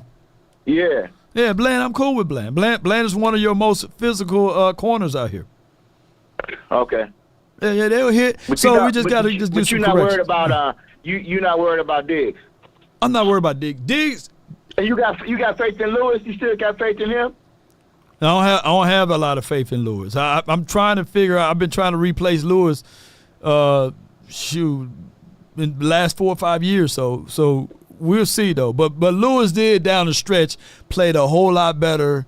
And shout out to Sky and shout out to I believe Okoye for pulling out some film that they did kind of prove with the film that he played a little bit better down the stretch. But I'm still trying to replace Lewis. But anybody we draft now, they ain't gonna be able to replace him. Nah, I don't think that I can find anybody to replace him now. Because they're making more money, they need to pay off that salary. That's why they on the field so much. So I understand that we're drafting for depth, but also I just want them to get better. That's all I'm asking. And that running back spot needs to be sold up. I agree with you on that. Yeah. I agree with you on the running back spot. But at this time, trying to find a running back now, you got me thinking though. You swayed me just a little bit back to defense because I wanted this 174th pick to be like a running back. But I want us to go ahead and correct this defense right quick. Appreciate you for calling in, fam. Okay, love you. Hey, stay away and out of my yard. No doubt, off bro. the streets. Off the streets. Hey, catfish, collard greens, peas cobbler, baby. I'm hollering at you. Yes, hey, indeed. we miss you down here. We miss you in the ship, baby. No doubt, man. That's my guy JP, man. He always gonna give me a hard time regardless, but he left out the cornbread. You gotta have cornbread. I won't be hanging around without the cornbread, yo. So Rasheen Ali is gone. Yeah, we in there tight. I knew this was gonna happen. The run at running backs happened before we get to this next pick. So my thing would be, we done with running backs. Go ahead and you can't find one at this point. Blake Watson or somebody like that, Isaiah Davis, somebody was saying that, maybe, just maybe. But I'm looking at it more so like this, ladies and gentlemen. Let's go ahead and make sure we get this defense together. Interior guy. Let's go get this interior defensive guy that can help us out. My guy from the 304, Lou, you're live on the Nation, brought to you by Prize Picks. You in the mix. Talk to me. What's good, Law? Not much, man. Hey, look, I'm not upset about the draft right now, bro. It looks like we've made smart decisions, and it looks like we're actually stuck to the board. I am upset that we didn't go up and grab another fourth. We could have easily traded at 87 and traded down 3 or 4 picks, pick up the fourth, and still drafted that linebacker. Yeah. So the drop that we've had, from not selecting, thank you. The drop that we've had from not selecting is actually detrimental and has hurt us a lot, because what's going on is we've gone through so many different so many picks now. Now we are like picking at the bottom of the barrel. You know what happened though, Lou? The exact same thing happened to us last season. That run on running backs, we had picked up, instead of hitting the running back then, we picked up Luke Schoonmaker, right? And then we went with Overshawn and I think soon Holco, and we were like, okay, we good. And then our running back that we ultimately really wanted didn't go. So they already had in their mindset from a storyline that, hey, we can still pick up Tiny Deuce Vaughn. It'll be good. We got Chris Vaughn, who's a scout here, and they didn't even let him know, right, that they was going to draft Deuce Vaughn. So my thing is now, it's similar that's going on now to me. I think that they're looking at it like, hey, if a running back just somehow falls to who we really like at the 174, we'll take him. But at the end of the day, we still got Zeke.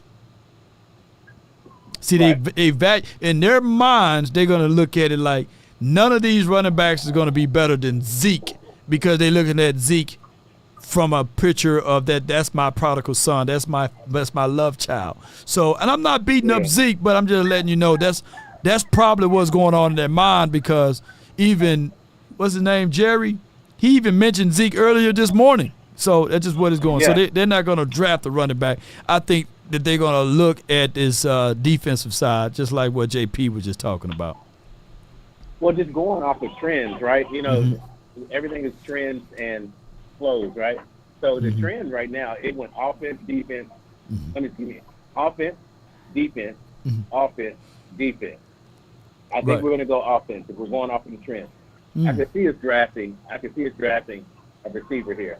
This is normally where we get good receivers around the fourth, fifth round, and that's they'll start throwing darts at the board, and that's what they're trying to do right now. So I believe like you could see him going with Johnny Wilson, the big receiver, but that'll be the first time Dak has ever had a big receiver since Mississippi. Or you'll see him go with Breland Rice, and that way that'll bring that full circle. Because I firmly believe that that's what's going to happen. I'd say if you're going off a trend.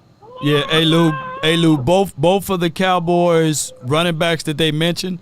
Remember when I said, I don't know how long you've been watching the show. Remember when I said the Cowboys got 7 guys within the division that's going to be drafting ahead of us, right? And they can look. They got eyes just like we have eyes, and they know the holes on this team.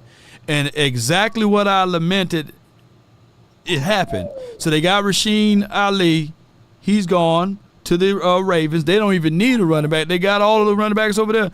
And then Tyrone Tracy, he's gone, who's they've been really banging the table on from Purdue. So we're going to see both of those running backs that the Cowboys covet are gone, and we'll see what they're going to do with this 174th pick. But keep going, bro. Yeah. Yeah, I would, I wouldn't mind if they did. If running back, receiver, deep tackle, that would be the only thing on defense that you really need. Your corners are set, your safeties are set, your linebackers are set, your DNs are set. So I can see them. Those are the 2 opportunities or 3 opportunities that you would go with: receiver, running back, or deep tackle. Yeah. Mike McCarthy always said he wants to continuously draft quarterbacks. So they'll probably throw another dart at the board on the 6th or 7th round pick for a quarterback. No doubt. But overall, just right now for what I see, I give this draft a B plus. For just because the linebacker, you could have got him a little later, I believe. But you never, like I said, man, I called it the other day. You never know. Just like nobody thought Pearsall was going to go in the first round, and they talking about he's going to replace Debo. So you just don't know. You know what I mean? And if you like somebody, you take it. As simple as that. Peyton Wilson. Who picked up Peyton Wilson? I forgot, but somebody scooped him up, man, and they was like, hey, Steelers. Okay. He's gonna be really good over there. Steelers scooped him up. But, man, look, there's something that is not being said about him because there's no reason for that talent to be skipped over by all 32 teams 4 times. Yeah, but sometimes you catch lightning in the bottle. They was talking about the fact that the Steelers, they're comfortable drafting someone with no ACLs. Hines Ward had no ACLs, and I think when we was doing the show on the Bleacher Report, most of those guys with that inside information, they were saying that Steelers have very high confidence in drafting someone with that kind of caliber of recovery or injury or medical concerns, and that's just where they was at. Yeah. Okay. Well, yes, indeed, man. Man, you hear my little man going crazy. Hey, man, I love it, man. That means the nation is growing. It's a blessing to have extra bodies on this earth, man, to be rooting for the Cowboys in the future, man. So, yeah, look, it's a boy, right? Oh, yeah. He already a Cowboy fan. Already a Cowboy fan. Got his jersey. Yeah. So he don't have a choice. Yeah. He got a choice. he may end up playing for us, man. Yeah. You never know. You never know. You never know. Look out for Messiah. Yeah. His name is Messiah, so look out for him. I'm going to look out for him in scout report and everything. Appreciate you, Lou. Thanks for calling in. Yeah, for sure. Yes, indeed. That'll be so dope, man. I'll be probably around Jerry's age by that time. And his son be playing for the Cowboys. And I'm like, yeah, I remember back in 2024, his son was in the background. Man, that would be so dope, won't it? Yeah, I bumped into some people said, man, I was watching your channel, man, when I was in middle school. I graduated from college now. I'm like, God, dog, how long have I been doing this stuff? Yeah. I'm going to try to get to everybody's super chat, though, if possible. And let me see, because I know that you guys spent your hard-earned money over here, and I never wanted to go unnoticed here, and just bear with me if I leave out your super chat. If you super chatted and I couldn't get to you, please charge it to my beard but not my heart, man. I definitely all team. I want to make sure everybody get noticed and recognized, especially sending me your coins, man, because it's been drought around here, man. I do some videos only 100 views, man. So Carrie Ann for $1.99, appreciate you so much for your support. Let me see where I'm at, who I left off. Pacheco was a late round draft pick. Okay, yeah. Nigel says I'm good with Breeden Rice, Frank Gore Jr., Jeremiah Trotter. Trotter's gone now. Yeah. Packers picked up. Packers pick up who they pick up. I don't know who they pick up. But Cowboys Club TV, man, you sponsoring this whole entire video, man. I appreciate you. He says he's unsure that he think he would play with a special teams guy. It could be possible. Like I say, sub packages there. And round of applause, man, to everybody, man, that support the nation and giving me, your time and your hard-earned money over here, Now, but if you somehow happen to have Bill Gates money, y'all, y'all can go ahead and, throw in that big bag. I wouldn't use it for no good. I use it for the good over here. Yes, indeed. You see the whole setup growing even more. Yes, indeed. But this like content creations is at its all-time high. High. Everybody's doing content creations. You got people who go from the 3-letter, 4-letter networks and they jump over here to do content creations, right? And they got an unbelievable budget line that they can throw out and get things going. But I appreciate all of y'all, man. Let me check in since it's close.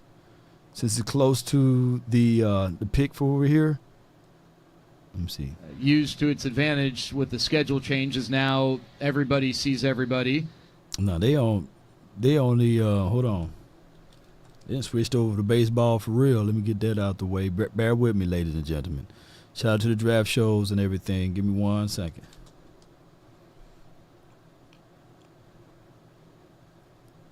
Let me see what we got. Better interior blocking might be a better result for Rico Dowdle. He was brought back on a 1-year contract, and that's another guy that's still in the room. But again, not starter potential in my eyes. Then you bring in Royce Freeman as a veteran addition. I mean, right under 4 yards per carry. I was never super impressed with what he did as a running back in these last couple of seasons. He does absolutely nothing in the receiving game. Dang. And then the potential to bring in Ezekiel Elliott I think the one interesting aspect for Zeke, A, is the pass protection, but also B, the fact that he had 51 receptions last season. He was a really big threat for the Patriots out of the backfield. And whenever you hear Jerry Jones talk about this rhetoric about how he really liked what Zeke did on the back half of the season last year, and then you see him only rush for about 3.7 yards per carry over the course of the last 6 games, I think he's more so talking about the receiving aspect of things and the pass blocking aspect of things, which I think could be an addition to the running back room, but they still need a guy that can take the ball on a handoff and get you a big play. Like I don't see a 25+ yard run threat on this team at all. I don't see one yet, and so that's where I see a guy like potentially Isaiah Davis fitting in. But again, I think y'all are going to hear me a broken record until that pick is either made or not made. No, that's what happens this time. When you get to the end, you're trying to sell, but you're also looking at these traits. Right. You're looking at the traits, and you're trying to figure out, okay, who's the guy that's got the best traits? Who's the guy that's got the best fit? Who's the guy that maybe is a 3-down player? Who's the guy that's the best? When these running backs and stuff like that. I mean, they're talking about explosive players. Getting close, baby. Getting close. Your chance to draft an explosive player could have happened last night. Yeah. With Lloyd, or or a guy like that. You could have taken, but you took a linebacker. And we had the linebacker coach on earlier, and he's right. Hey, they needed bodies. They needed the scouts love the player. They love the hair on fire type of guy. So I can't fault them for that. But I could also see them going into this thing and not drafting a running back and signing Ezekiel Elliott and trying to bring the band back without Tony Pollard, and trying to figure it out from there. Curtis Jacobs, That I will think be is fun. another thought here at 174 potentially. Curtis Jacobs here could make some sense. I mean, I think I'd rather have Jalen Ford or Muasau.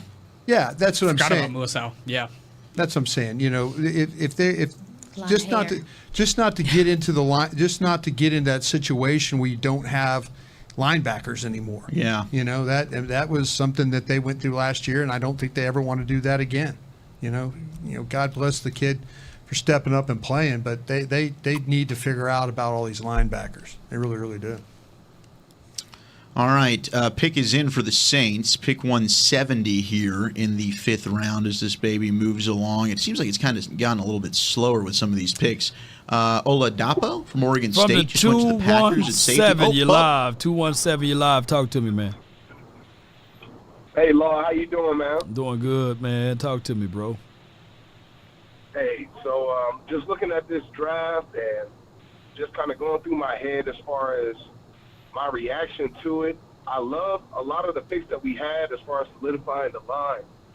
But I can't help but think as we're going through these other teams and seeing their picks, as well as their off-season work, who they've been able to acquire in free agency. Do you feel that we are keeping up to track with these other teams that are direct competition?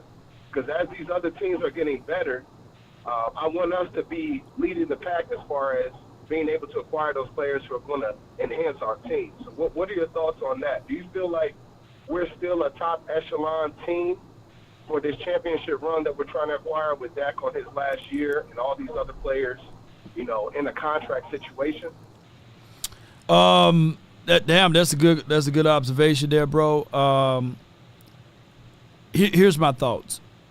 By us not playing around on the free agency on the front end, we have to utilize this draft as our free agency. The thing is, other teams, they look at it, for example, the Ravens. I'm going to use them just only as an example. They went and picked up Derrick Henry, right? Right. But that doesn't stop them from drafting the running back. They still drafted the running back. You see what I'm saying? That we had, that's pretty much one of our 30 visits, etc. What the Cowboys tend to do is the inverse. We will think about drafting the running back, but if it's not there, then we'll do it on the back end. You see? So we do the exact inverse. We would say, well, we just draft this guy in our draft because we trust our draft. But what happened if that player that you ultimately want is not there? So it's kind of like you play yourself at your own handicap. You don't get yourself as an advantage. Like when you're playing dominoes and you got somebody mixing the bones up, right? at least get your hand when they stop and they got to reach for it. You know, at least get in there, reach for it. You know, but what the Cowboys do, they let everybody else pick, and then they pick the 7. You know what I'm saying? Like, no, go ahead and aggressively go reach for your bones. You know, but that's a core philosophy of theirs. So it's not going to change. People think that if you give the Cowboys more and more money, more and more resources, more and more things, that they would dance around in free agency and they would do X, Y, and Z. But no, a philosophy is a philosophy. Like, they literally think that the raisins in the potato salad is cool. It's good. You just got to try it. Put more paprika in there or something, you know, whatever, you know. So that's just how it is. It's a philosophy. And that's why they're gonna stay 10 toes down on their philosophy, whether they have a $90 million or not. Right. I know that, especially as fans, that can be frustrating because I know you yourself, other content creators, and fans in general kind of fall along towards the end of the season as far as other prospects that we wish for, other free agents that we wish for, so on and so forth. With that being said, right now, currently constructed, what is our strongest group? Like our strongest group out of linebackers, DBs, wide receivers, running backs, what do you feel is our strongest group currently constructed? Our quarterback room right now on our offense. And then you got to throw in our wide receiver room to a degree because CeeDee Lamb, and you're talking about also my guy Cooks, Brandon Cooks, and the offensive line. So if you were to rank those rooms, of course, I would put quarterback, O-line, and then wide receivers. Our running backs are unknown right now, you know. Tight end room is married up to the O-line / wide receiver. So I'll say our quarterback room on offense, but on defense, our secondary is the strongest unit, right? Then our edge room, and then our linebacker, and then our interior is just razor blade thin. So we gonna have to our weakest point ultimately. Just by you asking me that, our weakest point ultimately will be D tackle, running backs. Yeah. Just by you asking me that. Yeah. So we agree, man. I just wanted to call in. I've been listening a little bit since you started this draft run. I love the setup on day 1 too. That was pretty dope how you guys all came together for that. So. Save me, man. I'm the Good Hoodie channel, man, and I'm going to get up with you as you get closer to this season and you do your off-season thing, man. Appreciate you, dog, man. Thank you so much for calling in, man. You have a great one. You too. Good call from him. You know, just by, you know, analysis alone, you know, quarterback room strong. I think no team in the National Football League is paying the amount of money that we are paying right now in quarterback room, right? No team in the National Football League. So there goes to show you there to strengthen that point or that argument there. Stand on the phone. Oh, yeah, he's waiting to make a call. They're just it's waiting. about pick time. Yeah, all right, so the other callers, man, y'all hang tight, man. It's about time. It's almost that close. Too close. By the way, boy, they've been waiting a long time. 2 picks away. If you were wondering, it is trending slow. Trevor Keegan. This pick was predicted, if I can speak English, to be at 234. Let's if it go, was running baby. Long. It's 248. Cowboys still haven't picked. Let's go. Guard Michigan. Man, how many Michigan offensive linemen are going to take? Most of them. Come on, baby. My gosh. Most of them are gone now. I did not watch Keegan. I saw Zinter. I mean, so I saw Keegan. I just didn't do an evaluation on him. Come on. You ain't the only one. I'm glad you mentioned. 6'6", 311. They're going to pick somebody. I would guess, I mean, my best player here would be Malik Washington, the wide receiver from Virginia. Mm-hmm. Otherwise, Brendan Rice, the wide receiver from USC. I would love Kalen Carson, the cornerback from Wake Forest. I do think those linebackers are under consideration, right? I mean, I think Ford would be fun. Muasau would be fun. Curtis Jacobs from Penn State, you brought up, Nick. Mm-hmm. I think they've just kind of seen the board exhaust itself here early on day 3. Yeah. I think if you would have asked them, there probably would have been a little bit more options here at running back. But you still like what you see at linebacker, potentially. You still like what you see potentially defensive tackle, receiver. But all the value they were looking at yesterday is not here right now. Yeah. I think for them. that That Al looks Harris? like Al Harris. And he Well, just Harris fist it bumped is. Let's somebody. go. Let's get Carson. So Let's that go would get be James. somebody in the Shout secondary. out to you, Sips the James. Truth. I You got know. a I just safety know on they this board? like. He just walked around the room. I don't think it was. Oh. I don't think it was necessarily anything in I telling. think he was But he's just still in the room. He was just showing That's everybody he fair, was there. yeah. Don't mess with me. I'm here. Yeah, I'm kind of here. thing. Yeah, I think yeah. he fist bumped Scott Golnick from PR there on the left side. Christian Boyd from Northern Iowa, defensive tackle. I would not mind. Wow, Harris is back. Maybe Al Harris is back. What are you maybe doing? it's a corner here. Sit If on it's a down. safety, Sit down. Bo Brady He's standing back there. from Maryland. So they got a guard. The corner Keegan. that I just think that Carson fits. DJ James makes a lot of sense too. Either one of those, Bobby. Like I wouldn't mind DJ Auburn. James here, Bobby. Yeah, I like Scrappy. James. Is James going to be physical enough for Zimmer, I Brian? agree. That's why I like Carson. I think he would. I think he In is. in run support? I think he'd be fine. The length though, and the cover ability, the sticky part. He's of it. a that's, So we out. You're getting a soft edge in run defense. Yeah, with you play with James the there. soft edge. At So number we out on the 7, too. running A lot of back, right? conversation We out here on with running Chris back. Vaughn as well. Jaden Crumity, baby. I mean, Too Kalen early, King. You look at him out of Penn State. I Too like cool. him a What's lot. good? I mean, he's the one corner I have left that that I have him in the fourth Thank you round. for the I support. mean, he'll throw his body around and run support. Ford, the linebacker. Again, we keep talking about positions that they were really struggling to fill last year. I like going corner here. I think corner, they need depth at the position. I think those three corners. I think it'd be kind of cool to draft. Are we Jerry on the Rice's clock, kid, to baby? be honest. Brendan, with you. Brendan Rice and Malik Washington are the two highest rated players I've got. Then it would be Kalen King, followed by Kalen Carson and DJ James. Al Harris looks like he's making some sort of a point to Jerry right now. Yeah. Sit down, Al Harris. I think Carson's just kind of the Al Harris type of corner. Will looks like he has his hand next to the phone. He's trying to get to the phone. He's like thinking about calling a guy. Yeah, Cowboys are officially on the clock. You're on the clock, baby. Make sure my All inside right. man don't. Cowboys are on the clock. Let's see who it ends All up right. being. This is what we're here for. Yeah, this is what we could be hear, anything, baby. Really. I think we're really open to the board right Yeah, now. Carson is absolutely. good But too. with Yeah. the now Will's trying to sell the idea of having somebody. It looks like, with the discussion, got Jerry and listening intently. Yeah, Mike McCarthy here we listening go. intently right now. Steven just kind of. I mean, Will's definitely seems like we're weighing options. Yeah, he's trying to tell you why he would have one guy. Somebody over said the trade other. back. You crazy? Jerry's going to have to make this So call. when you look at, all right, so they're picking here at 174. Next pick's not till 216, which is another comp pick in the 6th round. So, I mean, it's probably, if we don't take player Y, can we still get player X? Sure. If we wait around. Yeah. I mean, out of the defensive tackles, like it looks like there's more attractive corners and linebackers than there are defensive tackles for me. Like to me, Boyd would be the guy to go Frank with. Gore. Yeah. I don't know if you guys have some other DTs that stand out. They could get some I will say, I'll bloodline throw stuff. Ford Huh? out there. I know he's. I like it's a Jalen Ford, It's man. a medical. It's a linebacker. But yeah, I think there's edges there. Taylor, I got up there as well. Miami.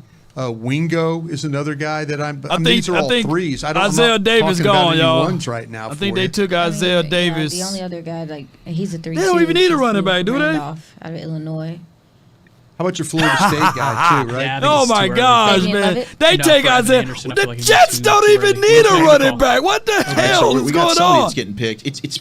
I mean, Isaiah Okay, Davis. Isaiah Davis is Oh, off. Isaiah Davis. Oh, wow. Like, what's there goes going Isaiah on? Davis. That's Oh, crazy. That's, tough. Nick, that's a Nick, pin throw for me. Probably not go that ahead room, and but it talk is for about me. him. 6'2", 220 pounds. Had 1,400 plus rushing yards each of the last 2 seasons. Was pushing 1,600 in 2023. He's got these long strides that break away in the middle of the field. Probably needs to be a little bit more decisive in what holes he's able to attack, but I think he's going to be a really productive runner at the next level. He's really solid in the receiving game as well with that tall, long frame that he has. He has sure hands. That's a fun pick for the Jets, man. And That's for me, that's crazy. a throw. I don't think it necessarily is for the Cowboys, though. Jerry Jones is on the phone, though. Okay, did they have any conversations with Stiggers? That's an interesting one Jets- too. That's Jets crazy. Stiggers still hasn't gone, and that's a fun player. Oh, they're excited. They've picked somebody. Do we see Al Harris still in there? Yeah. So it's. Yeah, I'm assuming this is a corner, and I gotta think be we've got defense. 4 names, if I include Stiggers, that we'd be happy with. I think we're cool with Kalen King. I love Carson. That would probably be my guy. Bobby would go with James, and I'm totally cool with that too. Stiggers, I think, would be an intriguing pick here as well. Well, the scouts are all the national guys. I think it's a Chris Vaughn guy. I think Will stood up to give Steven kind of a hug. Bobby, if it's a Chris Vaughn guy out of the corners here, who do you think that could be? It's hard to tell with Vaughn because they cross so much stuff. Although I don't know, is that Schottenheimer hugging people too? Schottenheimer. Al Harris is high-fiving everybody. I think Al Harris is about to get on the phone. Carson's okay. Picks in, so Picks we'll in. see who it is. Shotty isn't it? Well, Zim's right there. Malik Washington. Yeah, Schottenheimer's kind of he's a Come on, everybody. baby. He's a team player for everybody. I Corner. think. Okay. Or defensive back. It could be a safety as well. Could be a safety.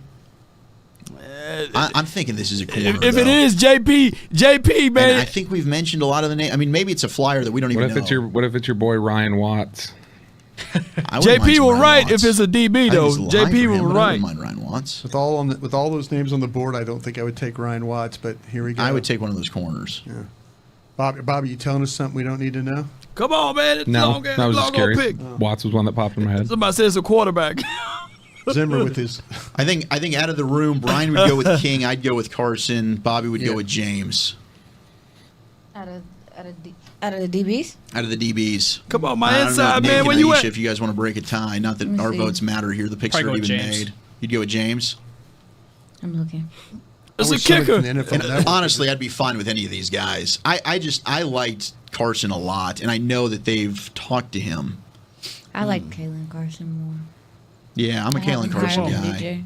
Just very slightly higher than DJ. Man, The one thing that annoyed me about Kalen Carson, though, was I put in my notes he's got a little Cheeto in his game. It's So, like, Kalen he's Carson. he's in It's Kalen position. Carson's. Oh my gosh, he's got It's great Kalen coverage, Carson's. but a That's the 50-50 guy who ball, we all of a got. sudden, it's like, dang it, that guy just made the catch. Damn, It's draft's gonna Kalen be over Carson. by the time we Y'all get done catch with- up. over with. I'm gonna get- It's moving commercial. slow. They're going to need These to pick up on commercials. this 5th and 6th round here. Oh, Cowboys I mean, I'm pick. sorry about Isaiah Davis. That stinks. Yeah, you win some, you lose a lot. That's all right. I feel you on that, man. But we'll see who this pick ends up being. It is Kalen taking Carson's their from sweet Wake time. Forest, The cornerback. network is. Beam, So- Beam, I know you know who the pick is. Just go ahead and let us know. He can. Yeah, come on. No, don't do it. Let's go ahead and be surprised. It's Kalen Carson's, man. Y'all. Is it anybody that we've talked They about? got Beamer? dog. He's not even listening to us. All right, perfect. As long as he can only talk back to me. It is. Oh, okay. So we've talked about the name. They high fiving butts. High Talk about fiving and It's one butt of the slapping. corners. It's got to be one of the corners. Let's see. They're all kind of fired up still in there, so we're trying to get fired up for them. Yeah. I mean, if it's DJ James or Kalen Carson, I'm fired up because I'm fired up. those are borderline top 100 players to me. Yeah, I'm a fan of both those guys. I mean, I'd fight for my guy in Carson here over your guy, Bobby. But I think either way, you've got yourself a good player. And I think you're getting great value because you're right. I mean, James I had in the 3rd, Carson I've got in the 4th. You're now in the 5th round at 174. Actually, flip that. I had Carson in the 3rd and James in the 4th. Yeah, it's Kalen Carson's Wake Forest. All right. We still wait. Standing by. I was Standing by. Carson in the 3rd and James in the 2nd. I'm sure the Twitter world knows exactly who this player is, don't Holding on. Yeah, unfortunately. they? They do. Yeah. But I'm not going to look at Twitter. I'm just going to let it breathe, as they say. If the NFL would decide not to run 18 commercials, well, I think they're setting this thing up to get all the commercials and then let Dallas pick. They're It going was to like when Nikola Jokic was drafted during a Taco Bell commercial way They back do when. that. No, they definitely time the commercials to be more. I noticed that. Everybody even- cares about the Cowboys. They're going to come back. I and- noticed that even last year. going to get the pick announced. Roman Oben is going to stand up there and say with the 174th pick. Oh, dang it. I saw it. I know who it is. Okay, you happy? I'm very happy. Okay, cool. All I ask. That'll work. That'll work My for me. my guy JP, man, he was right, not gonna man. give it away. I'm not going to look Put either. JP in the check That's because the he danger of said opening it. Twitter during these situations. JP Because said it. I mean, we've probably got. I bet the 5th round's already done. I bet the NFL is now in the 6th round, but we're all behind because of the the pageantry of the draft here. Right. Yeah. We're at the mercy of the draft. Yeah. JP no doubt. I feel like called day that 3 mug. used to just be like Boom, boom, boom. Yeah, that's what I'm around an saying. hour. Is it going to pick up in the 6th round? Because if we do this, we're going to be here. This going to be all night. They got to be on a TV schedule, right? They got to get this up by 5. Yeah, I'm sure the 6th and 7th. All right, here we go. Cowboys pick is in. Come on, Robin. I think walk your this big is going to ass end there, up go being get it. announced.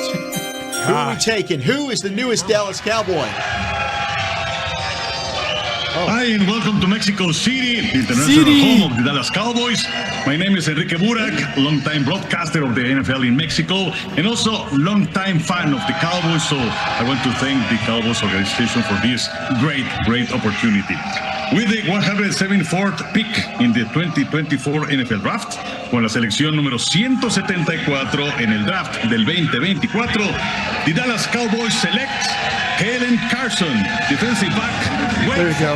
Let's go. That's a hell of a pick, man. I think getting Carson here is great. He led the team with 8 pass breakups, also had 4 games with 5 or more tackles, Senior Bowl invite. He's also one of these guys played wide receiver in high school. He tackles, man. At times he'll miss in the open field, though. But he's a physical player, does not shy away from contact. I love the way he competes. Him versus Keon Coleman in that game against Florida State was a really, really fun watch. He does a great job of undercutting the ball in the air to break it up. There's times he can be susceptible to the double move. He needs to watch out for that. But he's good downhill, closing speed. I think he's a good athlete overall. Strong hands at the line of scrimmage and press. I think he shows awareness in zone. I mentioned, hey, there's a little bit of the Cheeto in his game where he's usually in good position on a 50-50 ball, but the ball skills can be lacking at times. He did miss time due to injuries in his sophomore and junior seasons. Can play special teams. I like Kalen Carson a lot. I don't know how you guys feel about the pick. Should have led off with the bad first. What, I came away with on my notes whenever I watched him twice. Once before the combine and then once after, once they had a formal with him at the combine. But yeah, really physical. I think he can play inside, outside. I like him more in zone opportunities, which is an interesting fit for a Mike Zimmer type corner. I think if he was to get his guy in this draft, it would have been a guy that could just press up on and throw him off his release. But this is a guy who, time after time, 7-10 yards back from the receiver off the line. I wonder how that kind of manifests in a Mike Zimmer defense. But nevertheless, physicality. That's what really stood out to me. Mm-hmm. Really good open field tackler, strong in the run game, all of that. I think this is a pretty solid pick, especially given the value. I like where this is at. I would have preferred DJ James, I think, but I still really like Kalen Carson here. Carson, yeah, go ahead. No, go ahead, no, you got it. Go, please. No, if he's in the vicinity, it's typically a contested catch. I just like the way he's able to drive on the ball as quickly as he can. And again, you mentioned some of the things he does in the run game. Yeah, like when he recognizes it, he's honestly, to me, trying to make you look bad for running the play, thinking he's not going to come up and tackle. So you'll see him sometimes just blow up screen and run plays just because he feels like it. And he sees lost it. on that I think route. the tracking from him can improve. I just think sometimes he gets a Is little he lost better than looking Eric back Scott? for the Is he ball. I better than believe Eric sometimes Scott? he plays the receiver and not the ball. Yep. So that would make sense. So, he got some adequate coaches here. He got some good coaches here to be able to get that out. But I love the competitiveness from him and how feisty he is as well. You're right. He's 6 foot. He's 199 pounds. Yeah, he got ran over. Very competitive, very fiery in the way he plays. Yeah. He's got quick feet. He's able to stay That's a good hit connected right with there. the guy. Good fluid hips, the ability to turn. The nice thing of seeing the routes developing and then trigger to the ball. Especially good when he comes to reading screens and those breaking routes. He's disruptive. He's got good instincts for the position. He'll battle all types of receivers. You can watch the good matchups against the Florida State guys, where he's good pick, he's boy. able to kind Use of a battle pick. those bigger guys, and it was he was able to handle that. I think the one thing he's probably going to have to work on is I don't know how good his ball skills are. There were a couple of times where I watched where he had a chance for an interception and he was unable to make the play. The willingness of the tackle, the physicality of the tackles, right spot, Let's see, he right should pick time this one of off. the player. I think the length, the demeanor is very good. I love the way that he was able to play those in-breaking routes. Yes. That's one of my favorite things. Yes. He carries those in routes. Squeeze right down there. and make that tackle. There you go. Kalen Carson, 6 foot, 199 Wake Forest. He's a good football player. Yeah, I mean, I agree with Pick you. When that you one talk about off. the ball skills, Ooh, like did he that's pick that one 50-50 off? ball thing. I like that one. Credit Al Harris. Give me another what's angle. this team been able to do since Al Harris became the DB's coach with Deron Bland, with Trayvon Diggs? He's able to get these guys to figure out how to intercept the football. Now, those dudes do have natural ball skills, which maybe Carson does not have as much as those guys do. But I think if there's one thing, if this guy's got everything else, Al Harris can maybe tap into, hey, let's go ahead and locate the ball in the air a little bit better. Yeah, excuse me. And I think it's important that, we look at this cornerback room and look at what they actually have and what they don't have. I mean, they brought back Jordan Lewis for another year to man that nickel spot. We still don't know what you have from Eric Scott Jr., who they tried. Maybe a previous regime deal there. Yeah, you I mean, there's just some, also, too, you have a Nashawn Wright who's still here. It's just, I think that maybe they're looking at also next year with what's going to happen in this cornerback room. So, I understand the pick. It's fine. Yeah, I like it. I'm excited. I think you needed some cornerback depth. I think this is a good pick. But he was a top 100 guy for they didn't reach on a running back here. Which is okay. I was worried let's just try and reach on a running back. There's no reason. Yeah, take a guy that could play. I mean, I like Carson. I liked King. I like DJ James. This kid is a good football player. He really. Jaheim Bell and just put him in the backfield.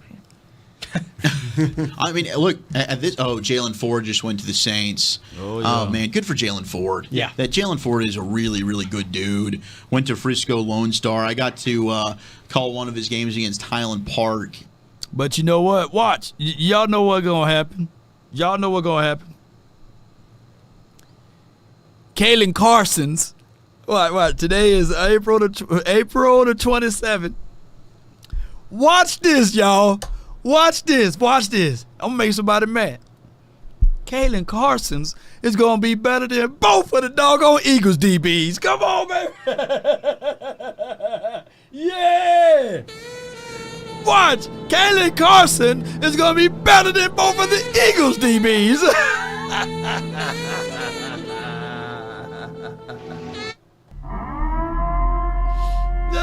They can come closer than close. Yeah. You heard it first here. Original, they never will be. Does it better? They can come closer than close. Yeah. Original, they never will be. Oh my God. Put that sip. Does it better? They can come closer than close. Watch this. Original, they never will be. Oh my gosh, man. Kalen Carson's. Hey, watch, man. He gonna be better than the Washington DBs. He gonna be better than the doggone Josh DBs. And y'all laughing at me now. We'll see who get the last laugh, man. Hey, they be like, who is Bland? Deron Bland. And then they start looking at, damn, Deron Bland is just catching all of this stuff, man. One question, Law. Who is our RB1 in Dallas? This Cowboys Club TV, man. You full court pressing me, man.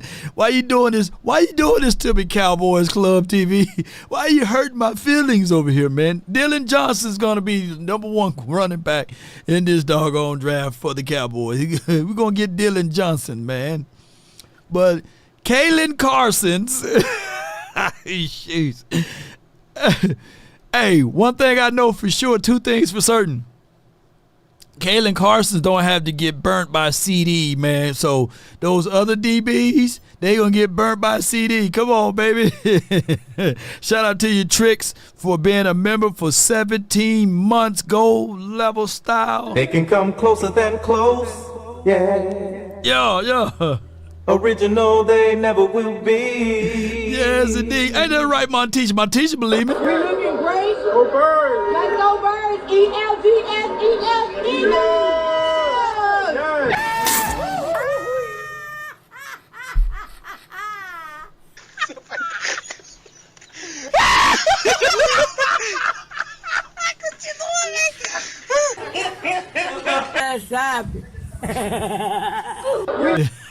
Jeez. Oh my goodness, man. When our next pick is, man. Swayze for the 908, man. What you thinking about it, man? What you thinking about, bro? What I think about the pick is that I think that we're rebuilding. It's a rebuild pick. It wasn't exactly what we needed at the time. I think we could have went. I think Brandon Rice or Brandon Rice. We probably could still get Rice. Yeah, Brandon Rice would have been nice. Brandon Rice is not going to fall. I think he's going to get picked up in the early 6th round or so. Mm-hmm. Yeah, I just think overall, like, this whole draft has just been rebuilding. I think Jerry Jones is telling you the opposite in what he's trying to do. He thinks we're all stupid, right? Like, he thinks that what I say, you guys are just going to go with because I had you in the line for the last 3 years. So I'm going to say all in, but in all actuality, what we're doing is the opposite of all in. We're actually going to rebuild. We're actually going to look. We're actually, first of all, I think if Jordan Travis didn't get picked up by the Jets a couple of spots before us, I think we probably would have drafted Jordan Travis. Because the reason why he fell in his projection was in the 5th or 6th rounds because he had a season-ending injury at the end of the college football season. And I think that I think he's better than J.J. McCarthy, but he just got injured. So that would have been a good pickup. Huh? I said, oh, wow. Keep going. Mm-hmm. I also think that, because I mentioned the 2nd and 3rd, 4th round picks, like those 2nd, 3rd, 4th round picks, it kind of remind me of the 2011 draft. Like the 2011 draft was a good draft pick, but those drafts, those were players that was 2 to 3 years down the line of what we wanted. Like those players was like like DeMarco Murray wasn't DeMarco Murray until 2014, 2013. Yeah, 13. 13 when they realized, okay, he can really run like that, and he stayed healthy. And what he did against those Rams, yeah. It started in 13 and then 14, and then they got rid of him. Yeah. Yeah, and the linebacker that we got from Notre Dame, because I watch college football, he is not ready yet. He's not a plug-in player. He's not someone that you just, you're a starting linebacker. You're going to be, you know what I'm saying? Like he needs. He has trouble reading offenses. Like I watched him in Notre Dame. Like he has great athleticism, but I don't necessarily think in terms of him like knowing like the knowledge, the IQ of the game. He's not there yet. It's going to take him a couple of years. The defensive edge that we picked up in the 2nd round, he had 5 sacks in college. I watched him in Western Kentucky because I'm a sports bettor, so I watched him in Western Kentucky. He's decent. He's someone that you're not going to see return an investment in another 2 to 3 years. The only one that, I guess you could talk about the guard. The guard's okay, but they talking about plugging him at center. That's a whole different position. I think that he's our insurance when Zach Martin retires after this year, which is a lot of smoke behind Zach Martin retiring after the 2024 season. He always said he only wanted to play 10 years. This is his 10th season. I think that's where we're headed at. I think that's where we're headed at. I just think overall this draft was a rebuilding draft. It's nothing in this draft that you can say, we can plug them in, and they're going to be they're going to be an All-Pro this year, or they're going to be a decent starter this year. These are 2026 projected starters, 2025 projected starters. What do you think about that? Hey, man, for the future aspect of it, I can see where you are looking at it and looking at it deeply. But all I can say is, bro, hey, let's see, man. Let's see what this these next, we got 3 more picks, and then I can't wait to see how everything kind of flow from there.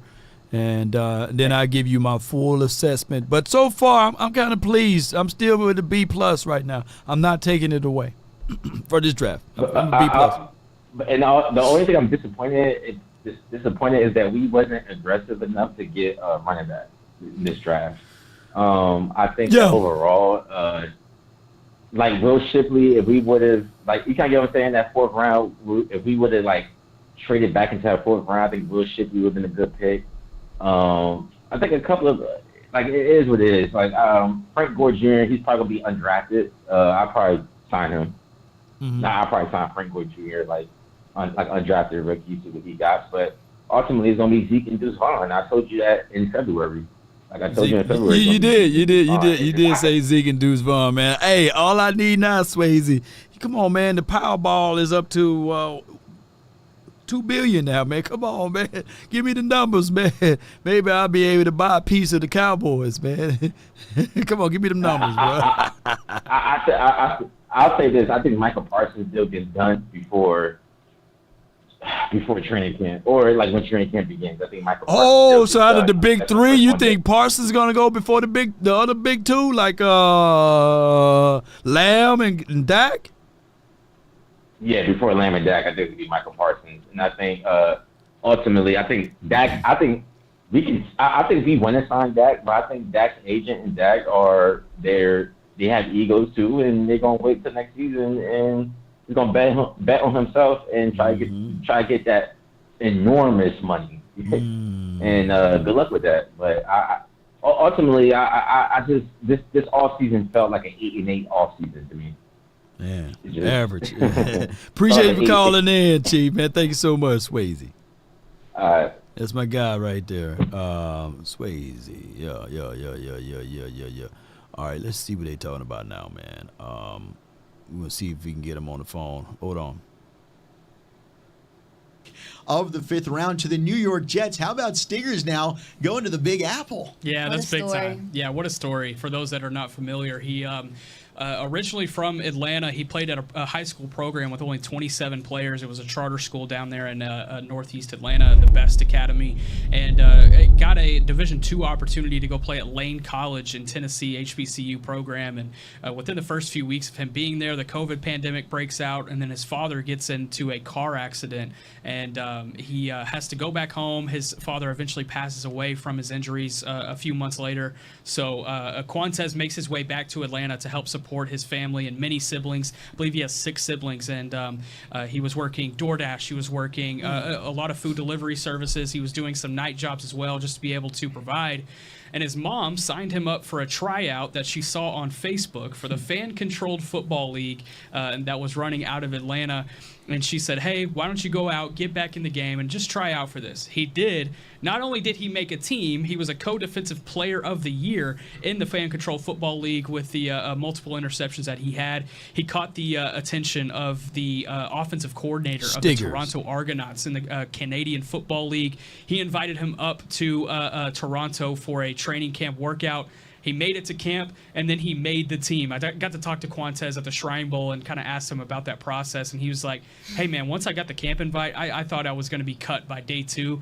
Well, by day 2, he had 5 interceptions against the number 1 or the first-string offense, and he was getting run with the 2s. Not only did he end up starting for the Argonauts last season, but he ended up being the defensive rookie of the year in the Canadian Football League with his 5 interceptions, 50-plus tackles.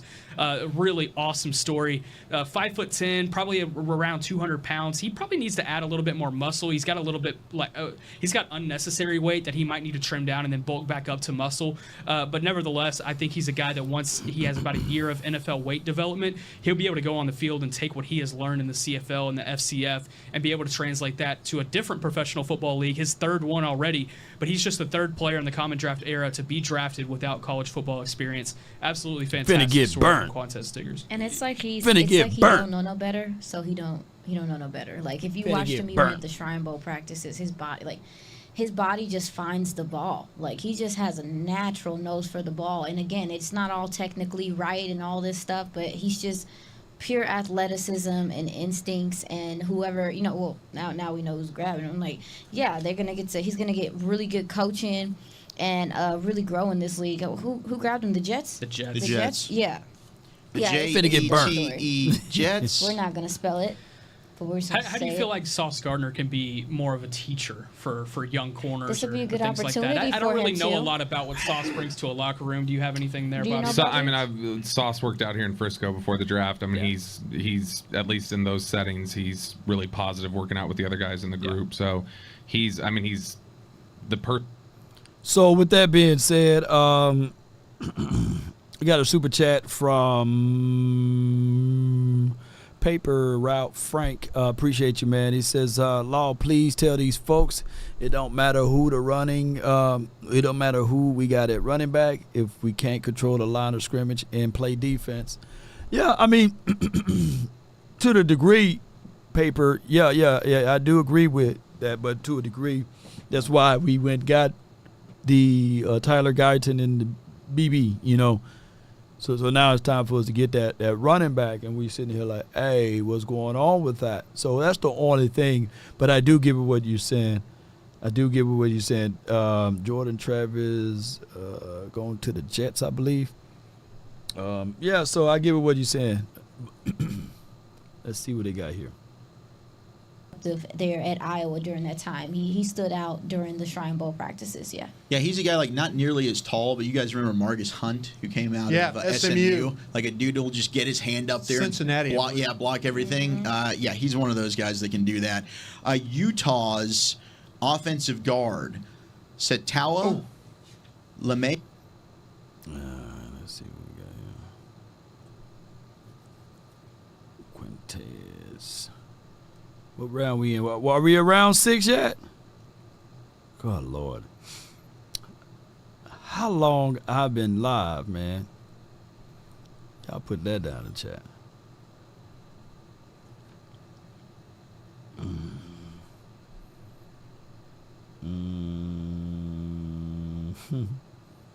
Took the kids to the prom. Yeah. All right, so 4 hours. Okay, 4 hours. Okay, good. All right, boom. It's going to be a long live stream. All right, so I got a Twitter message. And it states, Jerry Jones said Ezekiel Elliott could still be a run RB1 in the NFL last night. So there you go. There you go. Yep. Yeah, absolutely. I'm thrilled for him. Maybe they'll circle back and take the quarterback Michael Pratt eventually. And just go ahead and load up on the Tulane waves, this huh? point. This guy's a good player, though. No, He's a he wide is. That's receiver. happened. Yeah. 5'9", 188. Go ahead and tell me about him, What are Brian. you talking about? Oh, yeah, go ahead. Or Aisha. Yeah, Aisha, go for it. No, This you is your talk guy. about the top end speed and some of the things he's able to do. You see his size and how fast he is. You think, okay, he can't take a punch. Nah, man. He will extend, get knocked in the mouth, and get back up. He has a patience in his route running that I think he can really grow as a route runner. But even so, again, he has value as a returner as well. He can stop on a dime. His hands are pretty strong, even though he's not that big. The contested catches are something that maybe you want him to work on, but the route running is refined enough for him to do what he wants to do. He freestyles a bit sometimes too. This is a fun player. If I'm not mistaken, this is Ed Reed's nephew as well. Yes. Wow. Yeah. Wow. A lot of pedigree in this draft. Yes. Oh, yeah, that's one thing. We haven't talked about it as much, but that was one thing I was thinking. Every time we were talking about a player, I always have to the side, Oh, my goodness. if they're a legacy or something. There's a lot of You legacy. kidding me? Darius Muasau out of UCLA going to the Giants. The Yeah. Giants need to stop doing this. I'm getting really irritated with them taking players I think that it's we the like. division in itself. Like, Darius Muasau, 6'1", 230, out of UCLA, led them in tackles, defensive MVP of their bowl game. He's a transfer from Hawaii. He's got 5 brothers. And to me, he's like a throwback, chase and rally, read and react type linebacker. Super strong hands to shed blocks, awareness in zone, blitzes, tackles everything, can rally from the backside. He's relentless in his pursuit, high football IQ. He's short, right? So that's probably why he's available here. But, sometimes, yes, I think the size also, when he's trying to get through the trash, that can be an issue for him. But I really loved his anticipation. I was a big fan of Darius Muasau. What did you guys think? I think you got him absolutely right, man. You watch him play, it seemed like to me those opportunities that he got, the bigger the opportunity, the bigger that this guy played. And I'm surprised, to be honest with you, that he's really lasted this long. I think That's fair. there's some really, really good instinctual traits about the player. And so the Giants, when the Giants I think are having a pretty good draft, but he's trying to this guy's a Plus 5-year rushing yards player, each of the last so 2 he's seen seasons. a He's lot of pushing snaps this 1,600 day, in and I 2023. think. Yeah, let me see. I'm doing some things right here.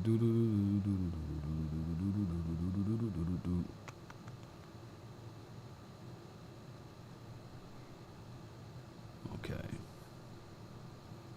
Just double checking, y'all. I mean, the only linebackers left that I think makes sense. The only one really left that pops to me is John Trey Hunter. Curtis Jacobs?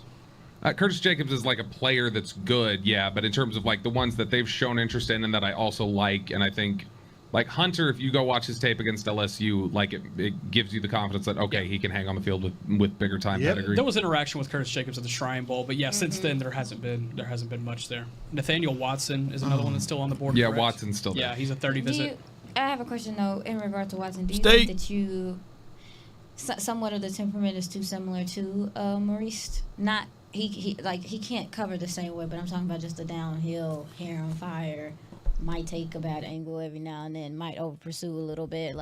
See, I felt like he was. I was comfortable with what he brought from a downhill perspective, but not from the coverage perspective. So it's kind of the flip flop there. No. Yeah, and I get that. I'm just saying from the. I just was, like physicality. It's a lot of the same person. I will say it seems as though one common theme I think with all of these guys that the Cowboys have taken: Guyton, Neeland, Cooper Beebe, Maris Leofold, Kalen Carson now. Physicality, yes, in the way all of these guys play. Yeah. They definitely want to. It seems like they said it. They want tone-setting guys, and you can tell by this draft so far that that's something that's important to them because they probably just tired of getting hit in the mouth in these games. Miami, again. We could just continue to. The Dolphins are like, what? They take a good player here, and that's a 4th round guy on my board. Yeah, I agree. That was a top 100 player for me, top 85 player for me. Malik Washington, the wide receiver, I had a 4th on him too. Out of Virginia. He ends up going to the Miami Dolphins here. How many receivers do they need? I know. Transfer from Northwestern. He also lettered in track in high school. Claimed a national state title in the 4x100 meter relay. So the track team continues there with the Miami Dolphins, doesn't it? But I think, primary slot receiver, used in motion a ton. He's got added return value on special teams. I think he's just got a natural feel for where to find the hole in zone coverage, can sit down. He's tough to bring down in the open field. He's a willing blocker along the edge for a smaller receiver. Exceptional contact balance, reliable hands. I was a big fan of this guy. I think he's really good over the middle of the field, working on crossing routes, playmaker with the ball in his hands, consistent route runner, can get separation. He's got some twitchiness to him. I think that's a great pick for the Miami Dolphins with Malik Washington. Yeah, first team All ACC guy. The production was so awesome last year for the Cavaliers, and even in a season, it's for a team at this point that has not been super successful in the ACC, but he was the consistent guy time after time. And I think him as a slot weapon. Let's think about it: Jalen Waddle, Tyreek Hill. Cedric Wilson still with the Dolphins as well, correct? Wilson left this offseason. That's right. He signed with somebody else. I think we were actually going through that You got a Braxton day. Berrios, but I mean the speed, the production. It's funny because Malik Washington's a 4.47 guy, and he's going to join a receiver room where he might be the slowest one in there. Yeah, I know. It's really fascinating. Maybe this is a guy too that can handle most of the returning abilities too. If they feel like Berrios maybe didn't bring a whole lot, because I know that they didn't want Tyreek to do that. They want Tyreek to be able to be a guy that can take on the offensive load and not have to worry about the return. Johnny Wilson, Eagles. Wow, Johnny Wilson from Florida State going Harold to the Carmichael. Eagles. Okay, yeah. Why don't you go ahead and talk to us a little bit about that? Because you're right. You brought up the Colin Johnson, probably the last receiver taken that high, but the Eagles do have a history with that. They do, and it's funny because you start to talk about the great history of tall wide receivers. You have to start really with Harold Carmichael and with the Philadelphia Eagles. I think the thing with Wilson that's fascinating to him, of course, is his ability to make plays down the field. I think that's something for somebody that tall that he found a way to make plays. You're always kind of thinking his underneath stuff is really, really, really good. But down the field, I felt like that he found a way. He didn't have a lot of receptions as a go receiver, but his ability to make plays as a receiver underneath, I think, too, was something that was pretty impressive for how tall that he is for a receiver. It just takes a long time for him to get going. He did surprise me with that 4.11 short shuttle at the combine. So you do see a little of initial quickness, but, you start to talk about tall wide receivers again.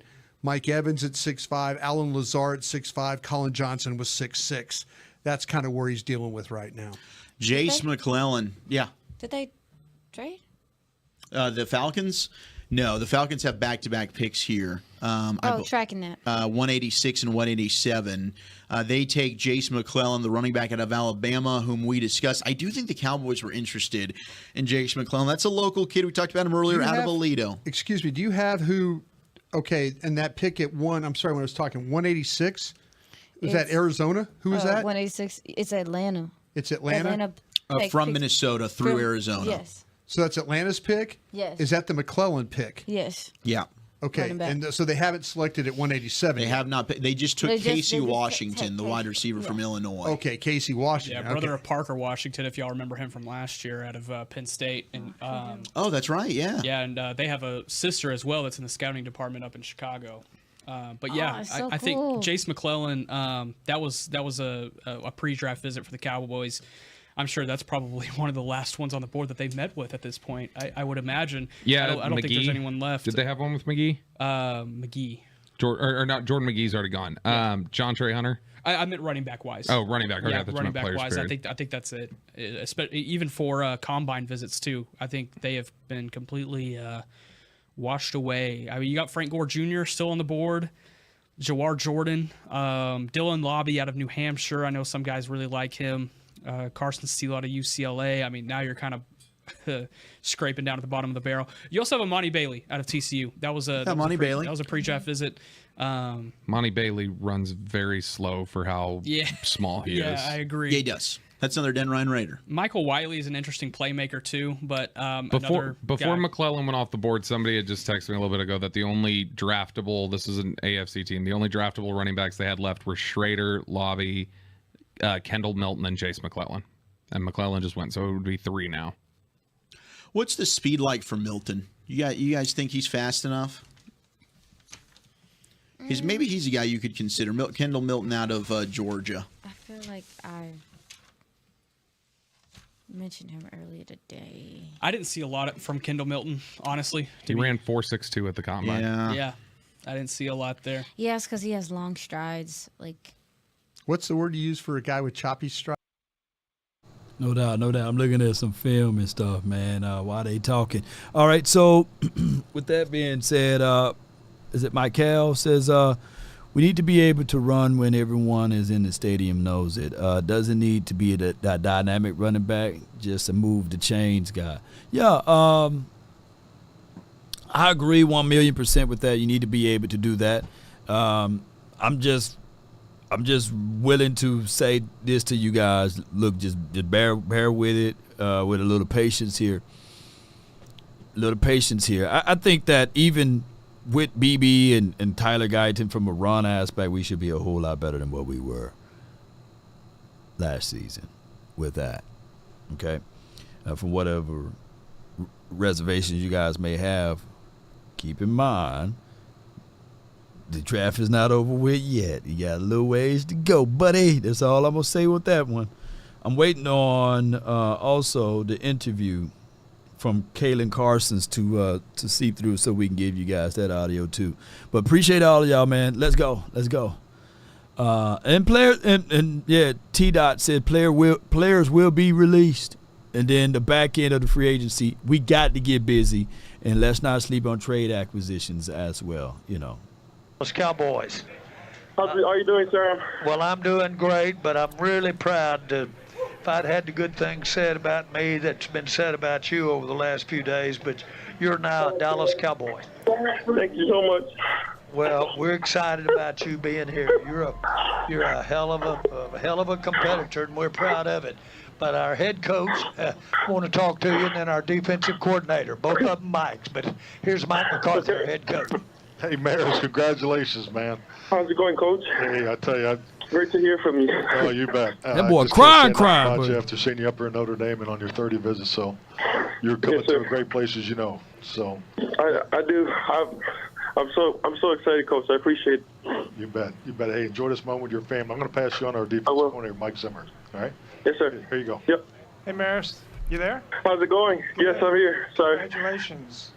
Thank you so much. You sold me when you told me what everybody on the defense was doing when you were here. Thank you. I appreciate it. Yeah, man, I had a great time. Yeah. Well, you're going to have a better time now. Yep. No, for sure. All right. Congratulations. Yep. Here, Thank you so much. I appreciate it. I'm giving back to Mr. Jones. Okay. But Maris, again, yes, sir. Enjoy this moment, but we are so proud to have you. Thank you so much. I'm so excited. I can't wait to be there. Good. Let's hand it over here. All right. Marist. Hello, how's it going? Marist. Coach Scott here. How you doing? I'm doing great. We got your back, man.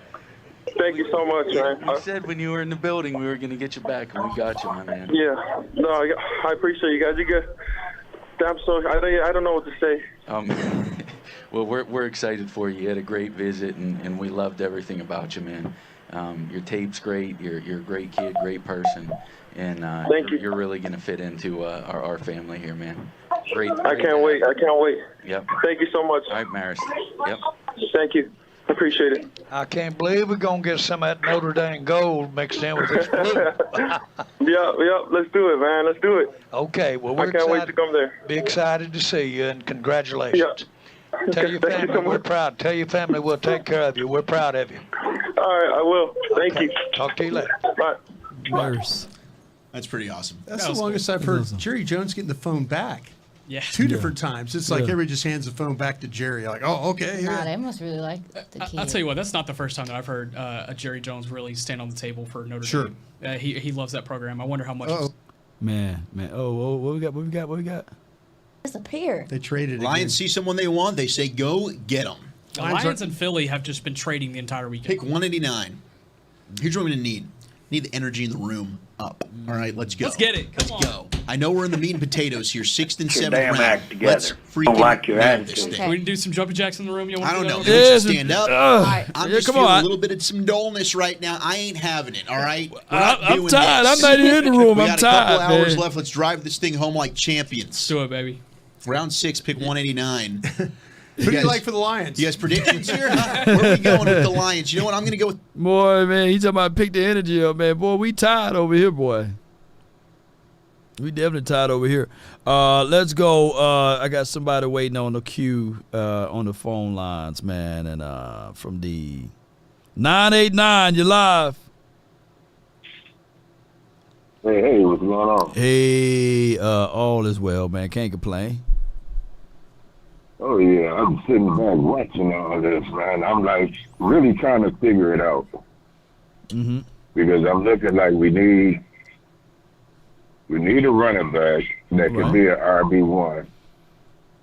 We let, like, what, 4 get away? We did. And I'm talking about who's really left that's going to be worth even getting, even though we got Zeke. Zeke is Zeke. And I know I heard him say something about he could be an RB1. To me, Zeke is going to be like an RB2 or a goal line back. Jerry said he could be an RB1.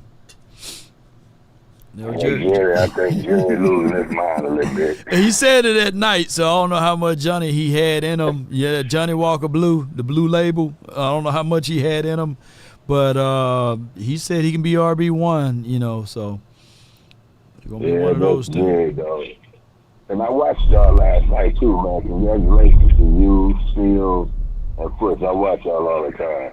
Man, appreciate that, dog. Appreciate that. Y'all my go-to.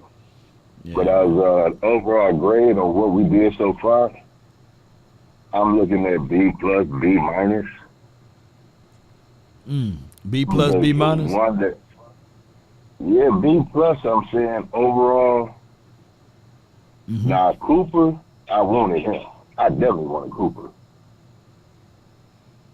Yeah. How you say his name? Marshawn? Keelan? Yeah, Keelan. Yeah. I'm not really familiar with him, but I watched some of his film. Seems like he's gonna be good.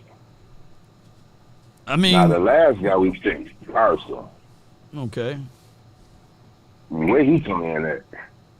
Well, I think that, you know, what JP was said when he had, not JPJ, but JP, when he called in, he was telling us, or he was telling me that, hey, he had concerns with secondary.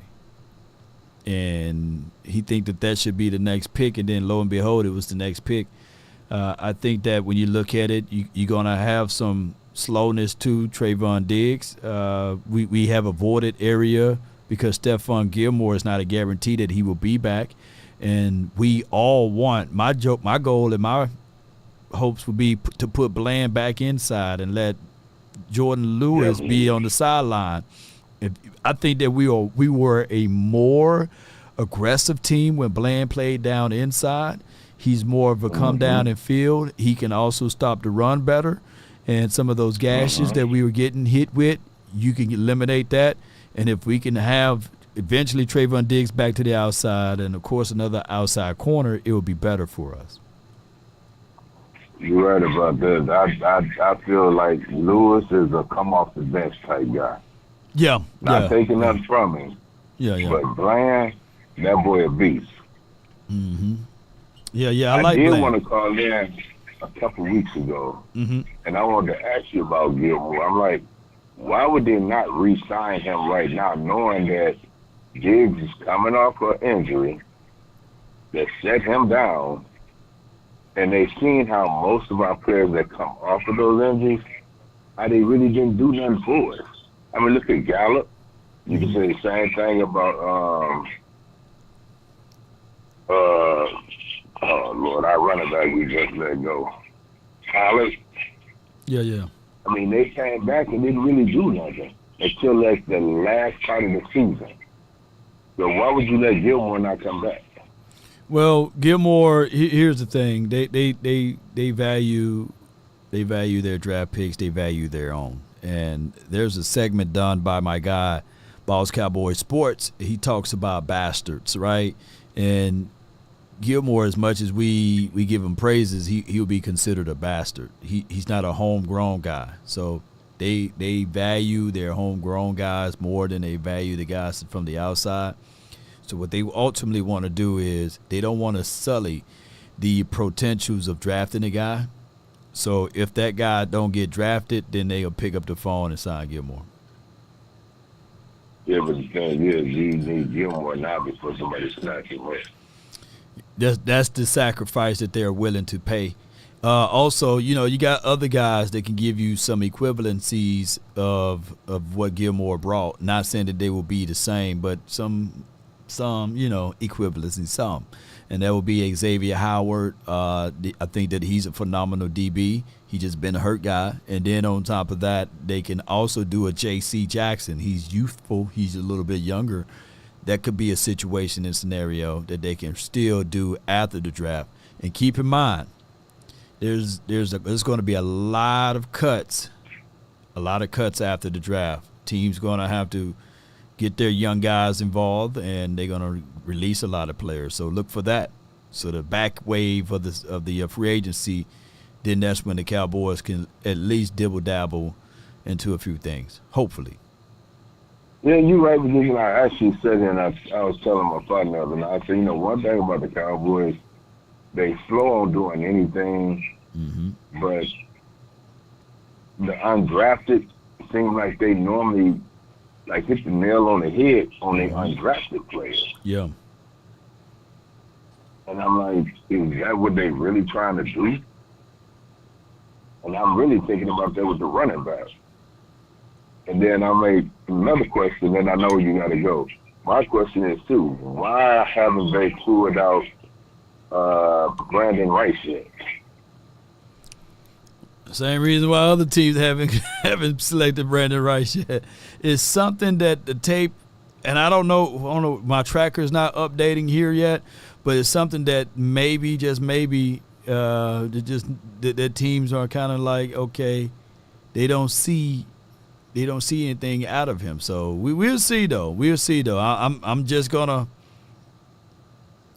stay steadfast and see when the 2016 selection, that's our next pick, who is going to be. But I'm quite sure, if not, I think that the 49ers, if Braden Rice is there, I think the 49ers will pick him right before us, though, because they got a spot right ahead of us. And see, that's what I'm thinking. I'm like, somebody gonna choose him, but I've been trying to pull up stuff myself. Right. See, like, okay, why is he falling like he's falling? Because if you see his tape, you see how he did at the combine, I'm not getting it. Well, hey, man. Yeah, hey, it's right around the corner, man. We'll see.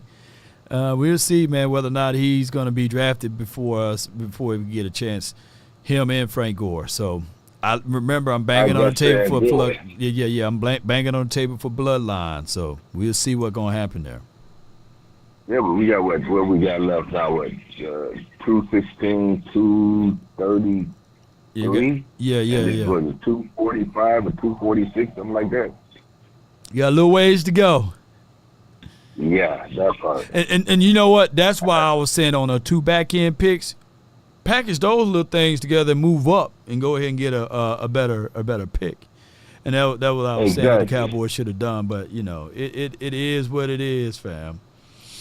Because if you package up the last 2, what is it, 233, 240 something, and move up, you still might have a chance to get a decent, you'll say decent running back, but I guess in my mind, you ain't really gave Dak nothing yet. Oh, as far as weaponry? As far as weapons, yeah. In their mind, they're paying $10 million. They're paying $10 million to Brandon Cooks. He's a veteran wide receiver. They're paying $17.5 million, close to $18 million for Lamb. And then you got an up-and-coming, promising featured tight end. So in their minds, that's enough weapons for Dak Prescott there. And come on, man. In their mind, I'm speaking from the Cowboys' mind, front office. He got enough. They got a 3rd-round draft pick out of Jalen Tolbert, and they got a guy that can run a 4.2. Yeah. But that's just how they thinking. They saying to Dak, you got you enough weapons, man. You got to make it do what it do. That's how it goes. You know what? I'm kind of like my boy Dak Attack. I'm feeling it's like I don't get what you're doing when it comes to Dak, because Dak has proven everything that he needs to prove to you. It's not Dak's fault that we fail like we fail when it comes to the playoffs. 90% of that falls on our defense. Last year fell on Dan Quinn. And I say that about him because he had us running zone. We ain't ran zone since I don't know when. And you wouldn't improve it, you didn't move it up, you didn't change it. Yeah. And in my head, dude, you already knew 2 months ago what you was going to do so you can get up out of there and get to Washington. Because if you would have kept going in that playoff game, you already knew that job was going to be going. Yeah. So you had to do what you had to do to get there. You're right. You're right on the money with and it. That's why I feel like they playing with that, because there's not one. Everybody say what they want to say about Dak. But I'm like Dak Attack. Wherever Dak go, I'm following Dak. Cowboys going to be my Cowboys. But Dak will always be my number 1 quarterback in the NFL. No doubt, man. Dak has proven himself. Yeah. And the other 31 teams in the league, I don't care if you got Patrick Mahomes or who you got. You still gonna try to get Dak. Because y'all know what Dak is worth. And Dak gonna get paid one way or the other. No doubt, man. Appreciate you for calling in, man. Who I'm speaking with, man? Who I'm speaking with? Oh, this Jerome, man. But I usually go by Romey Lover, but it's Jerome. Mr. Rome, okay. Appreciate you, man. Thank you so much for calling in, Chief. Good call from you. Oh, yeah, like I said, dog, I appreciate y'all. Love y'all. Keep doing what they're doing. God bless y'all, bro, from the heart. Most certainly, man. Thank you, man. You have a good one, okay? All right, you too. Yes, indeed, man. All the way from Michigan calling in. The 989. I get what he's saying, and from the Jones mind, they it's all we got right here. We all in. We all in with CeeDee Lamb. Although we're not paying him yet, we in with him, and we end with what's move Brandon Cooks and Jalen Tolbert. That should be enough. That's all the weapons he need. And we're going to give Martavius Bryant. That's all the weapons he need. He don't need no more weapons, man, from their mindset. And we don't need no more weapons. We go Dido, baby. We're going to win the Super Bowl. Come on. We're going to win the Super Bowl with those boys. We just needed to protect the front. And watch how that all goes down. Was it Jerome Prescott? Y'all wrong. Dak has more weapons than Mahomes. You out of your game. All right, so who's better than Travis Kelce?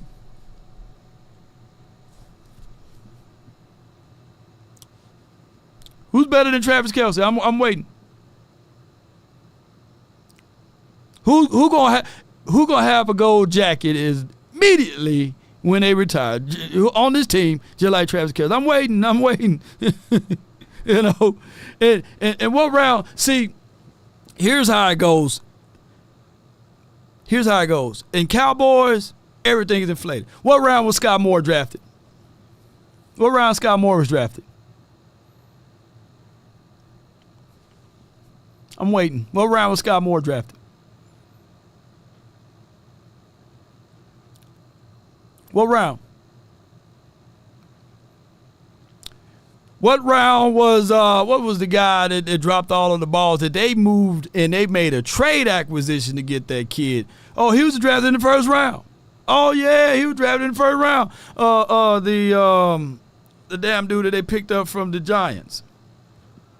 Yeah.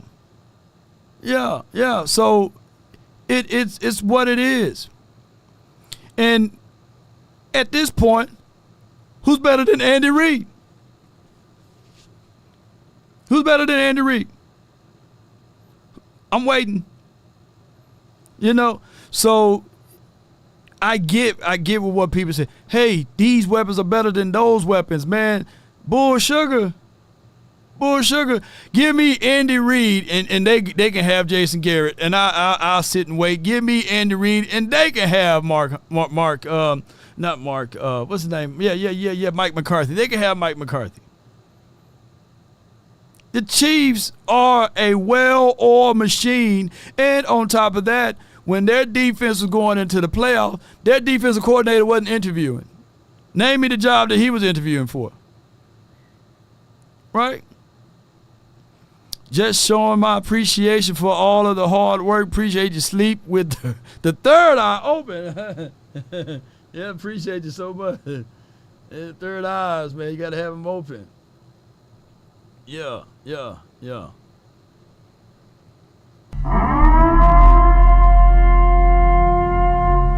It says Scott Moore ain't good. They can say Scott Moore ain't good, but in Cowboy land, oh man, hey man, the Cowboys got a second round wide receiver, man. He's supposed to be good, man. Oh man, see, the price will be inflated here, over there get deflated. When they wouldn't pick back up Mecole Hardman, hey, they went and got speed. So that's just how that goes. Andy Reid is a great coach. So that's just how it goes, and I forgot to do. Sleep with the third eye open $10. Just showing my appreciation for all of your hard work. DC4L. Yes, appreciate you so much. 24/7 says, it's been a while, Law. A woman in my life. The only flaws is that she is a ELGSLE fan. Anyway, is it true about Zeke? It's true, man. Not going to give out the name of a trainer that's in Dallas. Just was following up with you about the conversation we had last night. But I'm most waiting for the official release, of course. But I can't confirm. But it will be a breaking story. Some arguing that they are willing to wait after the draft. But hey, just keep in mind, he will be signing with the Cowboys. I can't give the resources, can't give my sources away, but that person got a picture of them with Zeke, and they don't have no reason to lie, to kick it. So Zeke gonna be back. Yeah. And Gail can post some stuff out there. But I get the back and forwardness, But he gonna be here, man. He gonna be here, even if it's just even a merely of a camp body or what have you, however you want to look at it. 972, you live. Hey, how you doing? What's good with you? What's up, Law? Not much. Trying to figure it out. Bro. Trying to figure. We rebuilding. And my question is, what's the running back from Memphis? Can we get that guy? I think his name is Watson. Did he get drafted yet? So say again. Come on. Watson from Memphis. Nathaniel Watson or Blake Watson? I didn't know his last name was Watson, number 4. Oh, the running back. Yeah. I wouldn't get Zeke back. I mean, you be tiptoeing. No, but I mean, I'm not Jerry Jones. Jerry Jones team. We need a running back. You know what I'm saying? Mm-hmm. We need a running back, brother. We did good on our draft pick, though. That dude from the guy from Oklahoma. He remind me of Flozell Adams. He just, probably more athletic. So I think the pick. Flozell Adams wasn't sorry, but he was good, So we can use him, and then the linebacker from Notre Dame. He reminded me of that wing, and he's just a skinnier version of him. But he can, once he learned the schemes, he can be good. That's good. We got the defensive back. The last pick we just got, Beebe, he's probably gonna be good. So we had a great draft. We just need a running back. I go get Rice too. If he's available, man. I mean, we got I don't know if tons of picks way ahead of us, man, and it looks like if he's any good, he'll be gone by the time he get to this 216 spot. Yeah. It's like everybody got multiple picks, and we only got like 7. I mean, we got a gang of picks for next season, though, for our compensatory picks. We got a gang of them. It's just that this season, man, we raised the blade thin. We don't have a 4th-round draft pick, and we were picked late in the 5th, and then we got a medium pick in the 6th, so it's kind of crazy. That 4th round would have been good. We should have had. We could have got a running back. A lot of good running backs went in the 4th round. What's his name? Wright and Irvin. They gone in the 4th round. Them 2 good running backs. We gotta make some more moves. But they did good though compared to what not doing no free agency work. They kind of made up in the Stephen Jones and all them made up on this draft. So I mean, I wouldn't go get Zeke though. I think he tiptoed. I don't think he's Zeke of what we used to have. I mean, I know he probably had a bargain price. I wouldn't bring him back. That's me.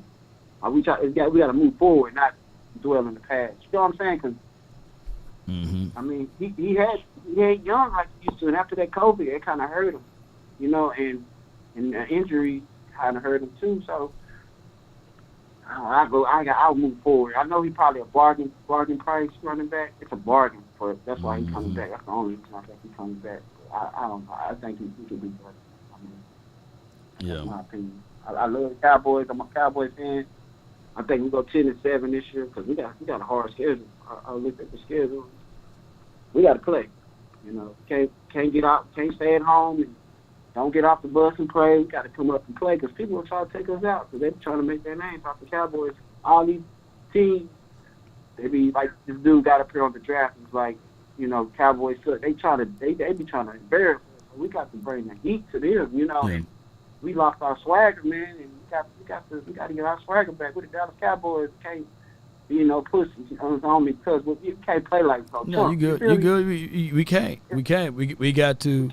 We got to play up to the level and kind of caliber of a winning team that we're supposed to be. Them players from the 90s and the 80s and the 70s are set the standard for the Cowboys. We just play below the standard. We gotta raise our game up. We gotta pick right, but we gotta get our money right, man. I like Dak Prescott. I hope he get out the legal trouble, and I hope he come to play. He got to give up some money too. I mean, we got to make it work so we all can be successful, not just. Yeah, we want the money. I know he broke his leg and he had went through some time. Yeah, you blessed. You know what I'm saying? In order to keep getting blessed, you have to give. So if you can take a little bit of money off, make everybody successful, and the ultimate goal is to get the ring. We got to do that. Prescott, Mike Parsons, CeeDee Lamb, all of them. I know everybody want to get paid. Who don't want to get paid, right? And they deserve to get paid. We got to make this thing work to be successful and get the ultimate goal. Yeah. The only thing is, let's say you're driving down the street, right? And you get pulled over by an officer, and you haven't been drinking, and you see the officer crack open a bottle of Hennessy, and they pour it all in your car, and they say, "Hey, you drinking and driving, right?" And they call you into the interrogation room, and they interrogate you, and then you say, hey, either you can defend yourself or you're going to ask for a lawyer. Which one you going to do? These days, I'll bring out my cell phone camera first. You're going to bring out evidence to support you, right? You're going to say, yeah, and then they take your cell phone and they smash it. Then what you going to do, right? And your best thing is to let your lawyer defend and protect you, right? Right. So these owners are those crooked cops, man. And I'm not just using this as an analogy, man. So at this time, I get it. You may say, okay, I'm going to take less so I can help out this and that. It don't work that way because those are billionaires on the other end. They are sharks. They are snakes, man. They are trying to always buy low to sell high. They are trying to get whatever best for them, not what's best for you. So you got to have a representatives in there to make sure you can get what's best for you. Because here's how it goes. The NFL stands for not for long. You worship, you praise one day, and then you hate it the next. Some people right now can't stand Michael Parsons. They hate him. But 2 years ago, they loved him, man. They loved the ground he walked on. But now they hate him, And he's the same person, same jovial kid. He just talked too much, right? Yeah. To the most. But he's still the same person at heart. You know where the hate come from, though, right? Where the hate come from not performing in the playoffs. They love you. When you win, everybody loves you. When you lose, right, you get the real fans. You know what I'm saying? So... But there's a problem. Yeah, there's a problem. It wasn't. Right. Was it his fault that he had to play on the edge, or was it the coaching fault that put him on the edge? I think it was coaching because he's a linebacker. He shouldn't be. He want to get DN money, but he's a linebacker, so he wanted to play the DN to get that big money. Play your natural position, and you'll shine and get the money. You know what I'm trying to say? Yeah. And that's why I say, man, last night it was like 3 or 4 o'clock in the morning. My little one said she want ice cream. No, you don't get it. It's too late or too early. It's too late. Yeah. So no got to be the vitamin too. And coaching staff, they can't bend to the player. And even though they want a certain thing, they got to have that discipline themselves to tell them no. And I don't think that's here in Dallas too. I think the dude for Washington, what's his name? The coach that went, our defense coach from last year. He kind of sabotaged us because he got rid of some players that we could have kept. There was some youth. He got rid of some youth and went and let his players play. So when he left, they went with him. It was kind of like. And then when we didn't win, he already knew he was gonna go to Washington. Well, he had I got a backup plan, so I'm gonna go over here and I can stick it to them. You know what I'm saying? So. That game against Washington, the two games gonna be a heated rivalry because that's a renewed rivalry because Dan Quinn was on some other stuff because he kept not taking the head coaching job, and then when he failed, he went to a rival. You know what I'm saying? So he kind of played both sides. Yeah. Most certainly. Yeah, man. I think. Go ahead. They just got to get some. Yeah, you got to get it, man. Appreciate you for calling in, Chief. Thank you, man. Bless you. All right. No doubt. It's crazy, man. Football is such a crazy thing, man. It's such a crazy thing because so many people want to just to add this and take out that. But let me see if we can.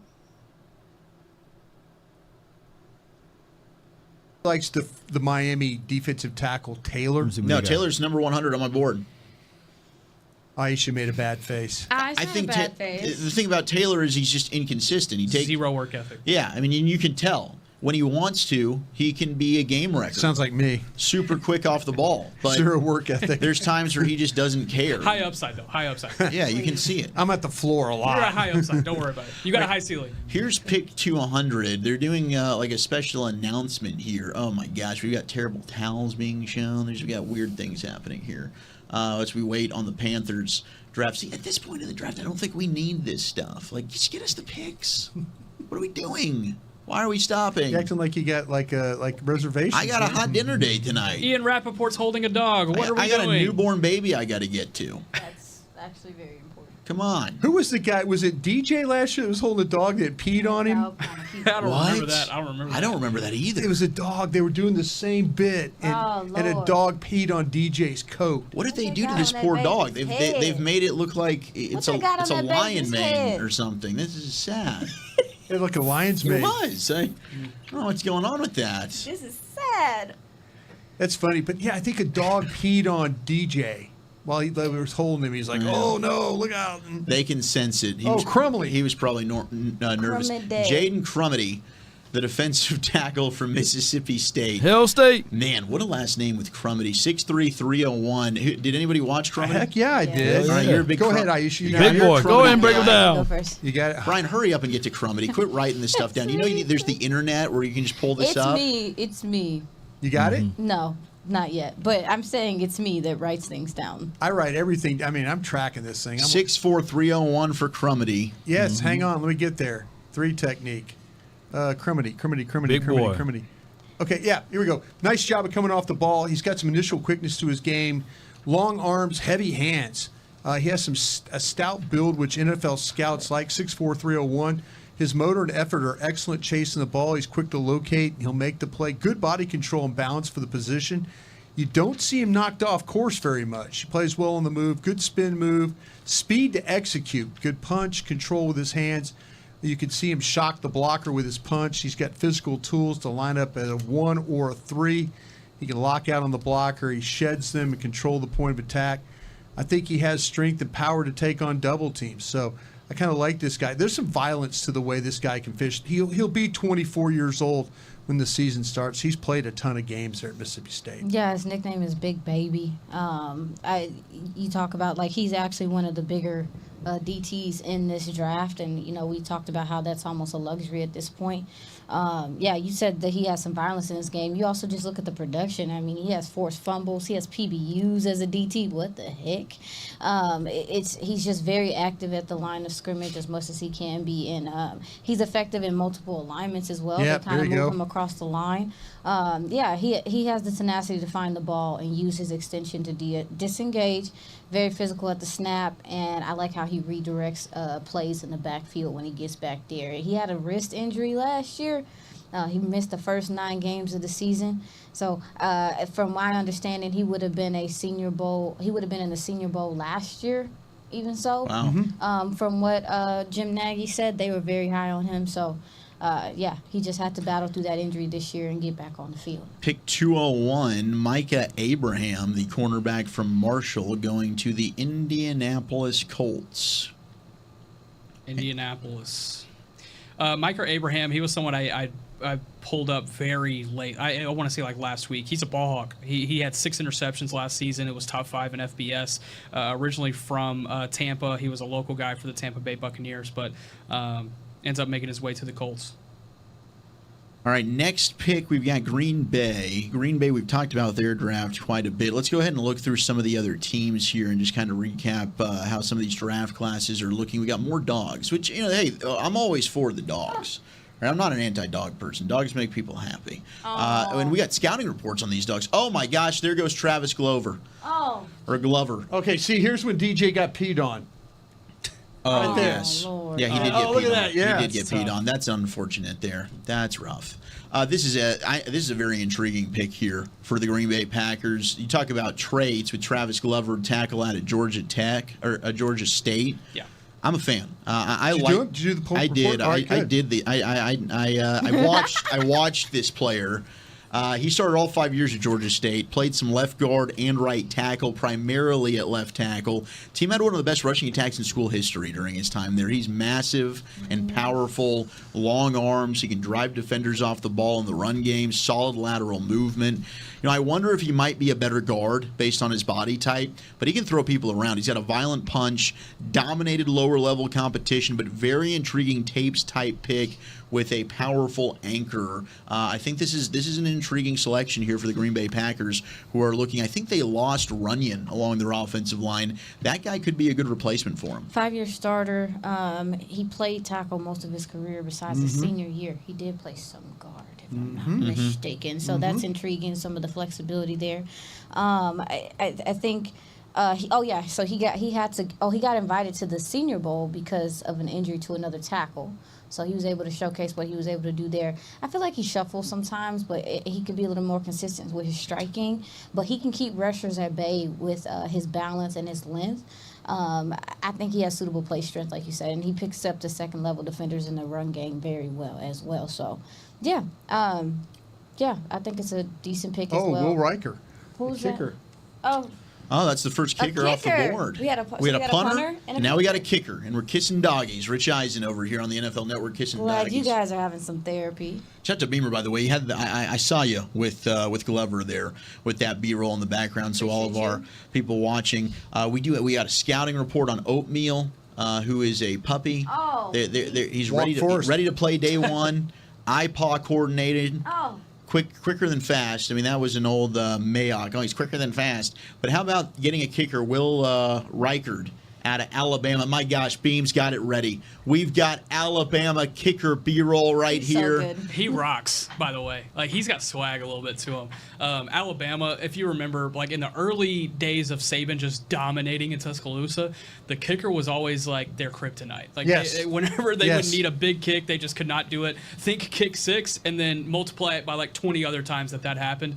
But Will Reichard, best kicker in Alabama history, hands down. Super productive, SEC Special Teams Player of the Year last year, and my goodness, he's got some swag to him. That's what I love most about him. Him kicking in a dome up in Minnesota and in a division where he'll be playing in Detroit in a dome. Here pretty soon, Chicago will have a dome. He could have a really good career up there in Minneapolis. Man, the last kicker I thought had some swagger. There were two. Dicker, the kicker. I don't know if he's still in the league or not. He is. He's with the Chargers. Yeah, he's been bouncing around. Hot Rod. And then who's Hot Rod? Rodrigo Blankenship. Okay, that's exactly who I was going with. Yeah, Rodrigo with the glasses and everything. I thought Rodrigo would be awesome, and unfortunately, that didn't work out for him with Indy. But hopefully, Will Reichard's a badass. Because I like a kicker with swag. They're usually. I mean, you got to spend a lot of time with the kickers in your long snapping days, Brian. Yeah. You guys hanging out? Nah, kind of a weird group. It's like you wouldn't hang out with them? No, hell no. No, it's like it's kind of like you get made fun of if you're hanging out with the kickers. Like, look at the leg sleeves. Come on. Yeah, you just snap it back there and hope they knock it through. Yeah, that's what you got. You should do your job. All right, guys, have a good day. Yeah, I did my job. Yeah. We're out of here. Oh man, it's very, very rare that you get a guy that's not a weirdo. Very, very, very rare. I don't think Brandon Aubrey's that strange. Okay. He's not strange. Maybe Brandon Aubrey is different. I will say this about the specialists here in Dallas. They are a very tight unit. They seem close. They are three peas in a pod. Trent Sig, Brian Anger, and Brandon Aubrey. I think I remember it was like Oxnard. Maybe it was last year. They're cruising around the golf cart together. I think we got a little video or something out of it. All I know is like when that kicking competition was going on, we were doing the break, our show from the tennis court, and we were right to the right about 5 feet of the goalpost, and those kickers couldn't that's a bad miss. Every day, probably 3-4 balls that were coming into that area while we were. Well, it got real bad. What was it, 2 years ago with the tech kid? Bless his heart. Yeah. Garibay, yeah. I'll never forget him burying that, what was it, 56-yard game winner? He's back in Arlington. Talk about like club in his hand? Yeah, talk about like birds of a feather because, I mean, Brandon Aubrey, he's a good kicker, but he was around these bad kickers. Baby. It was like it was rubbing off or something. Like, what's going on? Let's go Plano. He was like, let me separate myself so y'all don't think that I just can't kick around here. Because I was starting to clump them all together. I was like, you know what? I would have had it at like 25-1 odds that he would have had a season. I had no idea. Maybe even longer than that. Seriously, when the ball was flying over in our direction and like Ambar Garcia almost got hit like 3 times, we turn around and I'm like, this kicking battle ain't going the right. Funny. It ain't going the like Bones Fossil standing out there with his hands on his hips like. Oh damn! And you know what? Then they let the kicker go. They let the one guy go. Yeah, Vizcaino. They let him go, and the next thing you know, that guy couldn't miss. Yeah. It's just let weird. me stop playing. Yeah. Let me stop playing before I lose my job. All right, there's another pick. Tylen Grable, the UCF tackle, going to the Buffalo Bills. Nobody circles the wagons like the Buffalo Bills.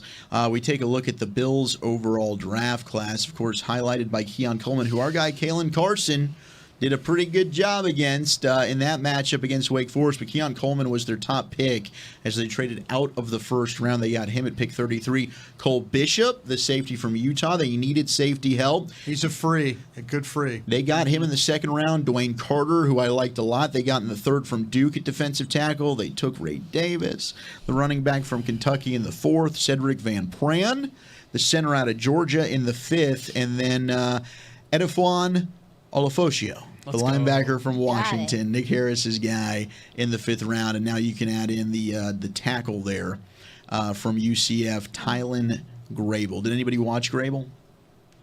Grable's a big body. 6'6", 306? Yeah, big body. He was kind of getting compared to, what's your boy out of Georgia State? Glover. Travis Glover, yeah. Glover. I don't know why I keep saying Glover. Yeah, but the Cowboys War Room came the traits were very similar there. Yeah. Here's the War Room. I guess it's coming, huh? Yeah, we're about 12 picks out. We're getting closer. No, Derek just told Beam to put it on. That's what the thing is. Well, that's fine with me. Hey, Mitchell Point's having a conversation. Is it 12? It's interesting. Like some of the guys that are still available, though, that are interesting. Yeah. I mean, Brendan Rice, that's surprising to me. I do love Jaheim Bell. I think he could be a fun player. Yeah. Bo Limmer, Mahogany. Did Mahogany ever go? No, There's no way, right? He still hasn't gone? He hasn't gone. Can I interest you on Deshaun Fenwick out of Oregon State, running back? Fenwick? Yeah. I can't say Sell me on a Fenwick. Yeah, I just think there's a little bit more juice there than compared to the rest of the guys. We're scraping the bottom of the barrel. Let me start with that. But he's got size, 6'2". He played at IMG. Yeah, I'm back, man. I was sitting here editing some stuff. All right, and then I got the 254. You live? Hey, y'all, nation. What's good? It's John. What's good with you, John? Talk to me, man. Good. I've been waiting on the phone for 4 hours. 4 hours, Lord, boy. Hey, jeez.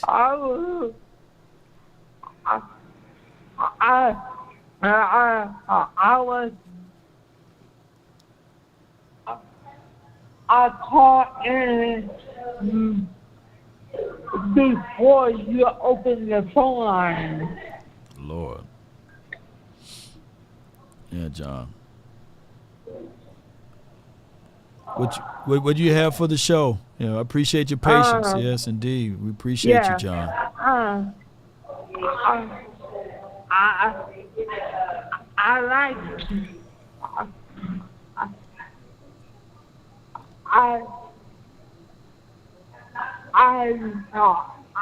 like what you did on where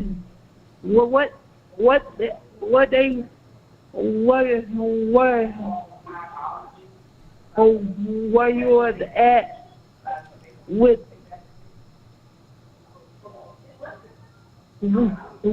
both Cowboys and OC and all the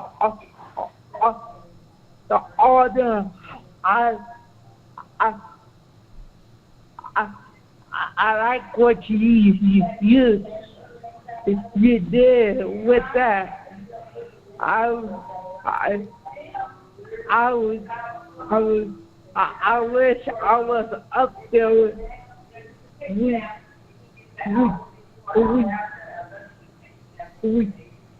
when y'all was doing that, and also I was looking at the draft pick, and I think they did a good job doing the draft pick for the Cowboys. Yeah, we did a great job, John. Especially, with the first round, we were able to trade back, and that's what made the second day a little bit more tolerable. By us being able to to at least have more picks than what we originally had, and now we see how valuable a fourth round draft pick is. But we did pick up an extra pick in the third round, which was really good. And about Zeke Elliott, I heard on the news in the news update. Hey John, I got to cut away. I got to listen to this interview of Carson's. They just finna pull it up right now. Appreciate you so much, John. Hold tight. Okay. Yes, indeed. All right. I can't have a running back with little stems for legs. I want a powerful lower body with my runner. I get what you're saying. No, I agree with Nick. Like, that was one thing that stuck out to me about him is the fact that, like, there were several times you'll watch him and you look at those legs and you look at his frame and dude, you're like, let's get some squats going. oh, you really just gonna run through this person right now? Yeah, he does play a little crazy like that. You mentioned the zone concept and the way you think he'll be good at. I think he'll be good at some outside zone. He captures the edge well as well. So yeah, I mean, I liked Gerard. I liked him. I think we talked about him earlier. This is a good. This is a good value for him to go. I had him in the 6. I mean, this is right around where I thought he would go. Nathaniel Watson going to the Browns, 6'2", 233. Oh, he's gonna fit in. The linebacker from Mississippi State. Yeah, I mean that was a recent. I guess I'll catfish with that. John, you're back. I guess I was catfish with that sneak. I thought it was what do they call it, secret audio from the Cowboys, but it wasn't. But keep going. What you got? I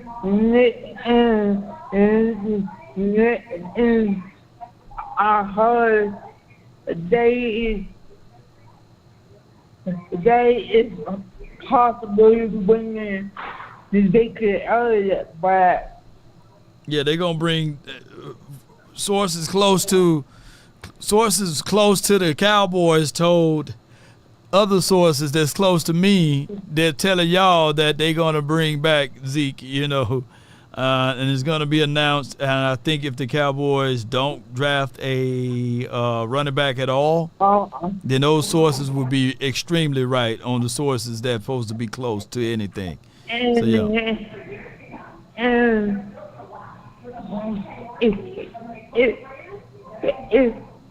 if they do bring Zeke Elliott back, we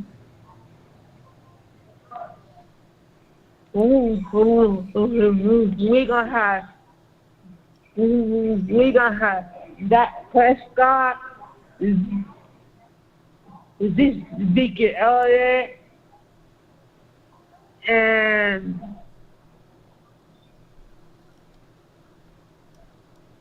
see the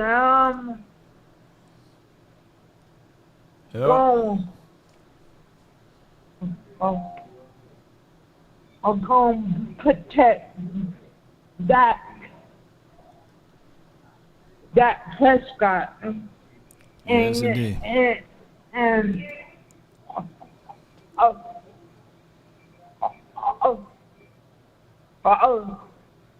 over the past 3 or 4 years, I've seen that Prescott was doing good with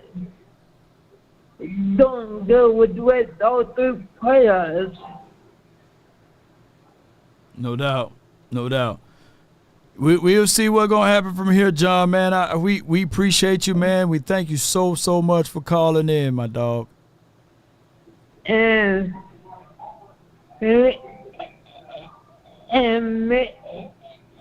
before I go, DC for life. No doubt. DC for life, man. Appreciate you, John. Thank you so much, man. Good call from you, my dog. Yes, indeed. All right. That's a good call from John, man. All right, next we have here from the 504. Get it in. 504, you're live on the Nation. Talk to me, man. This is Chris, New Orleans Law. Chris, Hey, Law. New Orleans. Yes, okay, sir. what's good with you, dog? Yeah, I'm I'm a die-hard Cowboy fan, Law. I'm just, I see the draft as a B minus, almost a C. I mean, I'm looking for the running back. Right now, I feel like there's no hope for the Cowboys to do anything, not even win the East. When I see the Giants and the Washington doing what they need to do, getting picks and doing what they need to do, it's like, I mean, I don't see no hope. I mean, I feel like I'm just a casual fan. I love my Cowboys. I ain't gonna change. I got some Cowboy stuff for my birthday on the 15th. My daughter got me some stuff, but it's like, man, I'm just fanning a flame that ain't gonna do nothing. That ain't gonna ignite. I'm disappointed in Jerry and his son. This is ridiculous. Ain't no way this should be like this. Man, you still giving them a passing grade, B minus, man. Hey, you ain't that bad on them, you know. You know what? They still passing. You're right. That's true, but I'm trying to figure out why they take that cornerback. You had other cornerbacks that are taller that were in the draft. But, I mean, I'm just a fan. I'm not the owner. Man, it's just killing me. Hey, Law, I wanted to ask you a question. Go ahead. Where did you get that cowboy hat with the cowboy on it?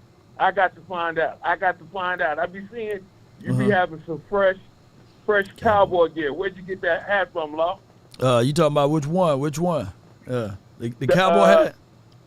Yeah, the cowboy hat, man. That look tight. Yeah. Patrice, she be in the chat.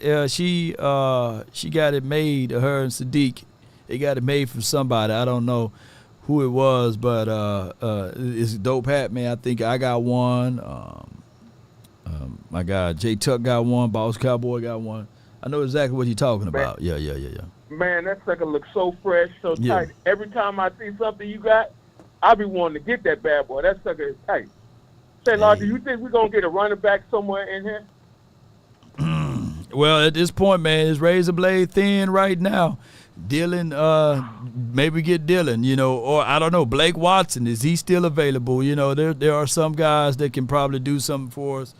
But, man, by me mentioning this, it seems like either Breeden Rice or something like that might go to the Cincinnati Bengals or even, dare I say, the 49ers. So all we can do is just sit back and wait, man, and see what can be for us at that spot. But I'm looking for a D tackle. Of course, we're looking for D tackle and a running back. Those are the next two choices there. I think wide receiver would be a luxury right now because of the fact of how things are. Jerry and them are killing me. They sending me to an early grave, man. They killing me, Lord. Man, just hey, step back, man. Take a walk around the park, man. Go walk outside. Let some of that vitamin D, man, that sun rays hit you, man. It'll make you feel better, bro. Hey, look, I'm glad they drafted my Oklahoma Sooner, Tyler Guyton. I'm happy about that, so I'm good to go. But thanks a lot. I appreciate it, man. You are doing an excellent job. Keep up the good work. And if you find out, tell Patrice to put that information on there if I want to try to get something from her, man. I appreciate that. Thanks a lot. No doubt, man. Appreciate you, man. You have a good one. Appreciate you. Yes, indeed. You want to get that hat? All right, so with that being said, come on back over here. Out the way, Law. Get out the way. Move. Get out the way. Get out the way. He says, my guy Dre be always on it. He says, Catboy waiting for the... He said, Catboy waiting for the draft. Undrafted free agencies. He ain't lying, man. They waiting for the undrafted free agent. That's how we be dancing, too. Because nobody better get ready for the undrafted free agency like the Cowboys. And that's just how it goes, man. Hopefully it'll be a situation for us, man. Yup. Undrafted free agency. Get the Memphis running back. All right, let's see what they talking about now. Is it Whittington?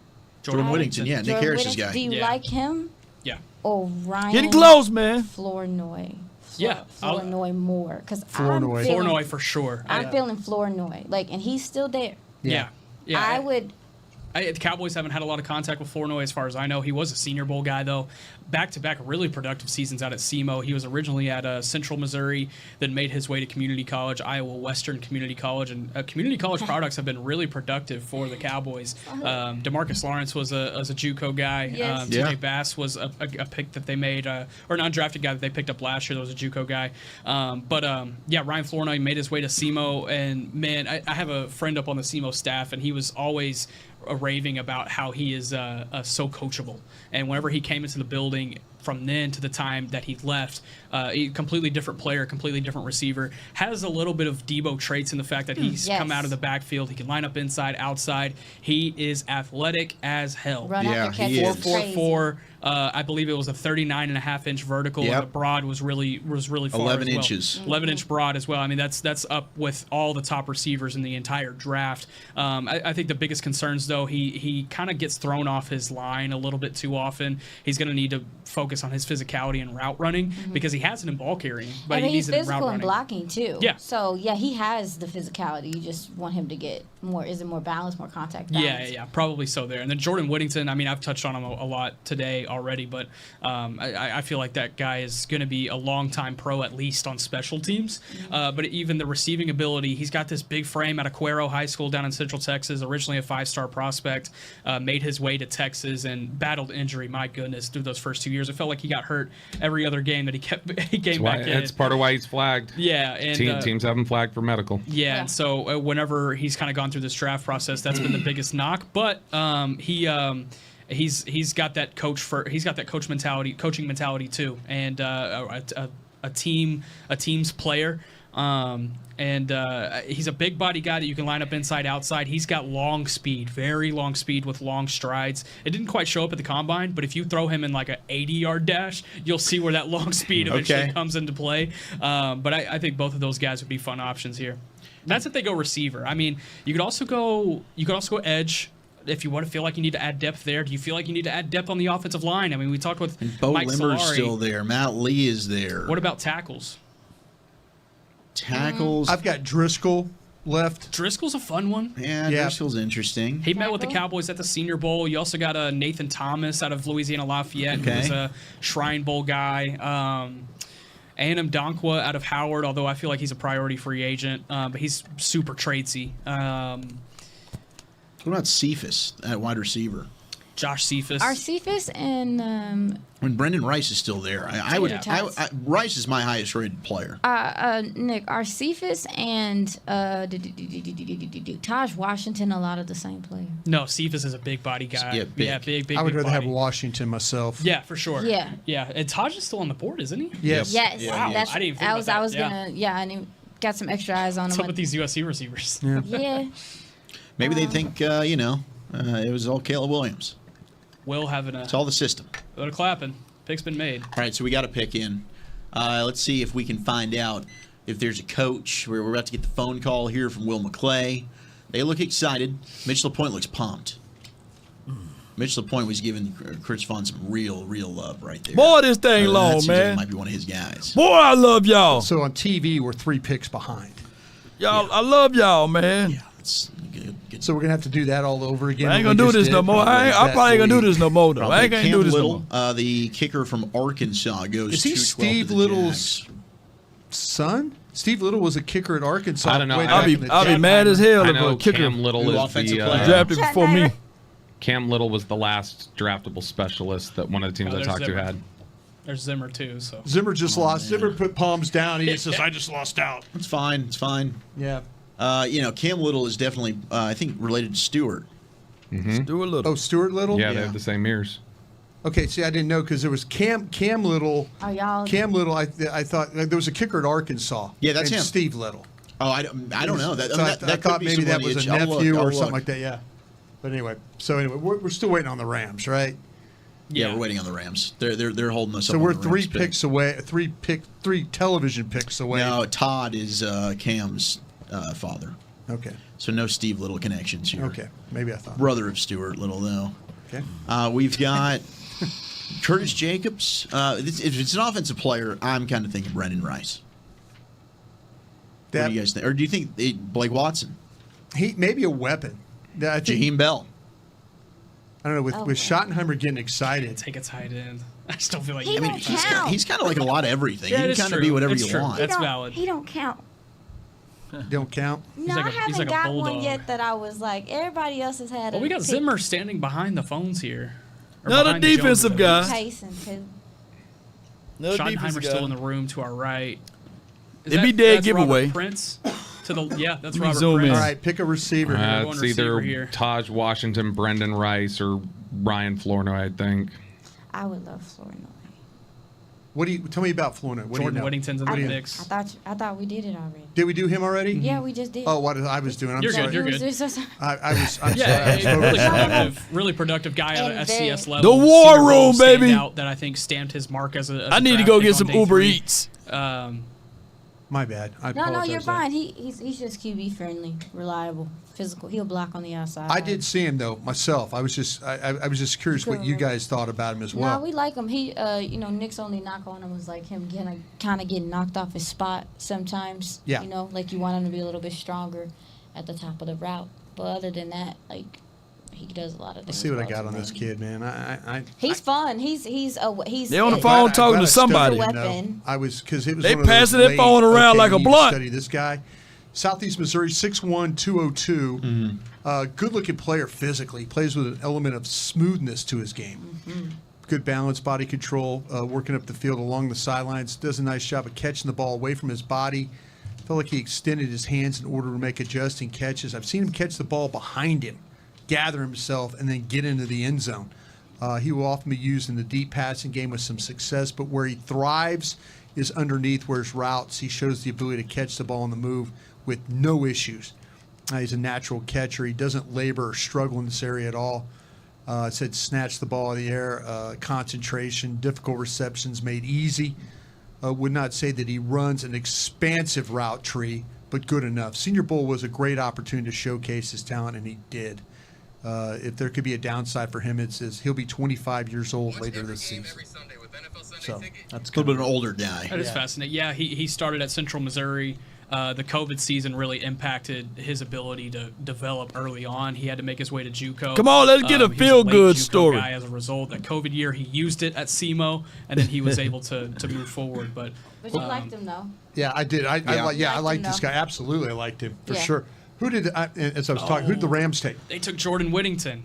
Rams took Jordan Whittington. Wow, All right, so now we got two more teams. From Texas to the Just we're Rams. That's a talking good pick about for the him. Rams. Gosh. The Rams did. Yeah, I like that pick for the Rams. Him and Cameron Dicker are really good friends too, so that's fun that they get to link back up. Yeah, he's a great slot receiver. I mean, you talk about we've mentioned the high school football a lot, but his state championship game at Cuero might be the best performance of all time. I think it was he had 250 plus receiving yards and Oh, 200 plus buddy. rushing yards and receiving yards. It was like a total of 450. It was unreal. He ran Texarkana Pleasant Grove out of the building. Yeah, he did by himself. I think he played both ways too in that game. He did. Yeah, played some safety too. Had a pick six. Yeah, he did. That's Yep. right. That's crazy. Yeah, Jordan Whittington. Good for him, man. Going to the Rams there, pick 213 in the 6th round. Bengals up next, followed by the 49ers and the Cowboys. Cowboys pick is in.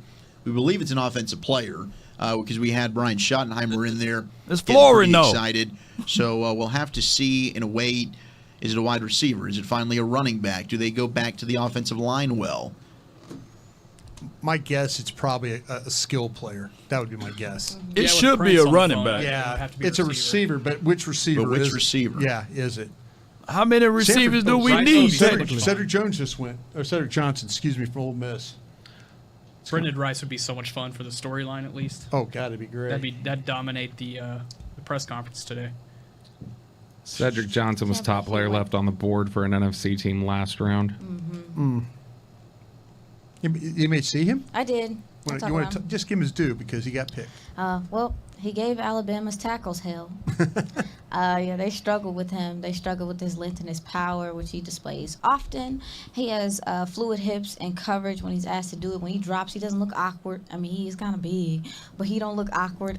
He attacks linemen, their outside hand with a vengeance. He's very aggressive with the hand fighting. He's very tall, athletic. I do think he can improve his contact balance to shed and tackle more consistently.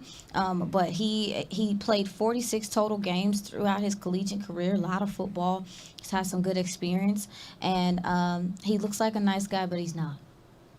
I like that. If you see his face, you're like, oh, this guy looks, no, it's not nice on the field. So, yeah, those are my few notes about the player. He's not nice. He's not nice. Jarrett Kingston from USC, the guard at 6'4", 306, going to the San Francisco 49ers. They're trying to keep replenishing that offensive line. The guy's got guard tackle flex. 216. At USC, played kind of both spots there. He did test very well at the combine, but now the Cowboys finally on the clock. Oh, it's happening. The pick is in. Oh, that. We await How the Dallas the Cowboys 49ers selection. pass Final up on guesses as to who this could be. Jerry Rice? I'm just going to go with Jerry Barnum Rice. How as they my gonna pass up highest-rated on wide Jerry receiver. Rice's son? That'd be kind of crazy if Jerry Rice's kid was a Dallas Cowboy. Did you say that? That'd be another feel-good story. That's what I'm Did he visit?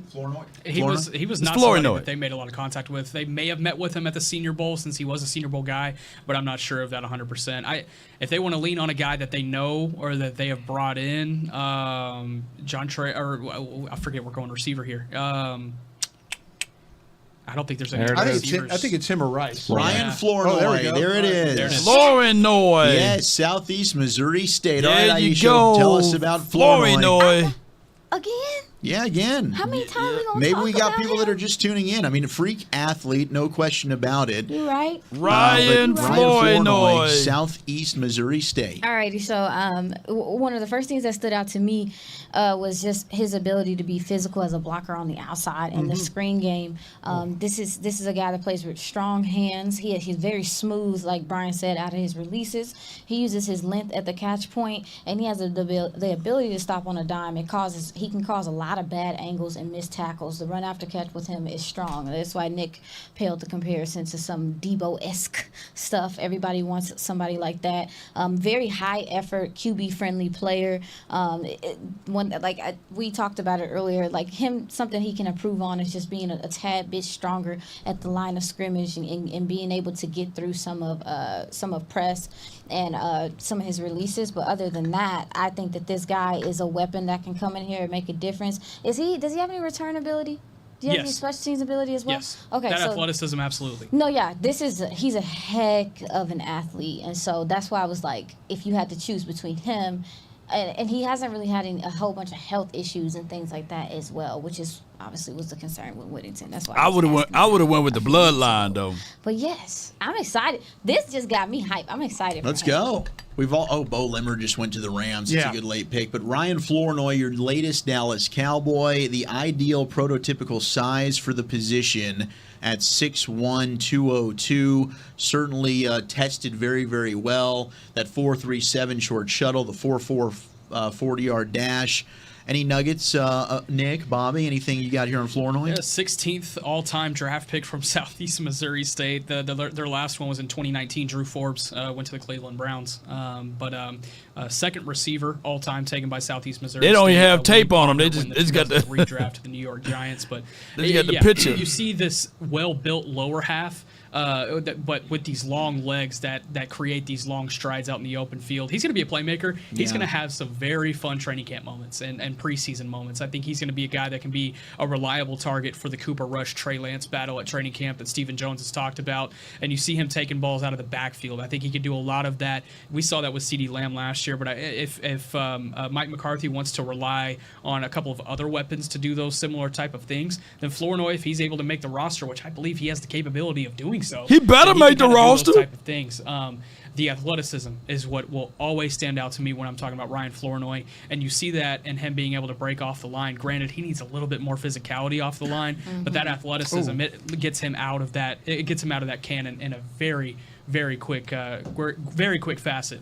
39.5-inch vertical, 11-foot broad jump. Both of those among the top of the receiver group in the entire NFL draft. This is a great value pick. I had him in the 5th. I think this is a really good value to get a really good player. His size and athleticism checks a lot of their markers that they have internally for what they think prototype receivers should look like. Like if you look at just the fact that, he's 6.5, he's running 4.4, he's got almost a 40-inch vertical, an 11-foot broad, good weight, like strong. It checks a lot of the physical characteristics. And Chris Vaughn just told us earlier today, and Chris Vaughn looked really excited about the pick. Chris Vaughn told us today, like, athleticism is something that's so rare, like those traits are so rare, you take chances on them because that's the hardest thing to acquire. Yeah, my goodness. And our buddy Michael Gelkin putting out that he produced the fastest GPS time during position drills at the Combine. The wide receiver who did so in 2023 would be Puka Nacua. So that's pretty good to follow there for our guy Ryan Flournoy, your latest Dallas Cowboy, who we'll get the secret audio from and get him on the phone here in just a moment. Of course, his hometown, Hazel Crest, Illinois, and out of southeast Missouri State through way of central Missouri, and then Iowa Western Community College. So excited to get to chat with Ryan Flournoy, and yeah, he's going to be fun to watch, man. We get him out there for OTAs, and then, of course, mini camps, and then training camp. They're out knocking out Aisha. We got your guy. Got your guy, Aisha. I'm putting him as your dude. I just was wondering You're giddy over if he here. was going to come up. Wait a minute. I guess I'm giddy. I think part of me is just excited, like just to touch the receiver position as a whole, because I still feel like there's depth there, kind of, sort of, not really, a little bit.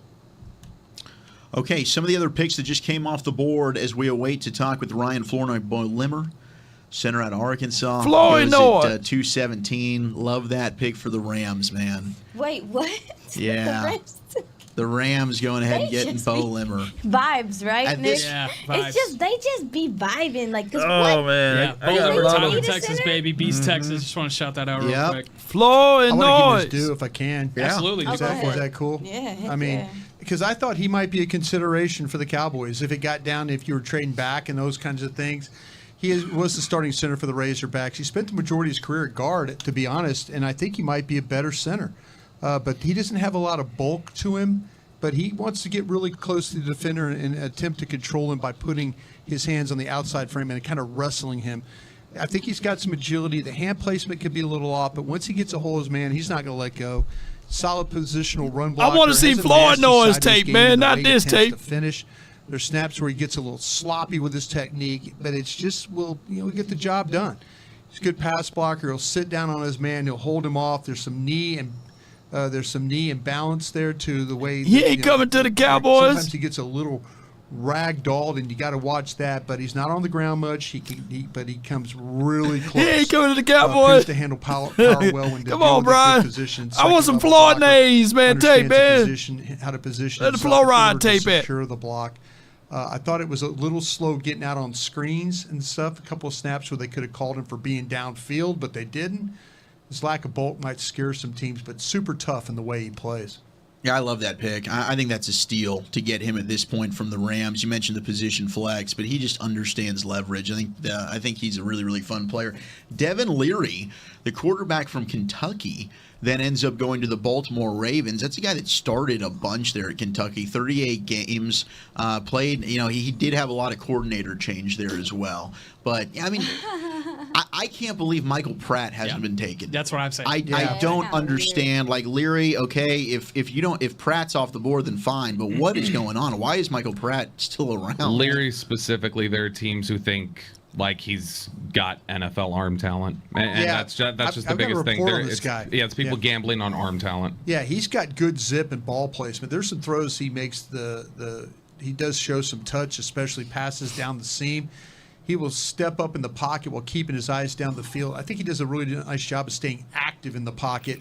He can find the receivers when things are breaking down around him. He doesn't panic. He doesn't appear stressed. I can see him work quickly through his reads. He does a nice job of extending plays. He'll hang in the pocket in order to deliver the ball. He can move effectively in order to throw on the run. Not a major threat as a runner, but gets the job done when he has to. Can really deliver the ball in the short game, the touch kind of things. There are some accuracy to the side of his game. His size might turn some scouts off. He's 6'1", he's 215. But the ability is there. I kind of compared him a little bit to a Jimmy Garoppolo. And I thought he showed up well in the Shrine game in what he was able to do for himself there. All right, so that's some of the other picks as we wind down the 6th round. Daquan Hardy, the cornerback from Penn State. So Kalen King still hasn't gone. Hardy, his teammate from Penn State, 5'9", 179. Now, he's got the speed, 4.38 in the 40, and that does match up on the tape, I think, with Hardy. Did you get to take a peek at him, Nick? No, I did not. I was more so focused on. Yeah, he's a traits guy. Now, he's also a punt returner, so he brings some special teams value as well. But my gosh, I'm really surprised that he's been drafted ahead of his teammate here in this situation. Waiting on the Bucks, pick 220, round 6. They are next up here, and then the Cowboys will be back on the clock again, coming up at pick 233 of round 7. So they'll have the 13th pick of the 7th round after they've taken Ryan Flournoy, the wide receiver out of Southeast Missouri State, in the 6th. Flournoy, baby. And Kalen King, since you're asking about him, Yeah. I had texted a team. There was one team that told me they had him as undrafted. Yeah. Who? Kalen King. I didn't love him, but I think he's worth a draft pick at least. What the Penn State? Wow, that's rough. Look at that big old piece right here. You watch. Look at the cheese off of them. If not, if he doesn't get picked in the 7th round, but man, I don't believe I missed it. I think the thing about it is it's got to be the speed. It's got to be that 40 and stuff like that. So I don't know, man. I saw a pretty productive player there myself. It's the 40. We talked about it. I think we talked he ran 4.40. We came back. Yeah, I mean, his teammate's faster, so that makes sense. Oh, Elijah Klein, the UTEP guard, Piece of hot. going to the Tampa Bay Buccaneers with the final pick of the 6th round. He's been super steady there at UTEP during his time there with the Miners. Yeah, really honed in on the interior. He was another guy that I kind of saw later in this Pepperoni. process. Kind of running up on those dudes now.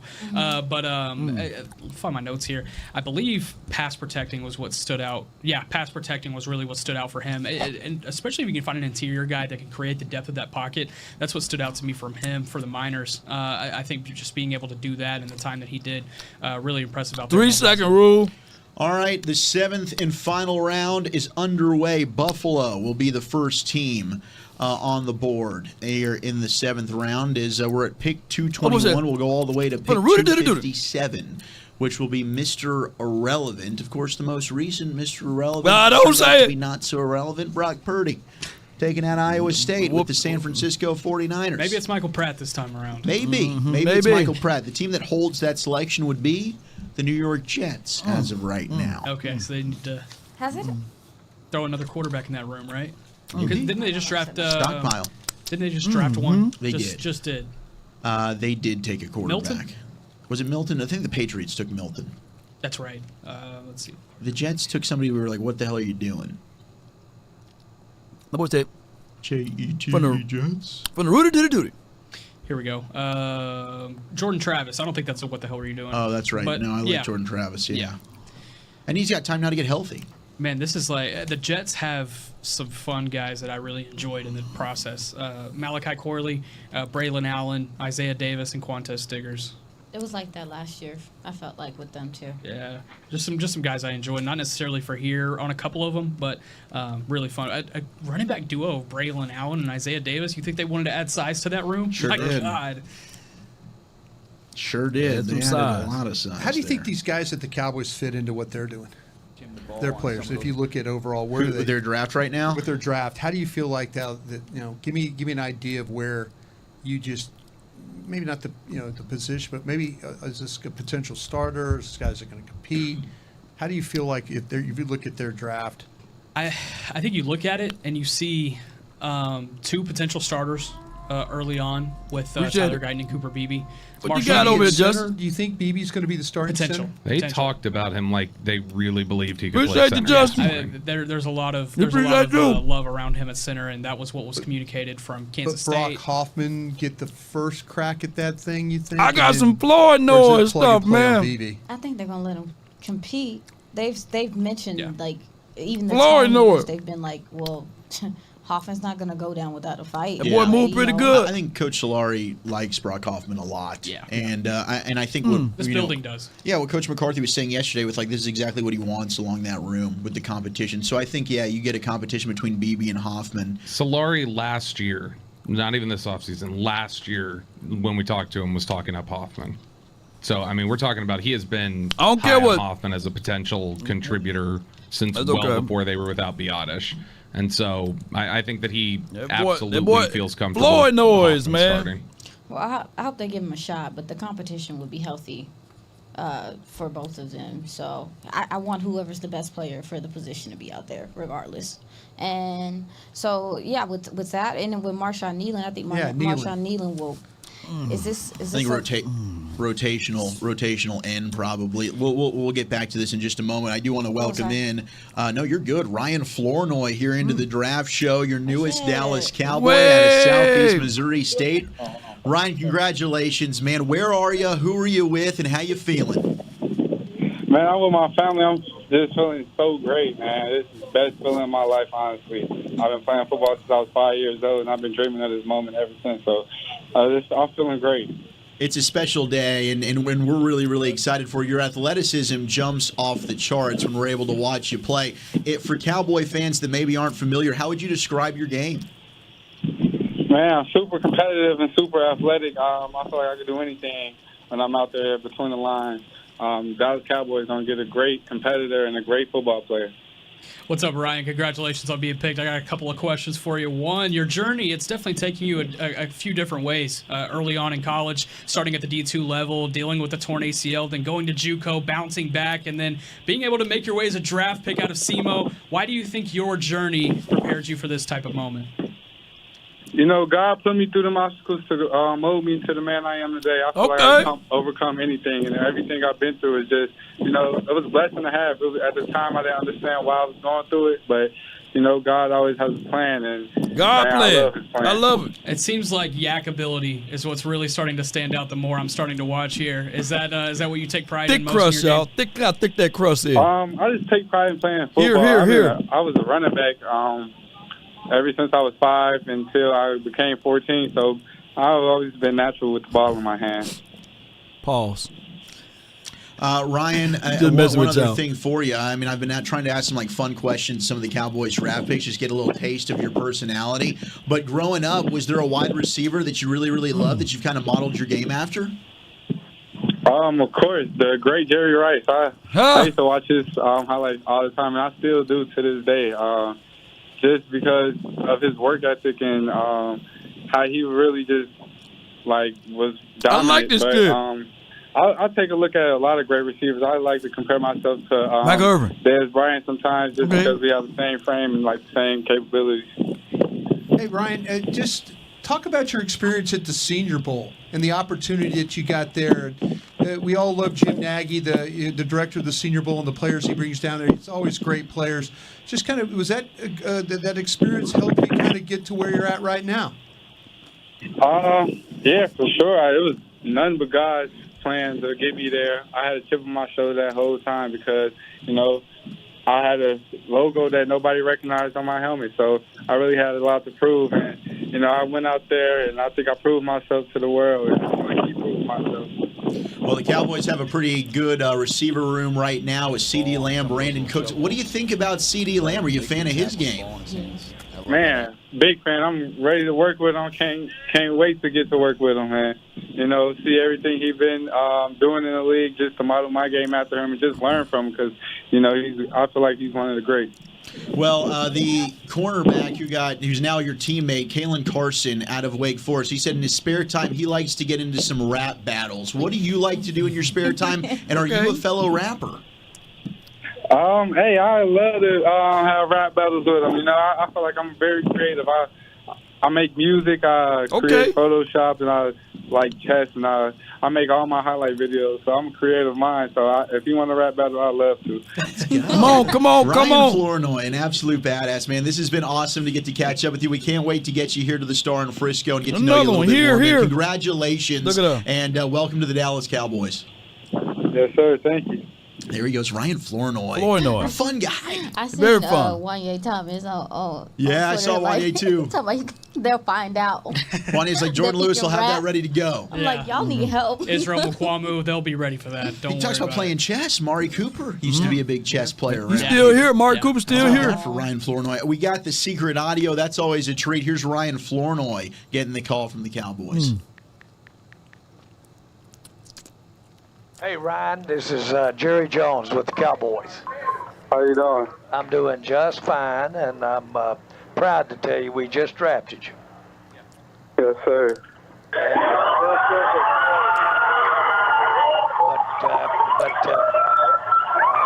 Congratulations.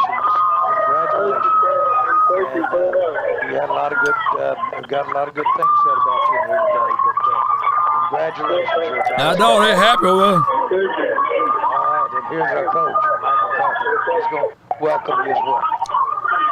Ryan, Mike McCarthy. How you doing, Mike? I'm doing great. Hey, you with your family right He got a Crunk family. Yes, sir, man. They're super excited. Okay. Well, hey, congrats. So excited to have you here. Coming to a great place, but most importantly, it's a great receiver room too. So you'll be. Yes, sir. I'm ready to work. There's a bunch of people lined up there. I want to say hello to you. Here's Robert Prince. Ryan, how you doing? How you doing? Robert Prince here, receiver coach. Hey, man, we're excited to have you. Man, you are dynamic with the ball in your hands, and we're excited to get that ball in your hands and let you go to work.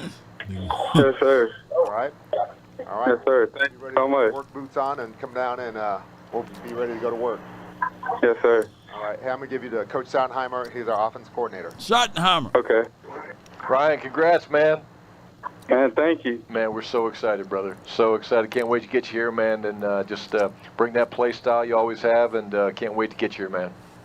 Yes, sir. Can't wait to be there. All right, buddy. Congratulations, man. Yes, sir. Thank you. Okay. Yep, Yes, sir. There he is, Ryan Flournoy, getting the call. It's always cool getting to hear that. I know I've said that after every time we've gotten it, but it is. I mean, it's a special day. He It's a mentioned once-in-a-lifetime Dez, type of moment. and he mentioned Jerry for these Rice. players. Brian, what did you get to make those calls when you were running that draft with the Eagles? No, what I did was I used to hold him on the phone. I was Okay. I was Will McClay, so I would get him on the phone. Gotcha. Is what I do. And one time this is before they had call waiting. That's Solari making another pitch. Oh, he's maybe making another pitch Okay. with their We gotta go to the War Room. Yeah, Case War Room Brian came up. But tells real us the quick, story, yeah. real quick though. Yeah, I one time before call waiting, and cell phones, I held a player on the phone for 2 hours so nobody could get him, so nobody could call him. Damn. And we ended up drafting the player. So I Do you remember who it was? Not being held hostage by phone. It's a wide receiver from Notre Dame. What class? We took him in the second round. But God dang it! Why am I going brain dead on here?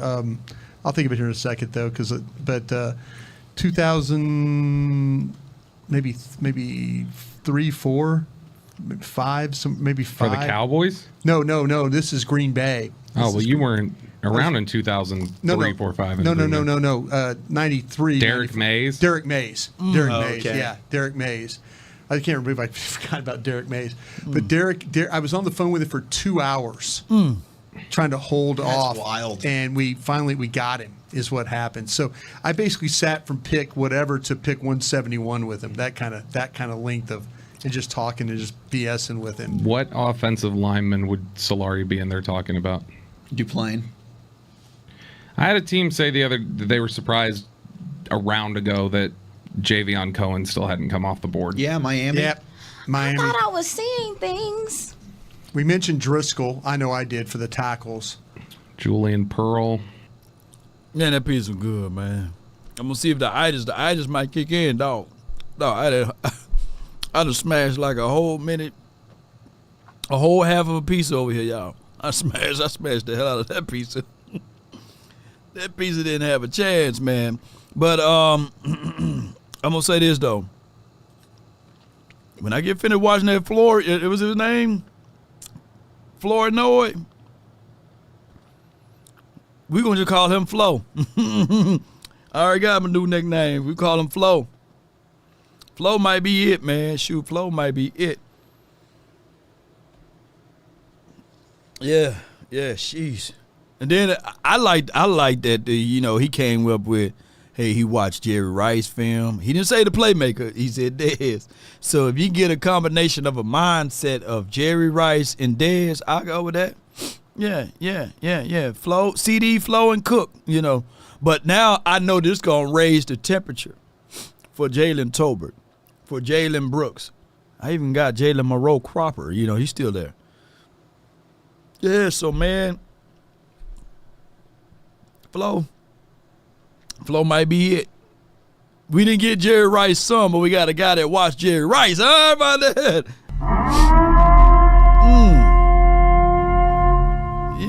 Yeah. Small school time for your mind, you know.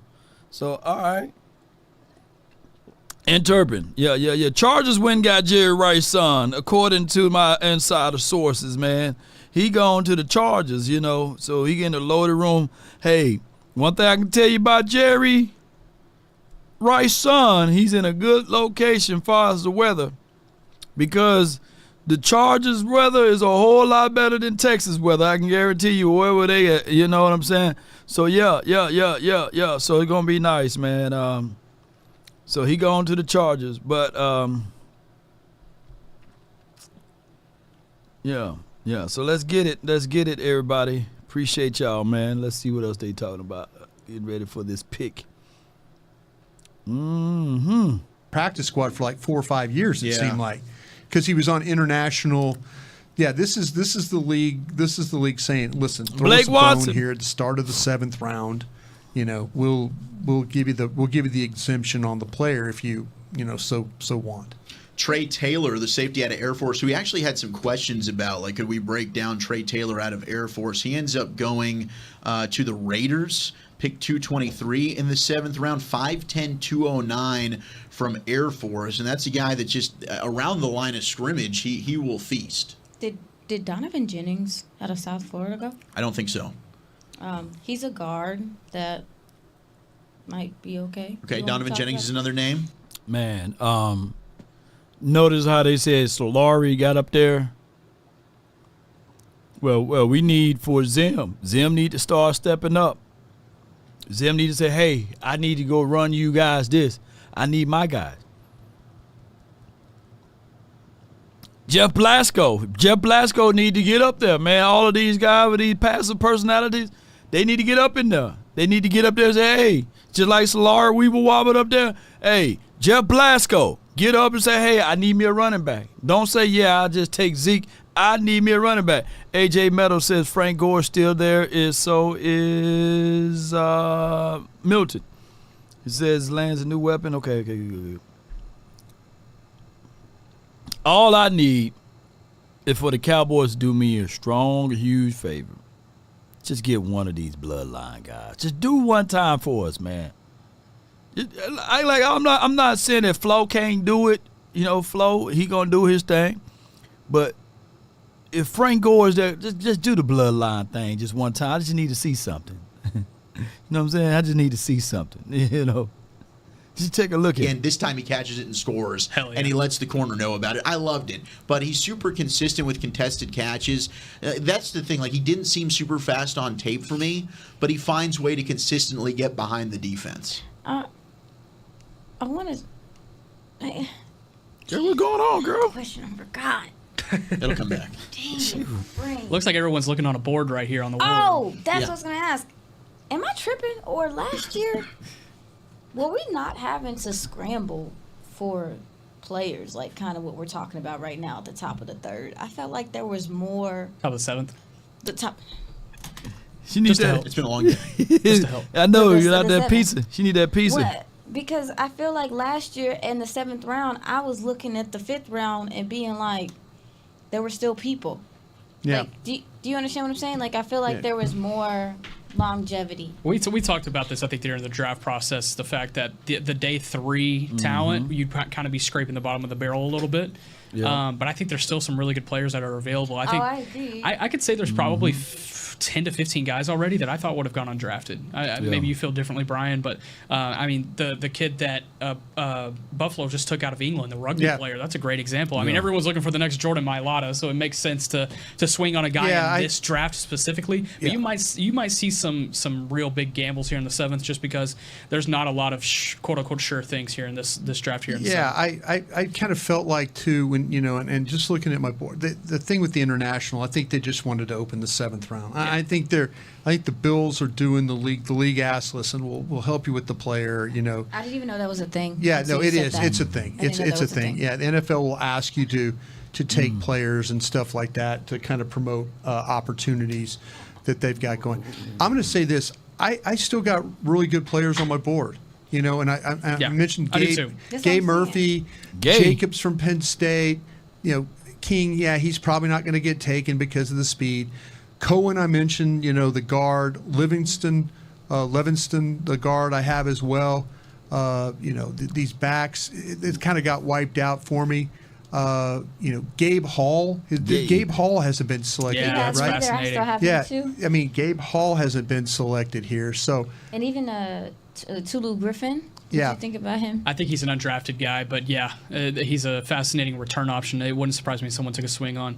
Adam Pacifico had a long conversation there with Stephen Jones. What do you think that could be about in a draft conversation? Well, what Adam is in charge of is when they go post draft. Mm-hmm. Him, Chris Hall, those guys. Adam's in charge of the cap, so he's going to make sure that they got everything lined up. The dude that worked at McDonald's. What they're going to do is attack.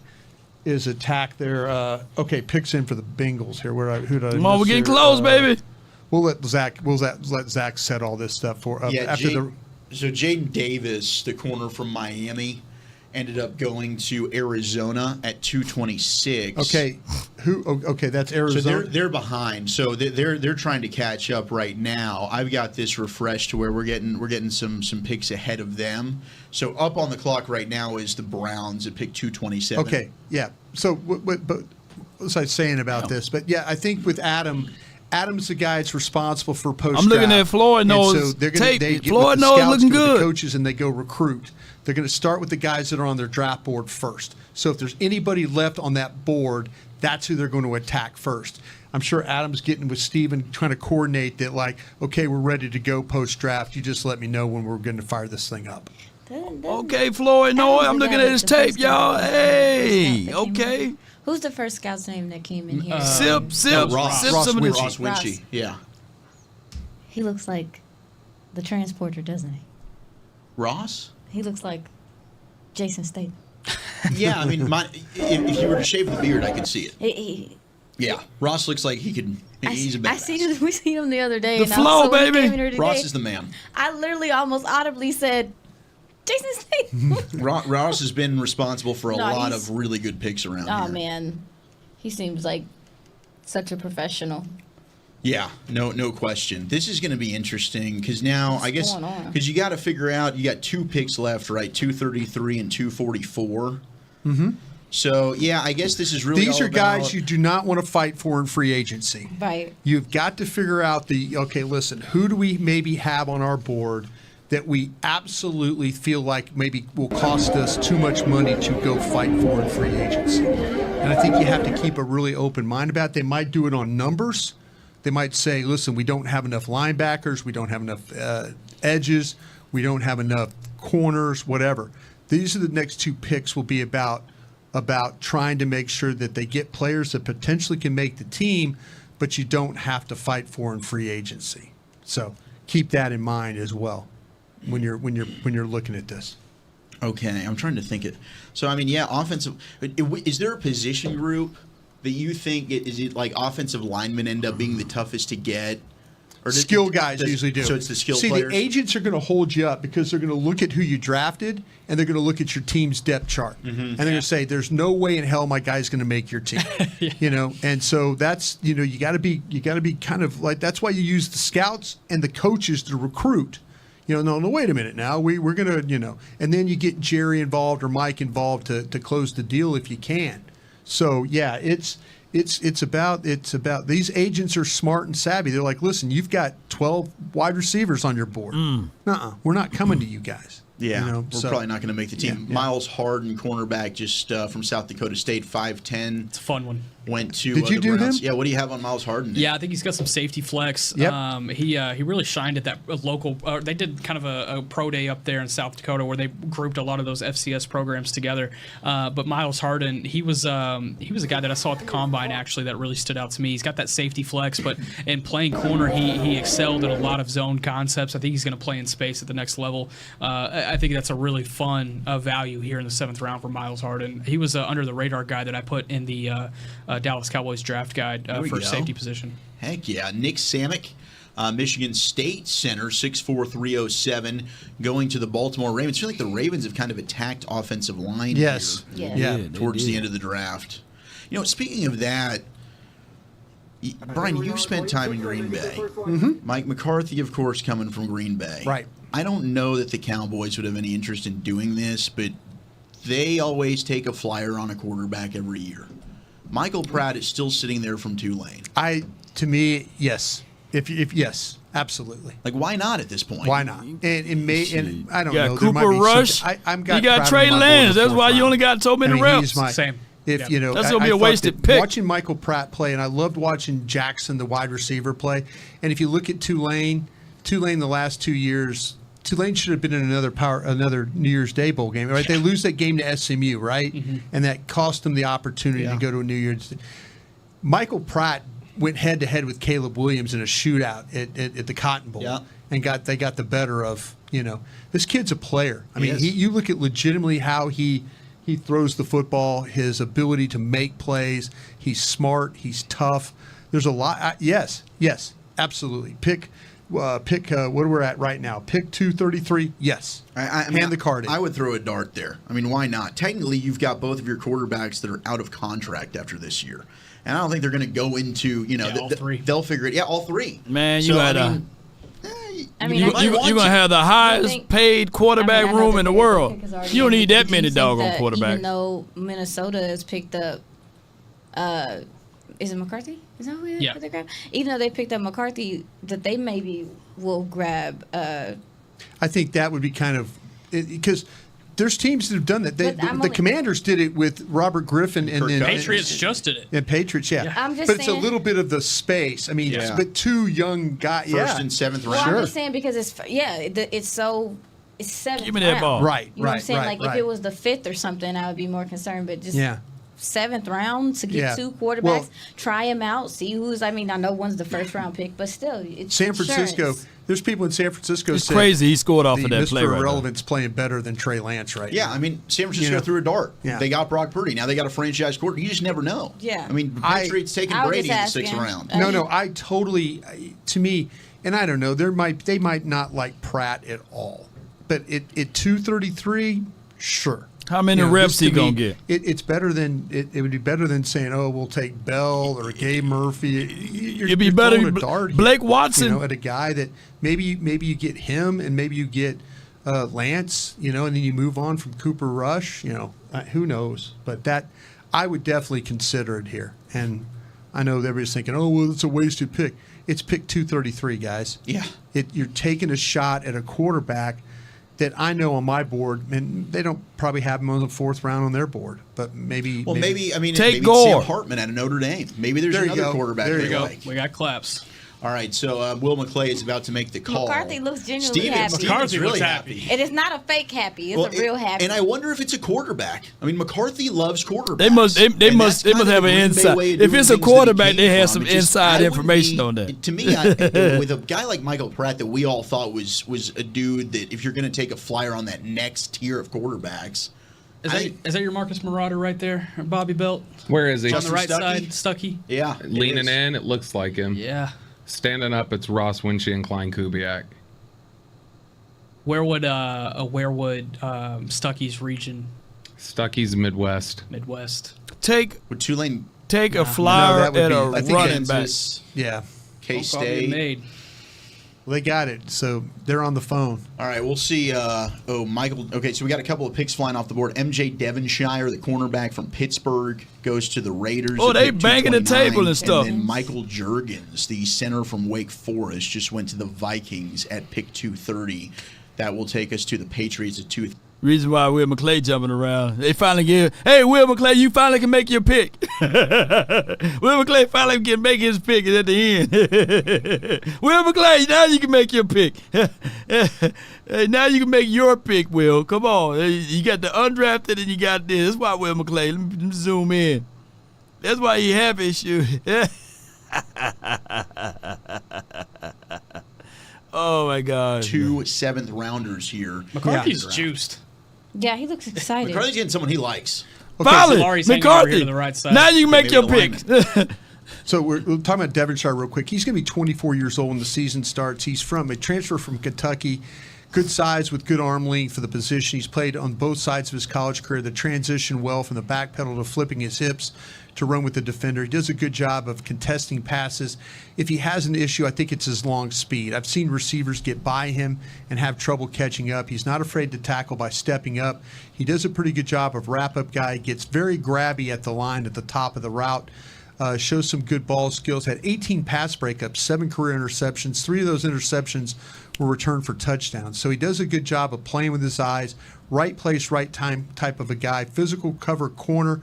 He could help you in special teams as a return man. He has a knack for finding space there when there is none. So lack of speed, though, is clear at times. That's from Pittsburgh. Okay. Oh, so we got an offensive lineman. So it's got to be a lineman. Mike Solari's on the phone right now. So some of the linemen that we're looking at that haven't been taken. I don't want another Driscoll offensive from Marshall, lineman. We brought his name up. Garrett Greenfield from South Dakota State.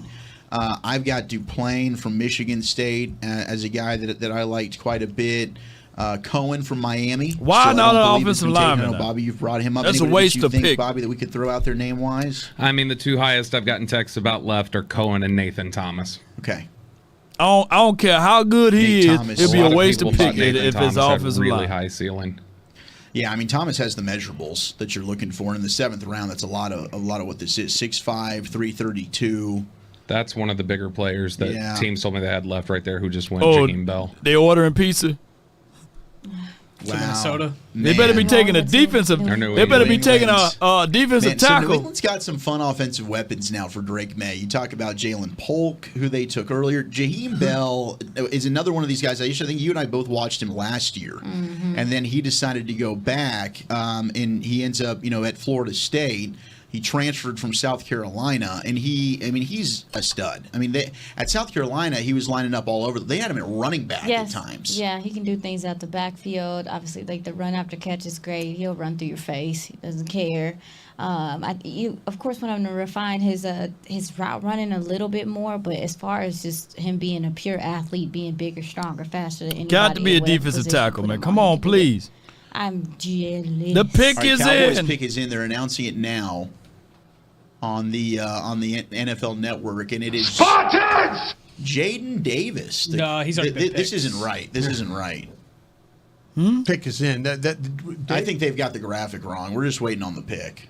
Levi Drake Rodriguez went from Texas A&M Commerce, went to the Minnesota giving us heart Vikings at attacks pick over here, man. 232, right ahead They of can the come Cowboys. closer than close. There's a Texas A&M Commerce defensive tackle being picked, 6'1", 269, going to the Vikings. So still waiting on who it's going to be for the Cowboys here. But they're next up as we're waiting. Who's the next Dallas Cowboys draft pick? We expect it to be an offensive lineman. Can he play D tackle? Can that offensive line play inside? Can he stop the run? Quite a few names. I mean, maybe one of these names ends up sticking. Yeah, the guy. But didn't you say that they want someone that they don't want to have to fight for? No, you don't want to have to fight for this guy. That's the whole idea. Is to don't fight for this. This pick is in. Nathan Thomas from Louisiana. There it is, Bobby. 6'5", 332. And you had heard it. I mean, you were on this one, Bobby, when it came to other teams around the league. Yeah, we're talking about him. The one of the teams that told He got me a good that last was their name, though. surprise that was still sitting around. They had him in the 4th round. And so, I mean, if you're getting a 4th round offensive lineman there with apparently some tackle and guard flexibility, I'm gonna move him that's worthy of a 7th round flyer. Can he play one tech? Yeah, I've been putting in some texts to some people I know down in New Orleans. Went to Chalmette High School down there. It's just Chalmette High School. Yeah. It's just outside of New Orleans. It's more of a country type program. But Louisiana Lafayette. Let's touch on this program for a minute before I dive completely into Nathan Thomas. The Cowboys, they found a steal in John Stevens Jr. last year out of Lafayette in the undrafted free agent pool. And Billy Napier was the head coach, and that program that he built down there in Western Louisiana allowed him to move on to Florida. But so many NFL talents are starting to come out of that program, and it has just continued under Coach DeSormo. So we ain't gonna draft no running backs. Really big time guys, but Nathan Thomas specifically 6'5", 332 pounds, and is an absolute mauler in the run game. So in high school, he played in a wing T program, and he lined up at tight end, which in a wing T program that may as well be an extension of the right tackle position. And so he has a lot of knacks in the run game, and you see that mobility from a tight end. He lost that rep right there. However, I do think he has some He guard lost flex. that rep. I think he's going to be able to slide inside if he needs to at the next level. But you see those long arms, that quick movement, the mobility that he has, those traits that he picked up at the high school level and blocking for wing T type plays. This is a really fun, high traits, high upside pick for the Cowboys in the 7th round. I mean, this is the type of 7th round pick you would like to get. I'd say that right here. I'm with you, man. I mean, you see the base that he works with, and he's a guy that just does not get overpowered. Yeah. He is very, very strong and powerful in the upper body, but you mentioned the long arms. That's something as well. And I'm sure, I mean, he did start at left tackle the last 2 years. We're going to put him at fullback. In 2022, 12 games at left tackle the most recent season. Honorable mention, all Sun Belt Conference. But yeah, man, you get this dude in the 7th round in what was a very deep tackle class. Yeah. You never know how you can develop into this guy. Hey, that's a fun pick. Switch him to one tech, man. And put him on the nose. No, you got it. That's it. Yeah. I mean, you mentioned the only thing I have to say is that you mentioned the base, and you can tell even like when he's kick stepping, it's not nasty not too, Nate. Like, you know what I'm saying? His legs aren't too spread out. Like he's balanced. Yeah. Yeah. No, I'm interested in finding out more about the player. Yeah, I mean, the hands, like we were talking about that maybe with Guyton a little bit, like keeping the hands connected. Mm-hmm. Nathaniel Watson doesn't have an issue with that. Yeah, he got ran over on that play. Yeah, that play that Beam just showed on his film, he looked like he got rolled back. He did. He got rolled back. That's the 3rd time. I would have broken my ankle on that play. Yeah, this is exciting. I mean, this is definitely a guy that you can bring in and develop. I'm always for it's small school though, man. Along the offensive line, and especially depth, right? I mean, you've got guys like Josh Ball, Matt Waletzko. They haven't been able to stay healthy. We'll see about Awesome Richards. I think we were excited about him last year, but just keep throwing options out there along the offensive line because there's just not a. Ooh, you got your quarterback killed, man. No, there's not. And the thing about it is, you mentioned the name Awesome take that Richards. highlight out the play. That we would have had more of an opportunity to see Awesome Richards. Evidently, he wasn't ready to play in those games. You saw he got that quarterback killed. Take that highlight out. You're throwing in, Nathan Thomas into this mix, and maybe that. Oh, I like that one. The fact you mentioned maybe some guard flexibility as well.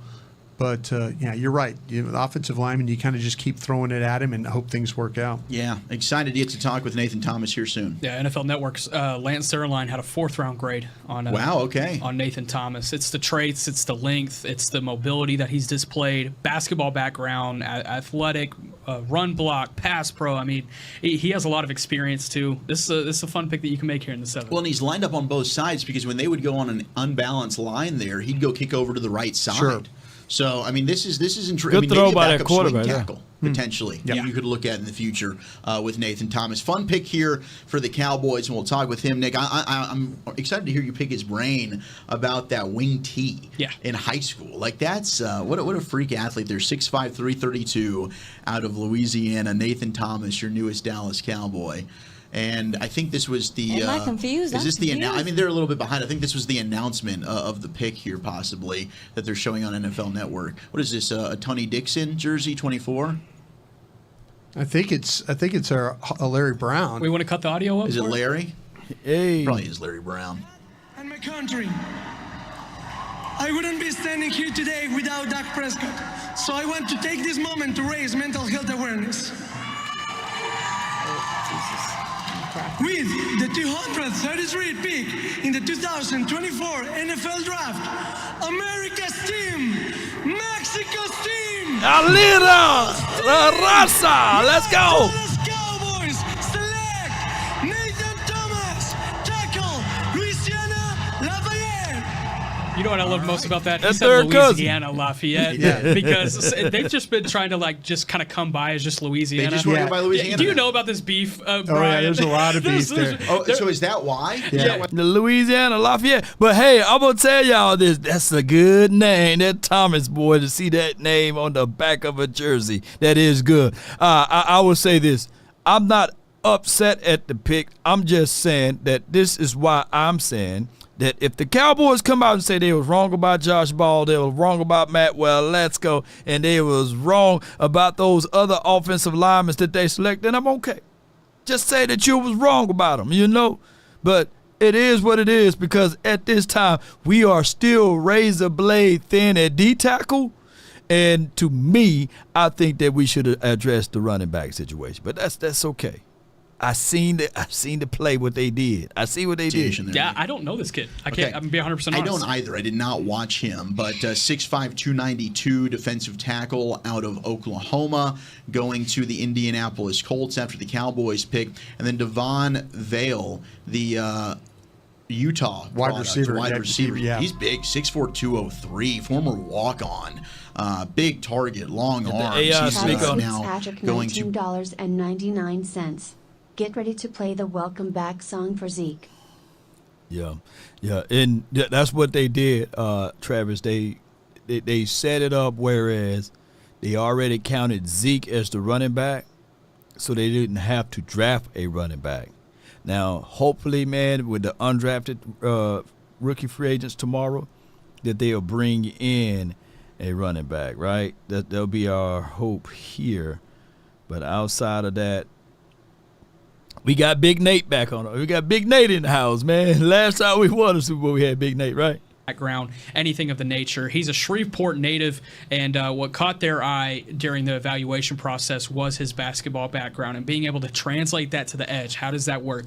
Footwork, explosion, being able to find little creases in the offensive line to be able to blitz through and get to the passer. He was able to do that in his time with the Red Raiders. He was a really productive player in the Big 12. I really like what Miles Cole would bring to. Is that the Bengals?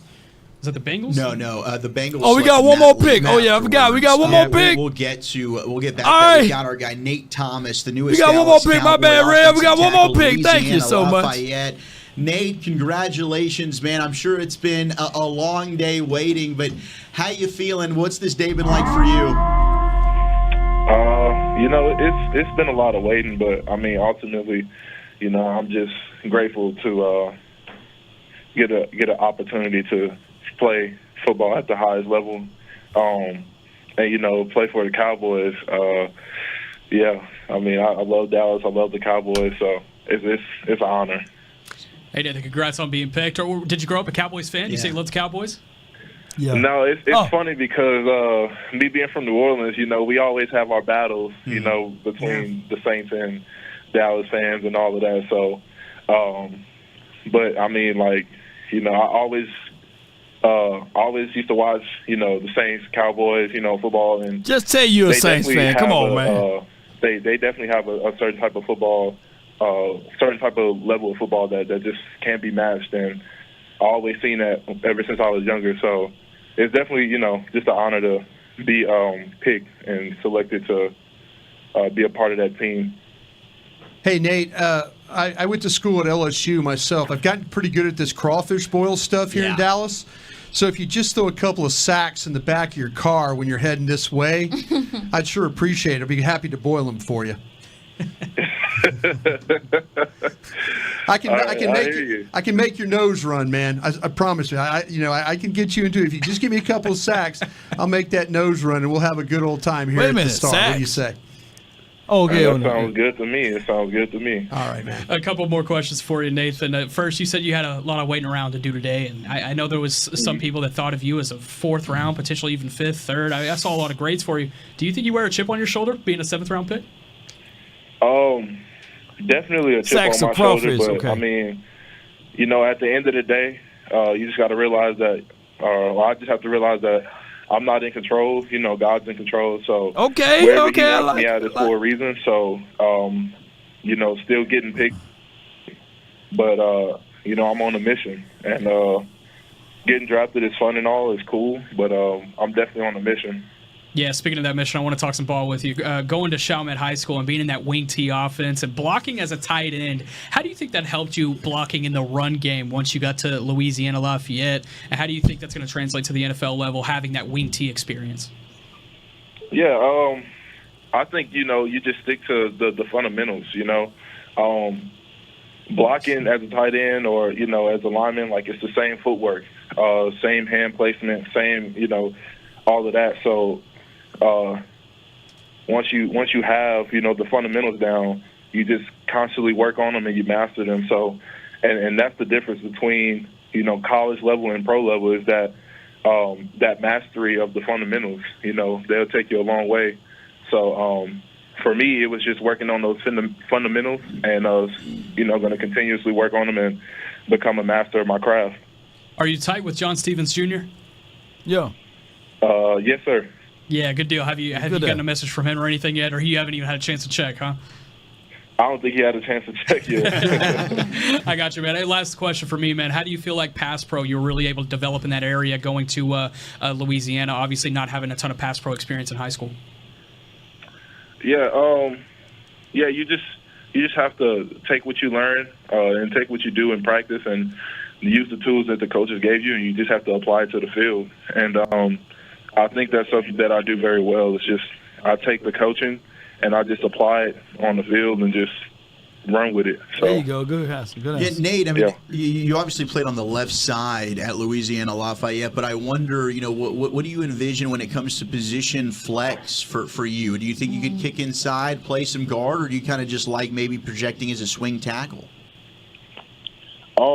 I think personally for me, I think I can play guard and tackle. So I think, it would just be with whatever the team needs, I feel like I can play both guard and tackle. And Nate the Great, baby. I'm just there to help the team win. Hey, Nathan, your base is strong. It's balanced. I like to ask a lot of the offensive linemen what they do to, maintain that balance, but to really, continue to gain more flexibility because that's going to keep you healthy, especially in your hips. Are there any things that you do that are like significant to stay loose and to make sure that your flexibility is up to par?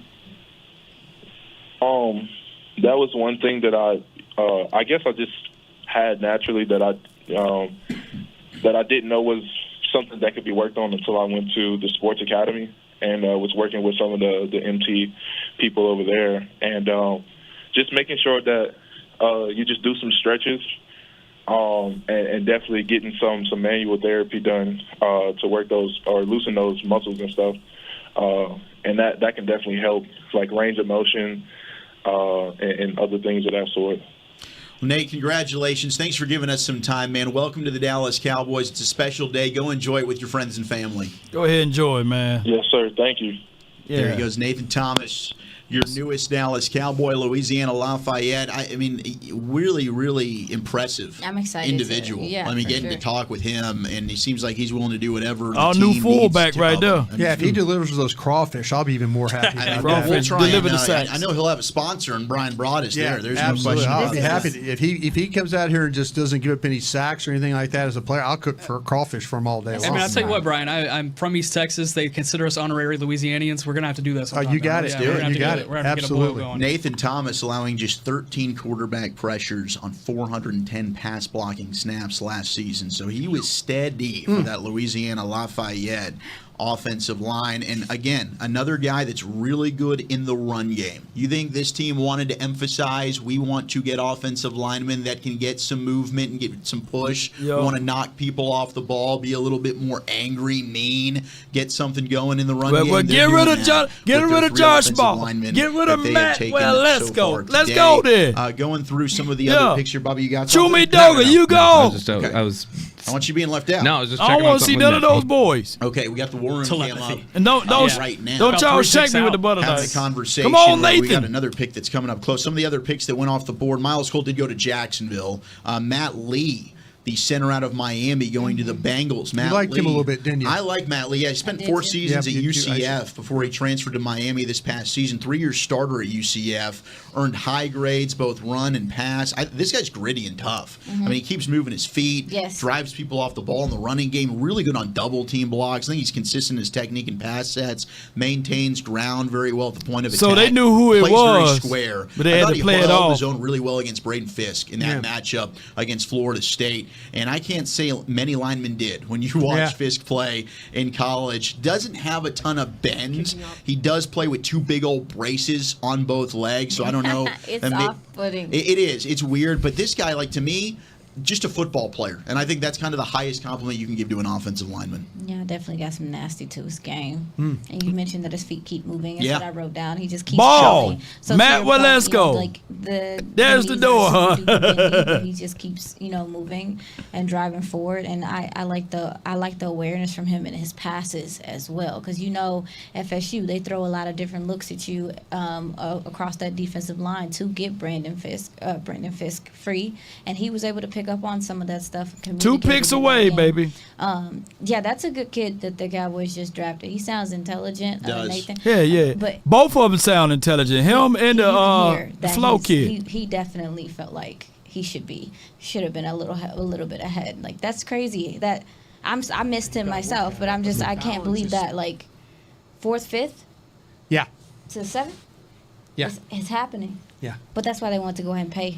Like you said, that nobody wants you don't to want to fight. Don't want to fight for that. Yeah, don't want to fight for that. I don't blame you. Oh, there goes Taj Washington. With the little to the bit of tape we Dolphins. saw.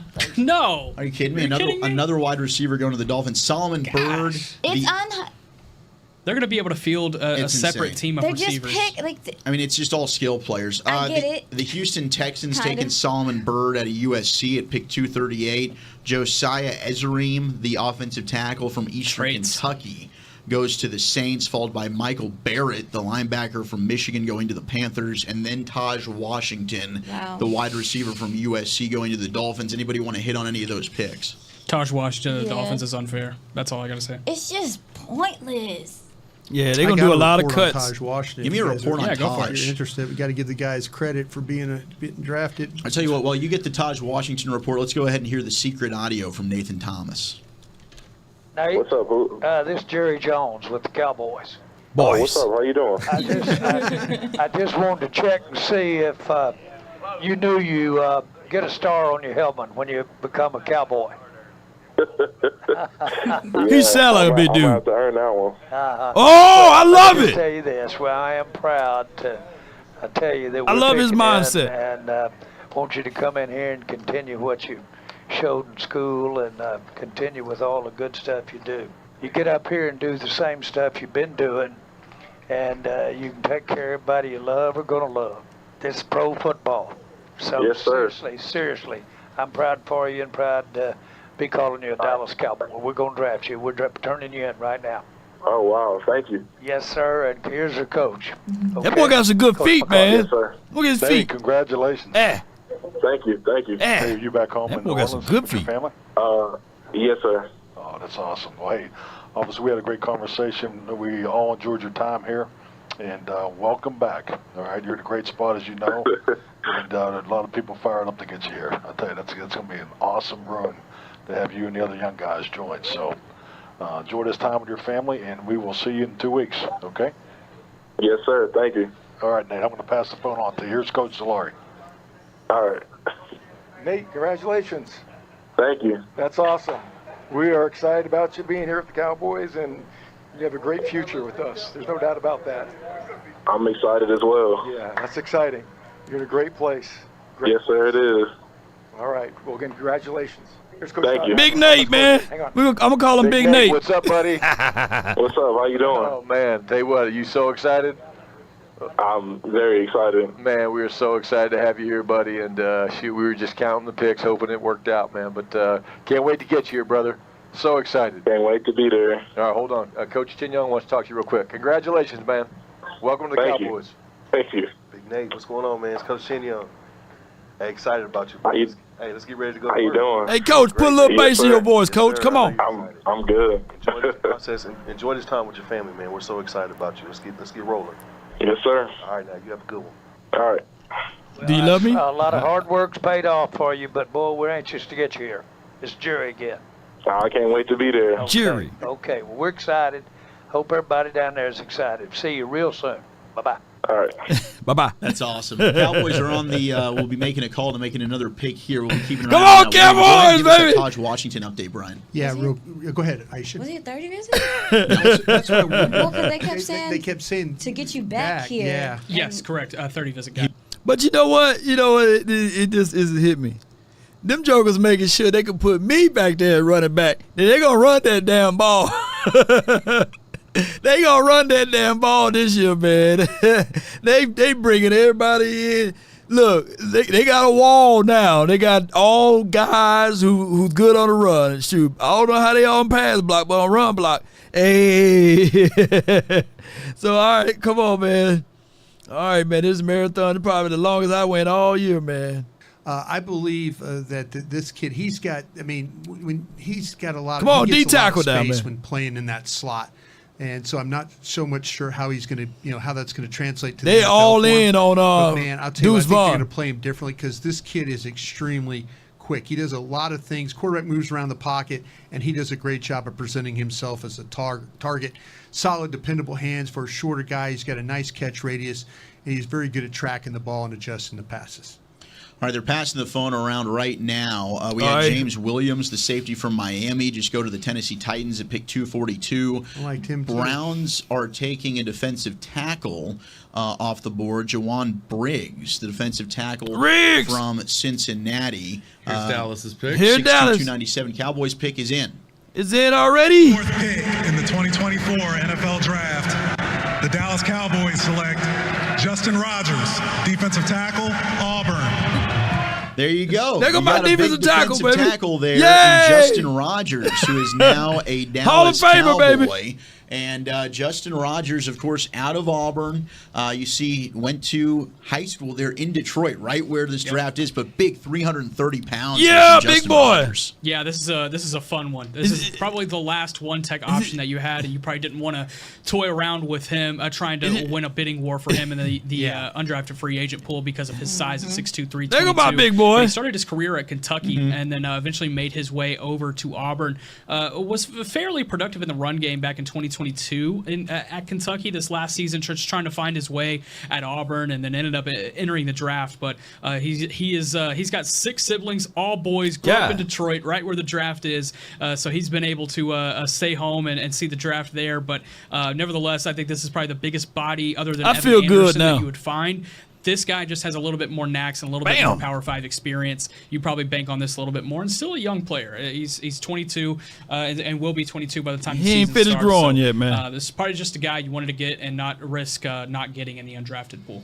Well, there's some depth. I mean, to add to a one tech now, you've got somebody else on the roster that can bring, that size, good with his hands, the striking ability there. I mean, Beamer's rolling some of that B-roll in that matchup. He's going toe-to-toe with Van Pran, who went a little bit earlier in that game against Georgia. He does do a good job making plays away from the line of scrimmage for his size. But, the lateral quickness is there for a guy that's 6'2", 320. Justin Rogers, at this point in the draft, not bad. And as we say that, I want to get your thoughts here. Michael Pratt going to the Green Bay Packers. That's a we don't care about that. Right there. We don't care about that. We got Justin Rogers. That's what we keep talking about Justin Rogers. We don't care about Green Bay. Parkway back in 1992. You just take quarterbacks late in the draft, and hopefully you hit on one, and here they go. Anybody else have anything to add on our newest Dallas Cowboy, Justin Rogers? This guy makes things difficult for when you watch him play in the A gap. Those guys, the guards and the centers that try and block him. He makes it a problem. Appreciate you so much, He's man. a hard guy to move out of the way. Thank you little so bit of much. Probably the shorter arm type of a guy, but man, he holds up very, very well at the point of attack. So the big conversation and talking point now will be that the Cowboys, who have now completed all of their picks in the draft, and they'll head towards undrafted free agency, which they do an excellent job at. They're one of the better teams. It's about to go up. Yeah. But running back. You still didn't draft a running back. You've got Blake Frank Watson. Gore, baby. You've got Frank Gore Jr. You've got Cody Schrader. There's some names out there that I'm sure they're going to look to bring in. Dylan Johnson from Washington absolutely is another one. They get a defensive tackle late in Justin Rogers, who can come in and compete to add some depth behind Mozzie Smith and Carl Davis.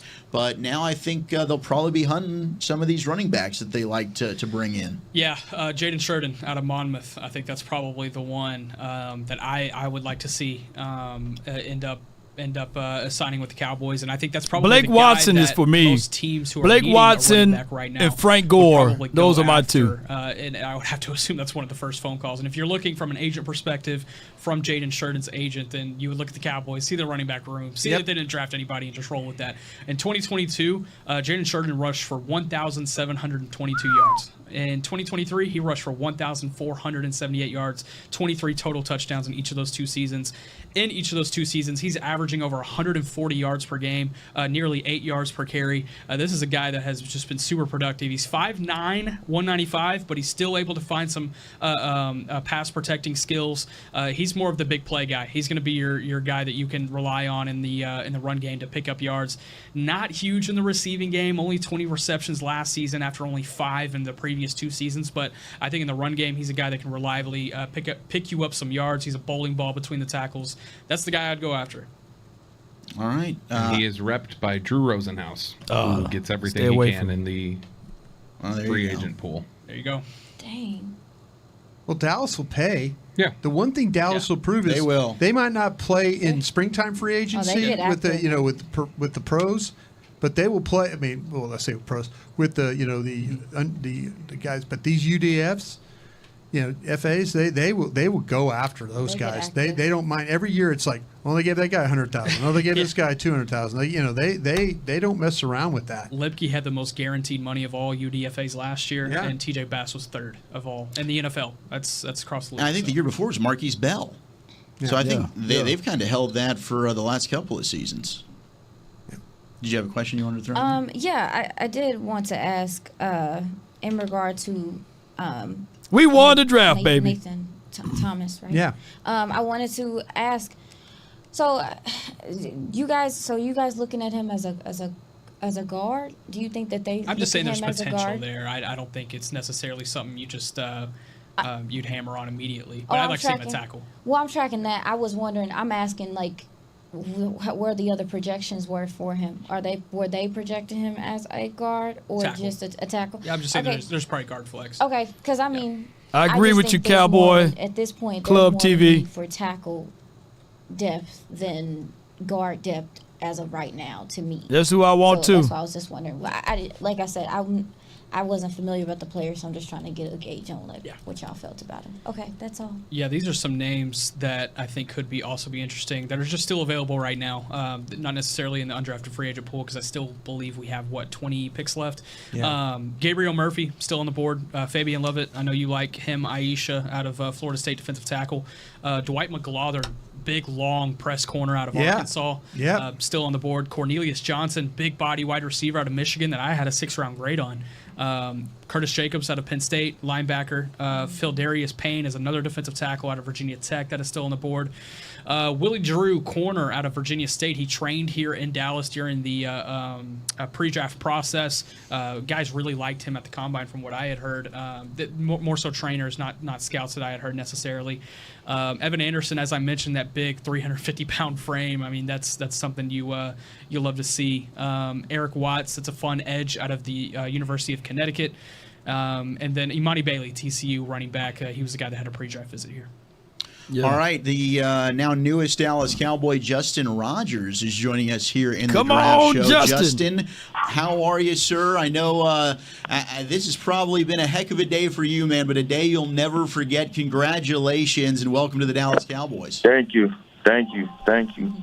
Man, we're excited to have you. I mean, certainly this is a need the Cowboys needed to fill with what you bring to the table. How would you describe your play style and what you're bringing now to the Dallas Cowboys? A hard worker, a guy they can depend on, just have fun, make habit out there. I think obviously playing in the SEC, you're battle tested. I know we got an SEC guy on our studio set right now who played in the SEC as well, and Brian Broaddus. But what were some of the things you think helped grow as a player in that conference that you can translate now to the NFL? Just really taking on wisdom from the older guys and just older veterans around me. I think that kind of helped me to be where I'm at right now. Good answer.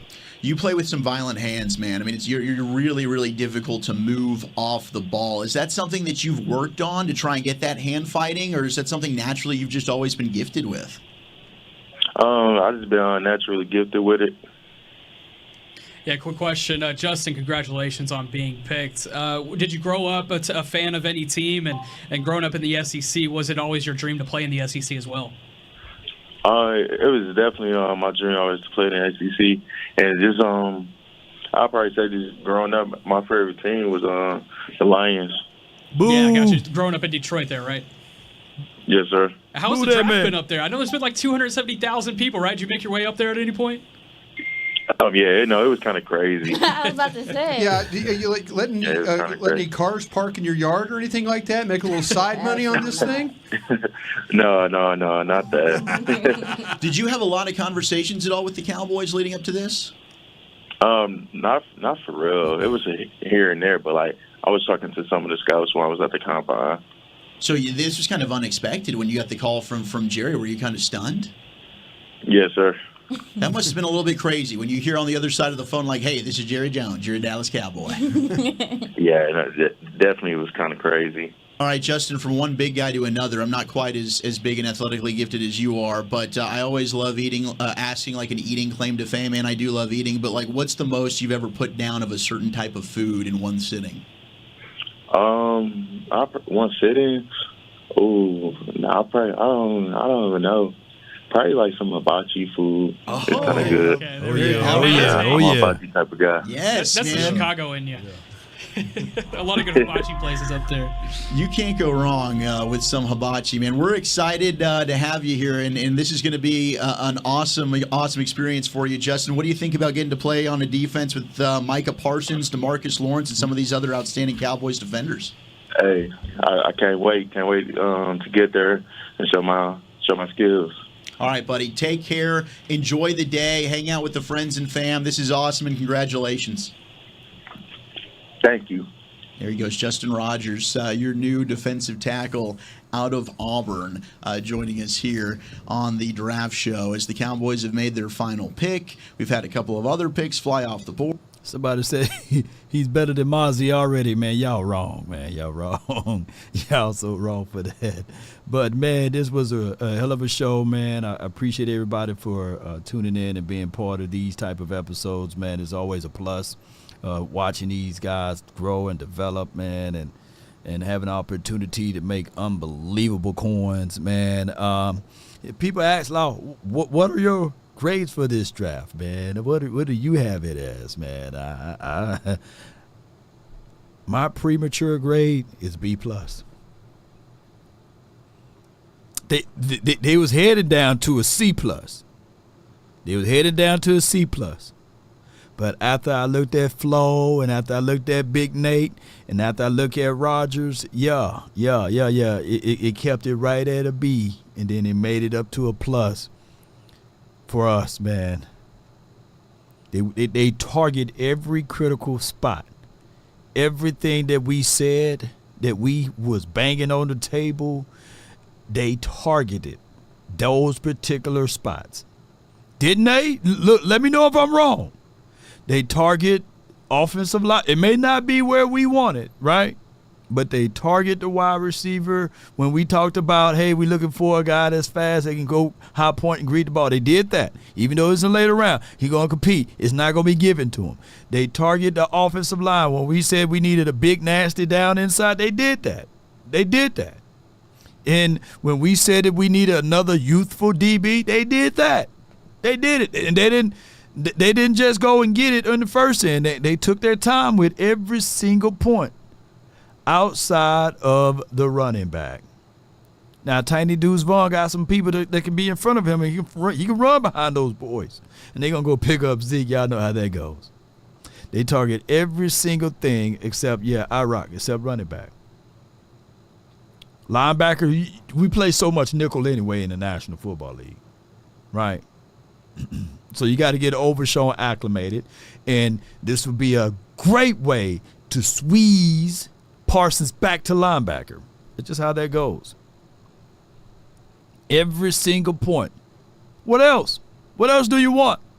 And tomorrow they can still go get that other running back that we like, you know. Yeah. B+ for me. B+ for me. All right, B+ for me. What do you guys have? What do you guys have as the draft grades and for this marathon? Before y'all grade the draft, grade B, man. How did I do today, man? How did I do today? Gina, appreciate you. Thank you for all that you do for the nation. Appreciate you, Gina. Appreciate you. Thank you so much. Yeah. I did an A+. Y'all give me an A+. I get a B or I get a C+ back. That's how you gonna do me, man. I get a B. I get a solid A. Okay, appreciate it. I could have been more equipped of the knowledge of the players. I felt like, I give myself a C+ to a B. I could have did better. I could have did better. I could have did better. But I think I held it down. Bump that, man. If the grade of the draft is gonna be a B+, I give myself a B+ too. You know what I'm saying? Come on. Okay, Gina says an A. Okay. All right. We did a lot of things today. Y'all saw me. Look, I was live so long that I had breakfast here and then I had dinner. Oh yeah. Well, I had breakfast, lunch, and then I'm gonna have dinner a little later on. So appreciate y'all for the A's, man. Okay, good. So we did all things. We looked at tape. I wore tape out earlier. We had the phone lines open. I let y'all get y'all frustrations out. We tuned in to 105. They pretty much carried the show. All those boys in that room. Shout out to them, and shout out to the .com. We tuned in to Boss Cowboys Sports Show. I got the idea to have the phone line open. Yeah, so I think that for a 6-hour show, however long we are, I think, and then I still got my voice. So, all right, so y'all give me an A+. I appreciate that, man. I'm telling y'all, man. I love y'all, man, for real, man. I really do. Shout out to you, Paper Route, man. Thank you so much, man. Well done. Nay, man, you send me some more. I'm gonna go get me a tomahawk steak, man. Don't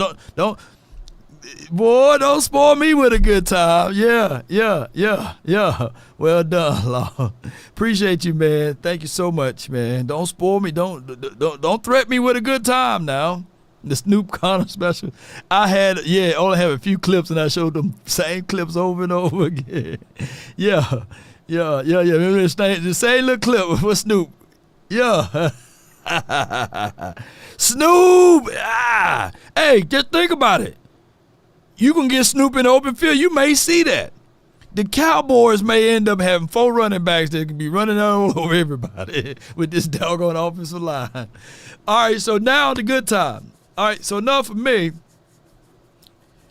Let's grade the draft. Okay, so y'all know how I do. I do this every single year, and let's see if I can get it right this time. Let me see if I can get it right this time. We're going to go player for player, and then we're going to go, let's say, the whole complete draft, okay?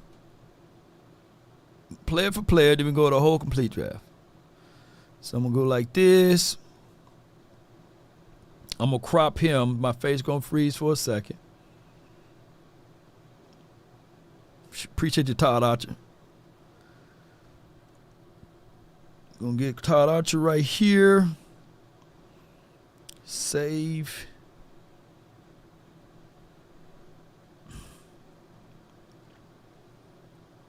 Download. Boom. We'll slide this right here. All right. Boom.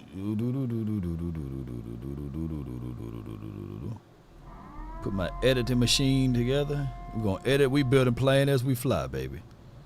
Paper Route Frank $19.99. Well done, Law. Clapping, clapping, clapping, clapping. I like when you loop in 105.3. You know I'm so childish. All that clapping, man. Boy, you had her clapping, huh? Boy, you had her clapping. I appreciate you so much. All right. And Perry Locke, man, appreciate you so much, man. And then we got people, man. Elliot from the Cash App. Cash App $50. And Julius with the Cash App of $20. Woo! Don't y'all spoil me with a good time, boy. Oh my goodness, man. Oh yeah. Y'all might see me eat that steak live on the nation, baby. Oh man, appreciate y'all support. Oh, I love y'all so much for y'all support. And everything was free today. Y'all done had to pay nothing to get here. And I thank y'all for donating for y'all see the hard time and the hard works that we put in here. And I appreciate everybody, man, supporting new media. All right. So let's grade the draft, baby. All right, Tyler Guyton. The lowest grade you can give is an F, but I want you guys to grade him individually from A to F. Let me see collectively what we got. Come on, baby. Tyler Guyton. Oh, you in the house. Come on, what y'all got in the chat? Appreciate you, man. Appreciate you. Somebody asked what's my Cash App. The Cash App link. Look. I'm gonna read y'all out. Let me go get that Cash App link and I'm gonna post it in the chat somewhere. But it's in the description box of all of my videos. All right, bees. So collectively, I'm reading that we getting B's out of this. We getting B's out of this. Y'all putting some B's in there. $20. Great job. We appreciate you, Law. DC4L. Oh, I thank you so much. I really thank you so much for your support. All right, so collectively, you guys are giving Tyler Guyton a B, and it looks like it's going to be a B plus for Tyler Guyton. Cash App link is there. So, hey, don't spoil me with a good time. Don't threaten me with a good time, because I will have a good time, and I will turn that good time into a great time. So, all right. So, collectively, you guys are giving my guy, Tyler Guyton, a B plus. Okay? All them C's, it got it up to a B plus. All right. Marshawn Neeland. Yeah, I call by Keelan. Neeland, the knees, making the stallion knees. All right, Marshawn Neeland. What grade do y'all give Marshawn? And don't have me to pull up that film again. What grade are y'all giving Marshawn Neeland? I got 1A from Jara. B. A, B, C. Okay. Consensus giving him a B plus. It's going to be a B plus. Oh yeah, I love y'all. Okay, B plus. Some A's and F minus did bring the score down, Darius. What's going on, Darius? What's going on? Tomorrow you call in and explain yourself, okay? When we go live, call in, explain yourself why you giving that man an F. So he gets a B plus. The consensus report.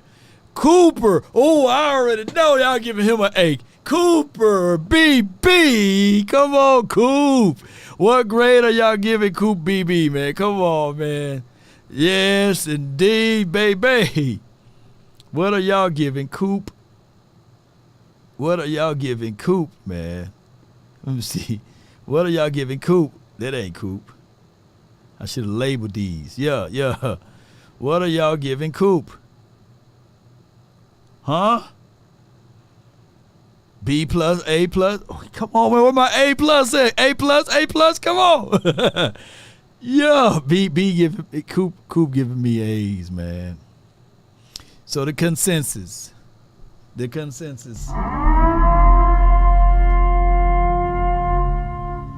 can come closer than close, yeah. Original, they never will be. Nobody. It's an A.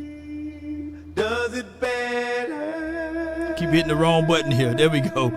It's gonna be one of these. Okay, here we go. Y'all giving that brother an A. Let me see if I can find this Coop. Here we go. Here you go. I found it. Yeah. I'm looking for this right here. Copy this. Look how he just tossed old boy. So y'all giving Coop an A. Yeah. So far we doing good. Let me put. Well, y'all bear with me. Boom. Yeah. Slide this down right here. Yeah. I just want to give that up there right quick. So y'all give him an A. Here we go.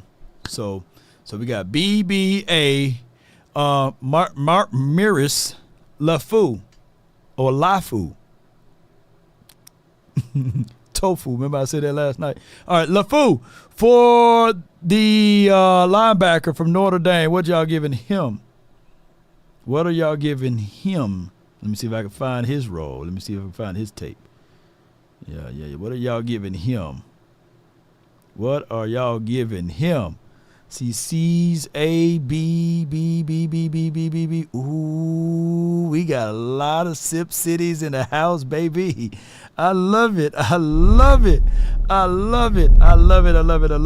right, so y'all giving him a B. So, okay. Boy. Okay. We own this. We running this thing. All right, so Kalen Carson.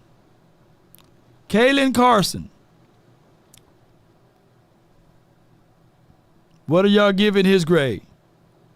Kalen Carson's the 5th round draft pick from Wake Forest. C plus. Kimberly giving him an A. Legend giving him an F. That brought the score down. C from Quan. Okay. C Quan. Okay. VI. Okay. So y'all pretty much giving it like a C plus. This is a C plus. Okay, C plus. Okay, C plus for Kalen Carson's. All right. So I got B, B, A, B, C. Ryan Flo. Flournoy. What y'all give Flournoy? What y'all giving Flournoy?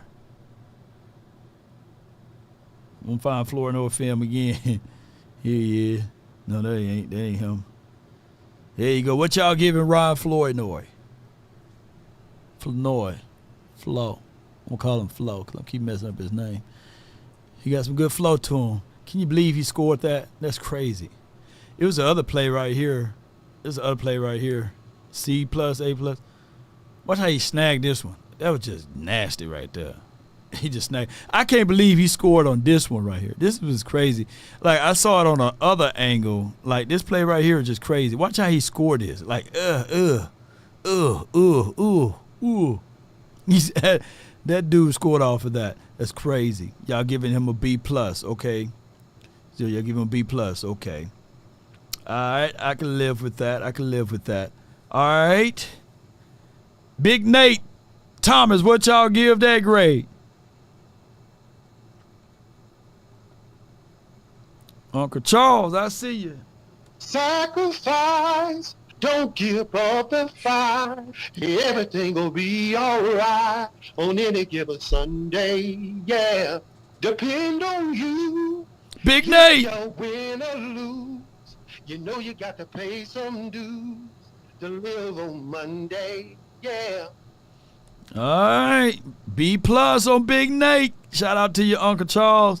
And last but not least, BJ Raji. Oh, no. Justin Rogers. What are y'all giving Justin Rogers, man? What are y'all giving Justin Rogers there? You got a super chat. Super. C. Brown $19.99. Thanks Law for spending most of your Saturday away from family to bring us free content and entertainment. Always appreciate what you do. Giving you an A+. Oh my goodness, appreciate you. My little ones came in the room about 4 times, you know. Yeah. They wanted me to eat pizza with them. So, all right. Justin Rogers, what are y'all giving? And I appreciate you so much. Yeah, spending time away from my family and spending time with y'all. That is backwards a little bit on a Saturday. But we don't spend all Saturdays with you all. Normally Saturdays reserved away for the kiddo. All right. So Justin Rogers, I appreciate y'all, man. Hey, I'm definitely gonna take them. Like they got Legoland out here. I'm gonna take it to Legoland. Legoland coming around the corner, so it's gonna be after this week. Gonna be a little miniature vacation, or might take it to Great Wolf Lodge. They like the Great Wolf Lodge. Justin Rogers, what do y'all have for Justin Rogers? B, okay. B, I guess. B, my guess. All right, so overall, man, this draft was wonderful. This draft was great. I like I say, if you compile all of that, it's more of a B+. The consensus says it. The consensus said it. We got a B+ draft, and even though it takes 3 years, and this is our premature draft, right? So even though it takes 3 years to properly grade a draft, I'm just gonna say this. I want y'all to look at my eyes when I say this, is that we doing good. Rev, Rebel, man, appreciate you. Thank you so much, man. Nobody appreciate you for your support. does it better. Now, y'all didn't sound as confident in the draft last season, so I know you guys are giving your true, honest thoughts of this, right? And if I were to ask you guys, would you rather have this year's draft of last year's draft, you would say to yourself, give me this year's draft, juxtaposed to what we had last year. Even Mozzie, Schoolmaker, the only person that y'all really love was Overshown. So, hey, you know, it's going to be a good vibe, good ceiling for where these guys can reach, and I think that is all good. NJ says for the complete grade, he gives it a C+. Hey, I always look at it like this. It still could be adjustable because we got 15 guys that's coming tomorrow. 15 guys coming tomorrow. 15 guys, and Riverbull 95, $20. Appreciate you so much for your 20, man. Appreciate all of the people that's on the Facebook app that's giving the stars, man. All right, so if time permits, we'll be doing some individual film analysis on everybody. We'll be doing some type of conversation between me and the Twin Maker. I know he want to talk about his picks or what have you. He's back around the corner. Yeah. He's back alive. But at the end of the day, ladies and gentlemen, on this marathon type of show, I want you guys to go back and rewatch those moments, right? When we drafted a certain player. When we got a chance to look at a certain player. Charles, man, appreciate you. Still have free agent in June 1 cuts. June 1 cuts to pick up. Yes. Yep. So it ain't over with. As Ovo say, soon I will be done with the troubles of this world. We ain't over with yet. The troubles are still here. Frank Gore should go undrafted, so yeah. And he went down there to Mississippi, Hattiesburg, so we'll see what he can bring to the table, ladies and gentlemen. Yep, they say the race is not to the swift, nor the battle to the mighty. It's to he that endures to the end. And you guys endured with me to the end. And you guys have that fighter's mentality too, just like I do over here. You see, a piece of y'all, give me a 1 in the chat if you've been here since 11 o'clock, whatever time I started. I believe I started at 11. let me see a 1 in the chat. If you didn't click off, you didn't move away, you just stood tall with law. Yes, give me a 1. Yeah, Jera. Appreciate you. Y'all stood on business with me. Yes, Birdie, you stood on business with me. Sooner GM, you stood on business with me. Randy Jackson, you stood on business with you. Tamika, come on, High Life, Charles, Murphy, Kelvin, Cowboy fan for life. I Rock Nick, yeah, Ricky, VI or VA or VI, yeah, Cowboy, come on with it. JV, Cowboy Nature, yeah, Joshua, yeah, Toe, yeah, come on with it. Uncle Charles, my dog, my brother. Sacrifice. Come on with it, y'all sacrifice your time. Yes, Lewis, I see you. Sports Alive 55, yeah, I see you. Tim Davis, come on. While driving. Yes. Why did they stood there? Why? Because when you seeing greatness being developed, you want to watch. When you seeing miracles happen, you want to be there. When you seeing things being turned into the good, what was meant to be bad, you sit there and watch, and you sit there and say to yourself, I'm here. I'm not a fickle fan. I'm not only here when we win. You see, it was also a story told to yourself that I'm here even when we don't have picks. Because I'm with it, I'm ready. I'm with it and I'm ready to be with them. Shout out to you, Gina with the G and Gina with the J and Ronald. Come on with it. Why? There's thousands of other things you could be doing. But on this glorious day, you guys, Spartans, prepare for glory. Prepare for glory. On this glorious day. FBI, open up! They couldn't stop you because you're gonna tell everybody, you're gonna let everybody know. Come on, where my button at? What is your profession? Spartans, what is your profession?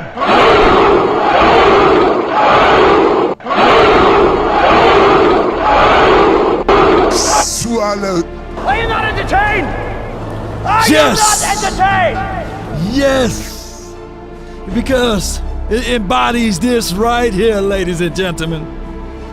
If you want a thing bad enough to go out there and fight for it, to work day and night for it, to give up your time, your peace, and your sleep, if all of your desires of it makes you quite mad that you don't get tired, and it makes you hold everything tawdry and cheap, if life itself seems empty and useless without it, and all that you scheme and dream is about it, if you will gladly go out there and sweat for it, fret for it, or plan to lose all terror of your mind, if you would simply, just simply go after the thing you want with all of your capacity, strength, and sagacity, with faith, hope, and confidence and stern pertinacity, if neither cold, poverty, or famish, or fame, or the sickness of your body or brain, or even if you don't have a pick in the 4th round, if dogged and grim and besieged and beset with the help of almighty Cowboy Nation and everyone that's listening,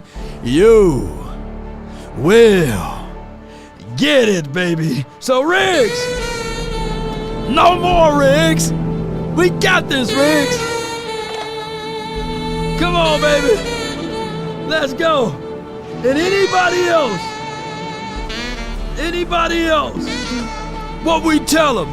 Wait, what they tell them? Yeah, on paper, they're a better team. Yeah. They have all the assets and resources that we don't. Yeah. So let us get on the line, boy, let us get on the line. Come on, see if that factors in. It won't. Give me my theme music. Come on. Damn. Let's see if that factors in. Let's see if that factors in. Gaming, Cyborg Gaming. Let's see if that factors in. Let's see if that factors in 49ers. Let's see if that factors in Lions. Let's see if that factors in Eagles. Come on. Come on, baby. just wanna run it up. Come on. Don't need no deals, I make the deal. Have to take it to a meal. Lately, I just wanna run it up. Now it's time. Kinda check us out. Run it back, baby. Destiny arrives all the same. Count that two, count it. Lately, I just wanna run it up. Need them ones, I need them fives, need them tens, I need Let me say this. to the safe, got blues inside. Let me say this though right quick.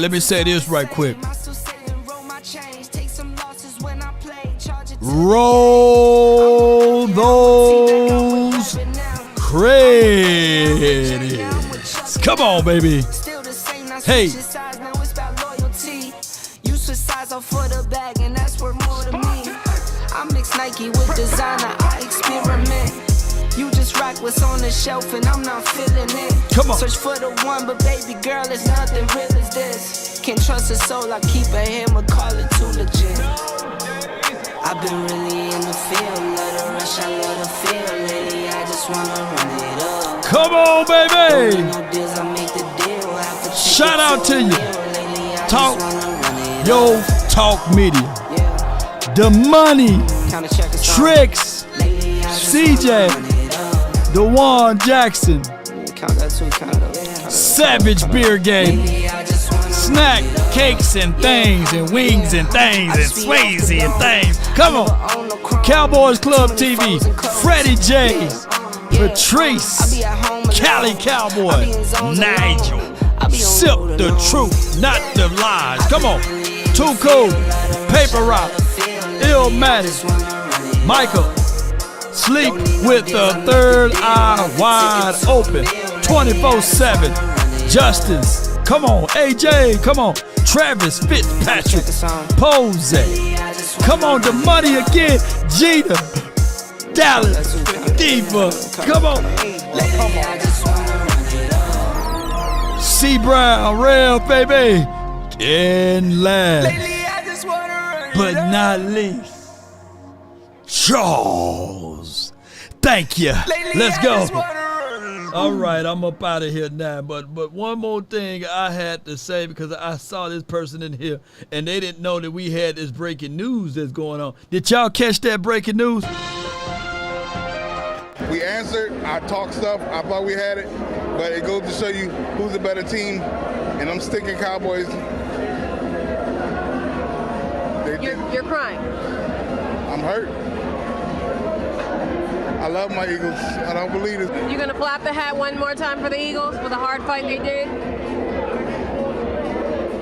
Let's go Birds, fly, Eagles fly, still Super Bowl champs. Ever since he did that, they didn't win a doggone thing since then. Let's get on up out of here, man. What love, man. See, when you invest in something and you hustle and you work for something, you got a different type of attachment to it. You're going to have a cold day in hell for somebody to try to take this from you. We live by this, we die by this. We don't surrender, we don't retreat. Every man must search his own soul. I listen to that quote every morning. I want to get mine out the mud. I want mine out the dirt. I don't want no handouts. I don't want no celebrity to co-sign me and somebody to see me in the street and say, I remember when such and such put you on. No. It may sound harsh, but I'm going to beat myself up so the world can't beat me up. Because the world is a cruel place. It can be a beautiful place if you allow it to be. Once your perspective changes, that's when miracles happen. What else I got to conquer so I can get to the next level? What else? There's always going to be giants at the gate. If it ain't rough, it ain't us. Let's go. Damn! So it ain't like, why me? It's like, why not me? Let's do it. The flowers don't chase the bees. The flowers just are.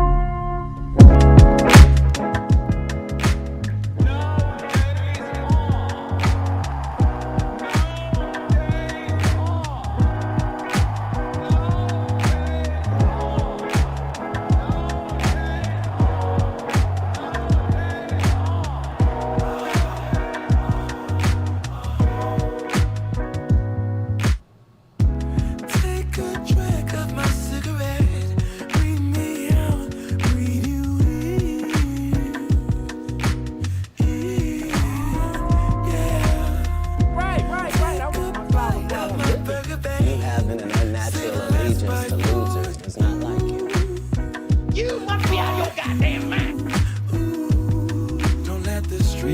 guys.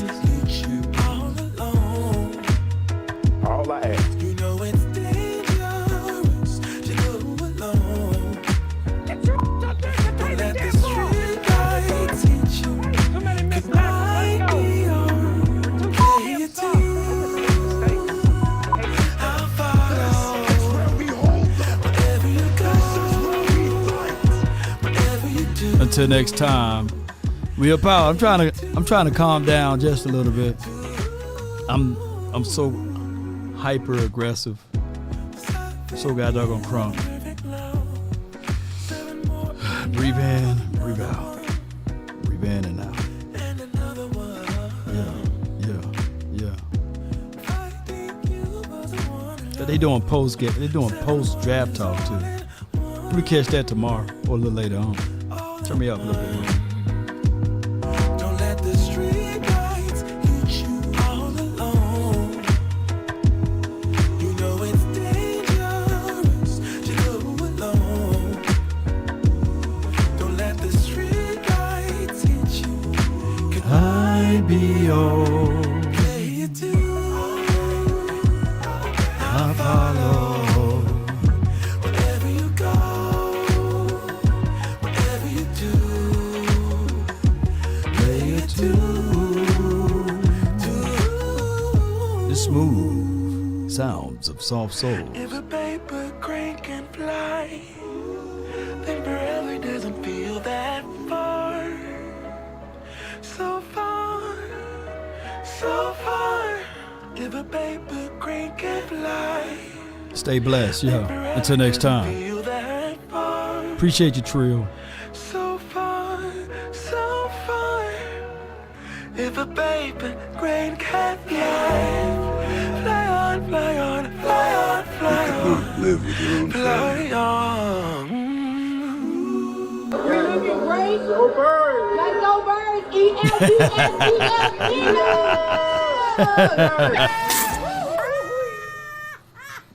Y'all thought I was gone.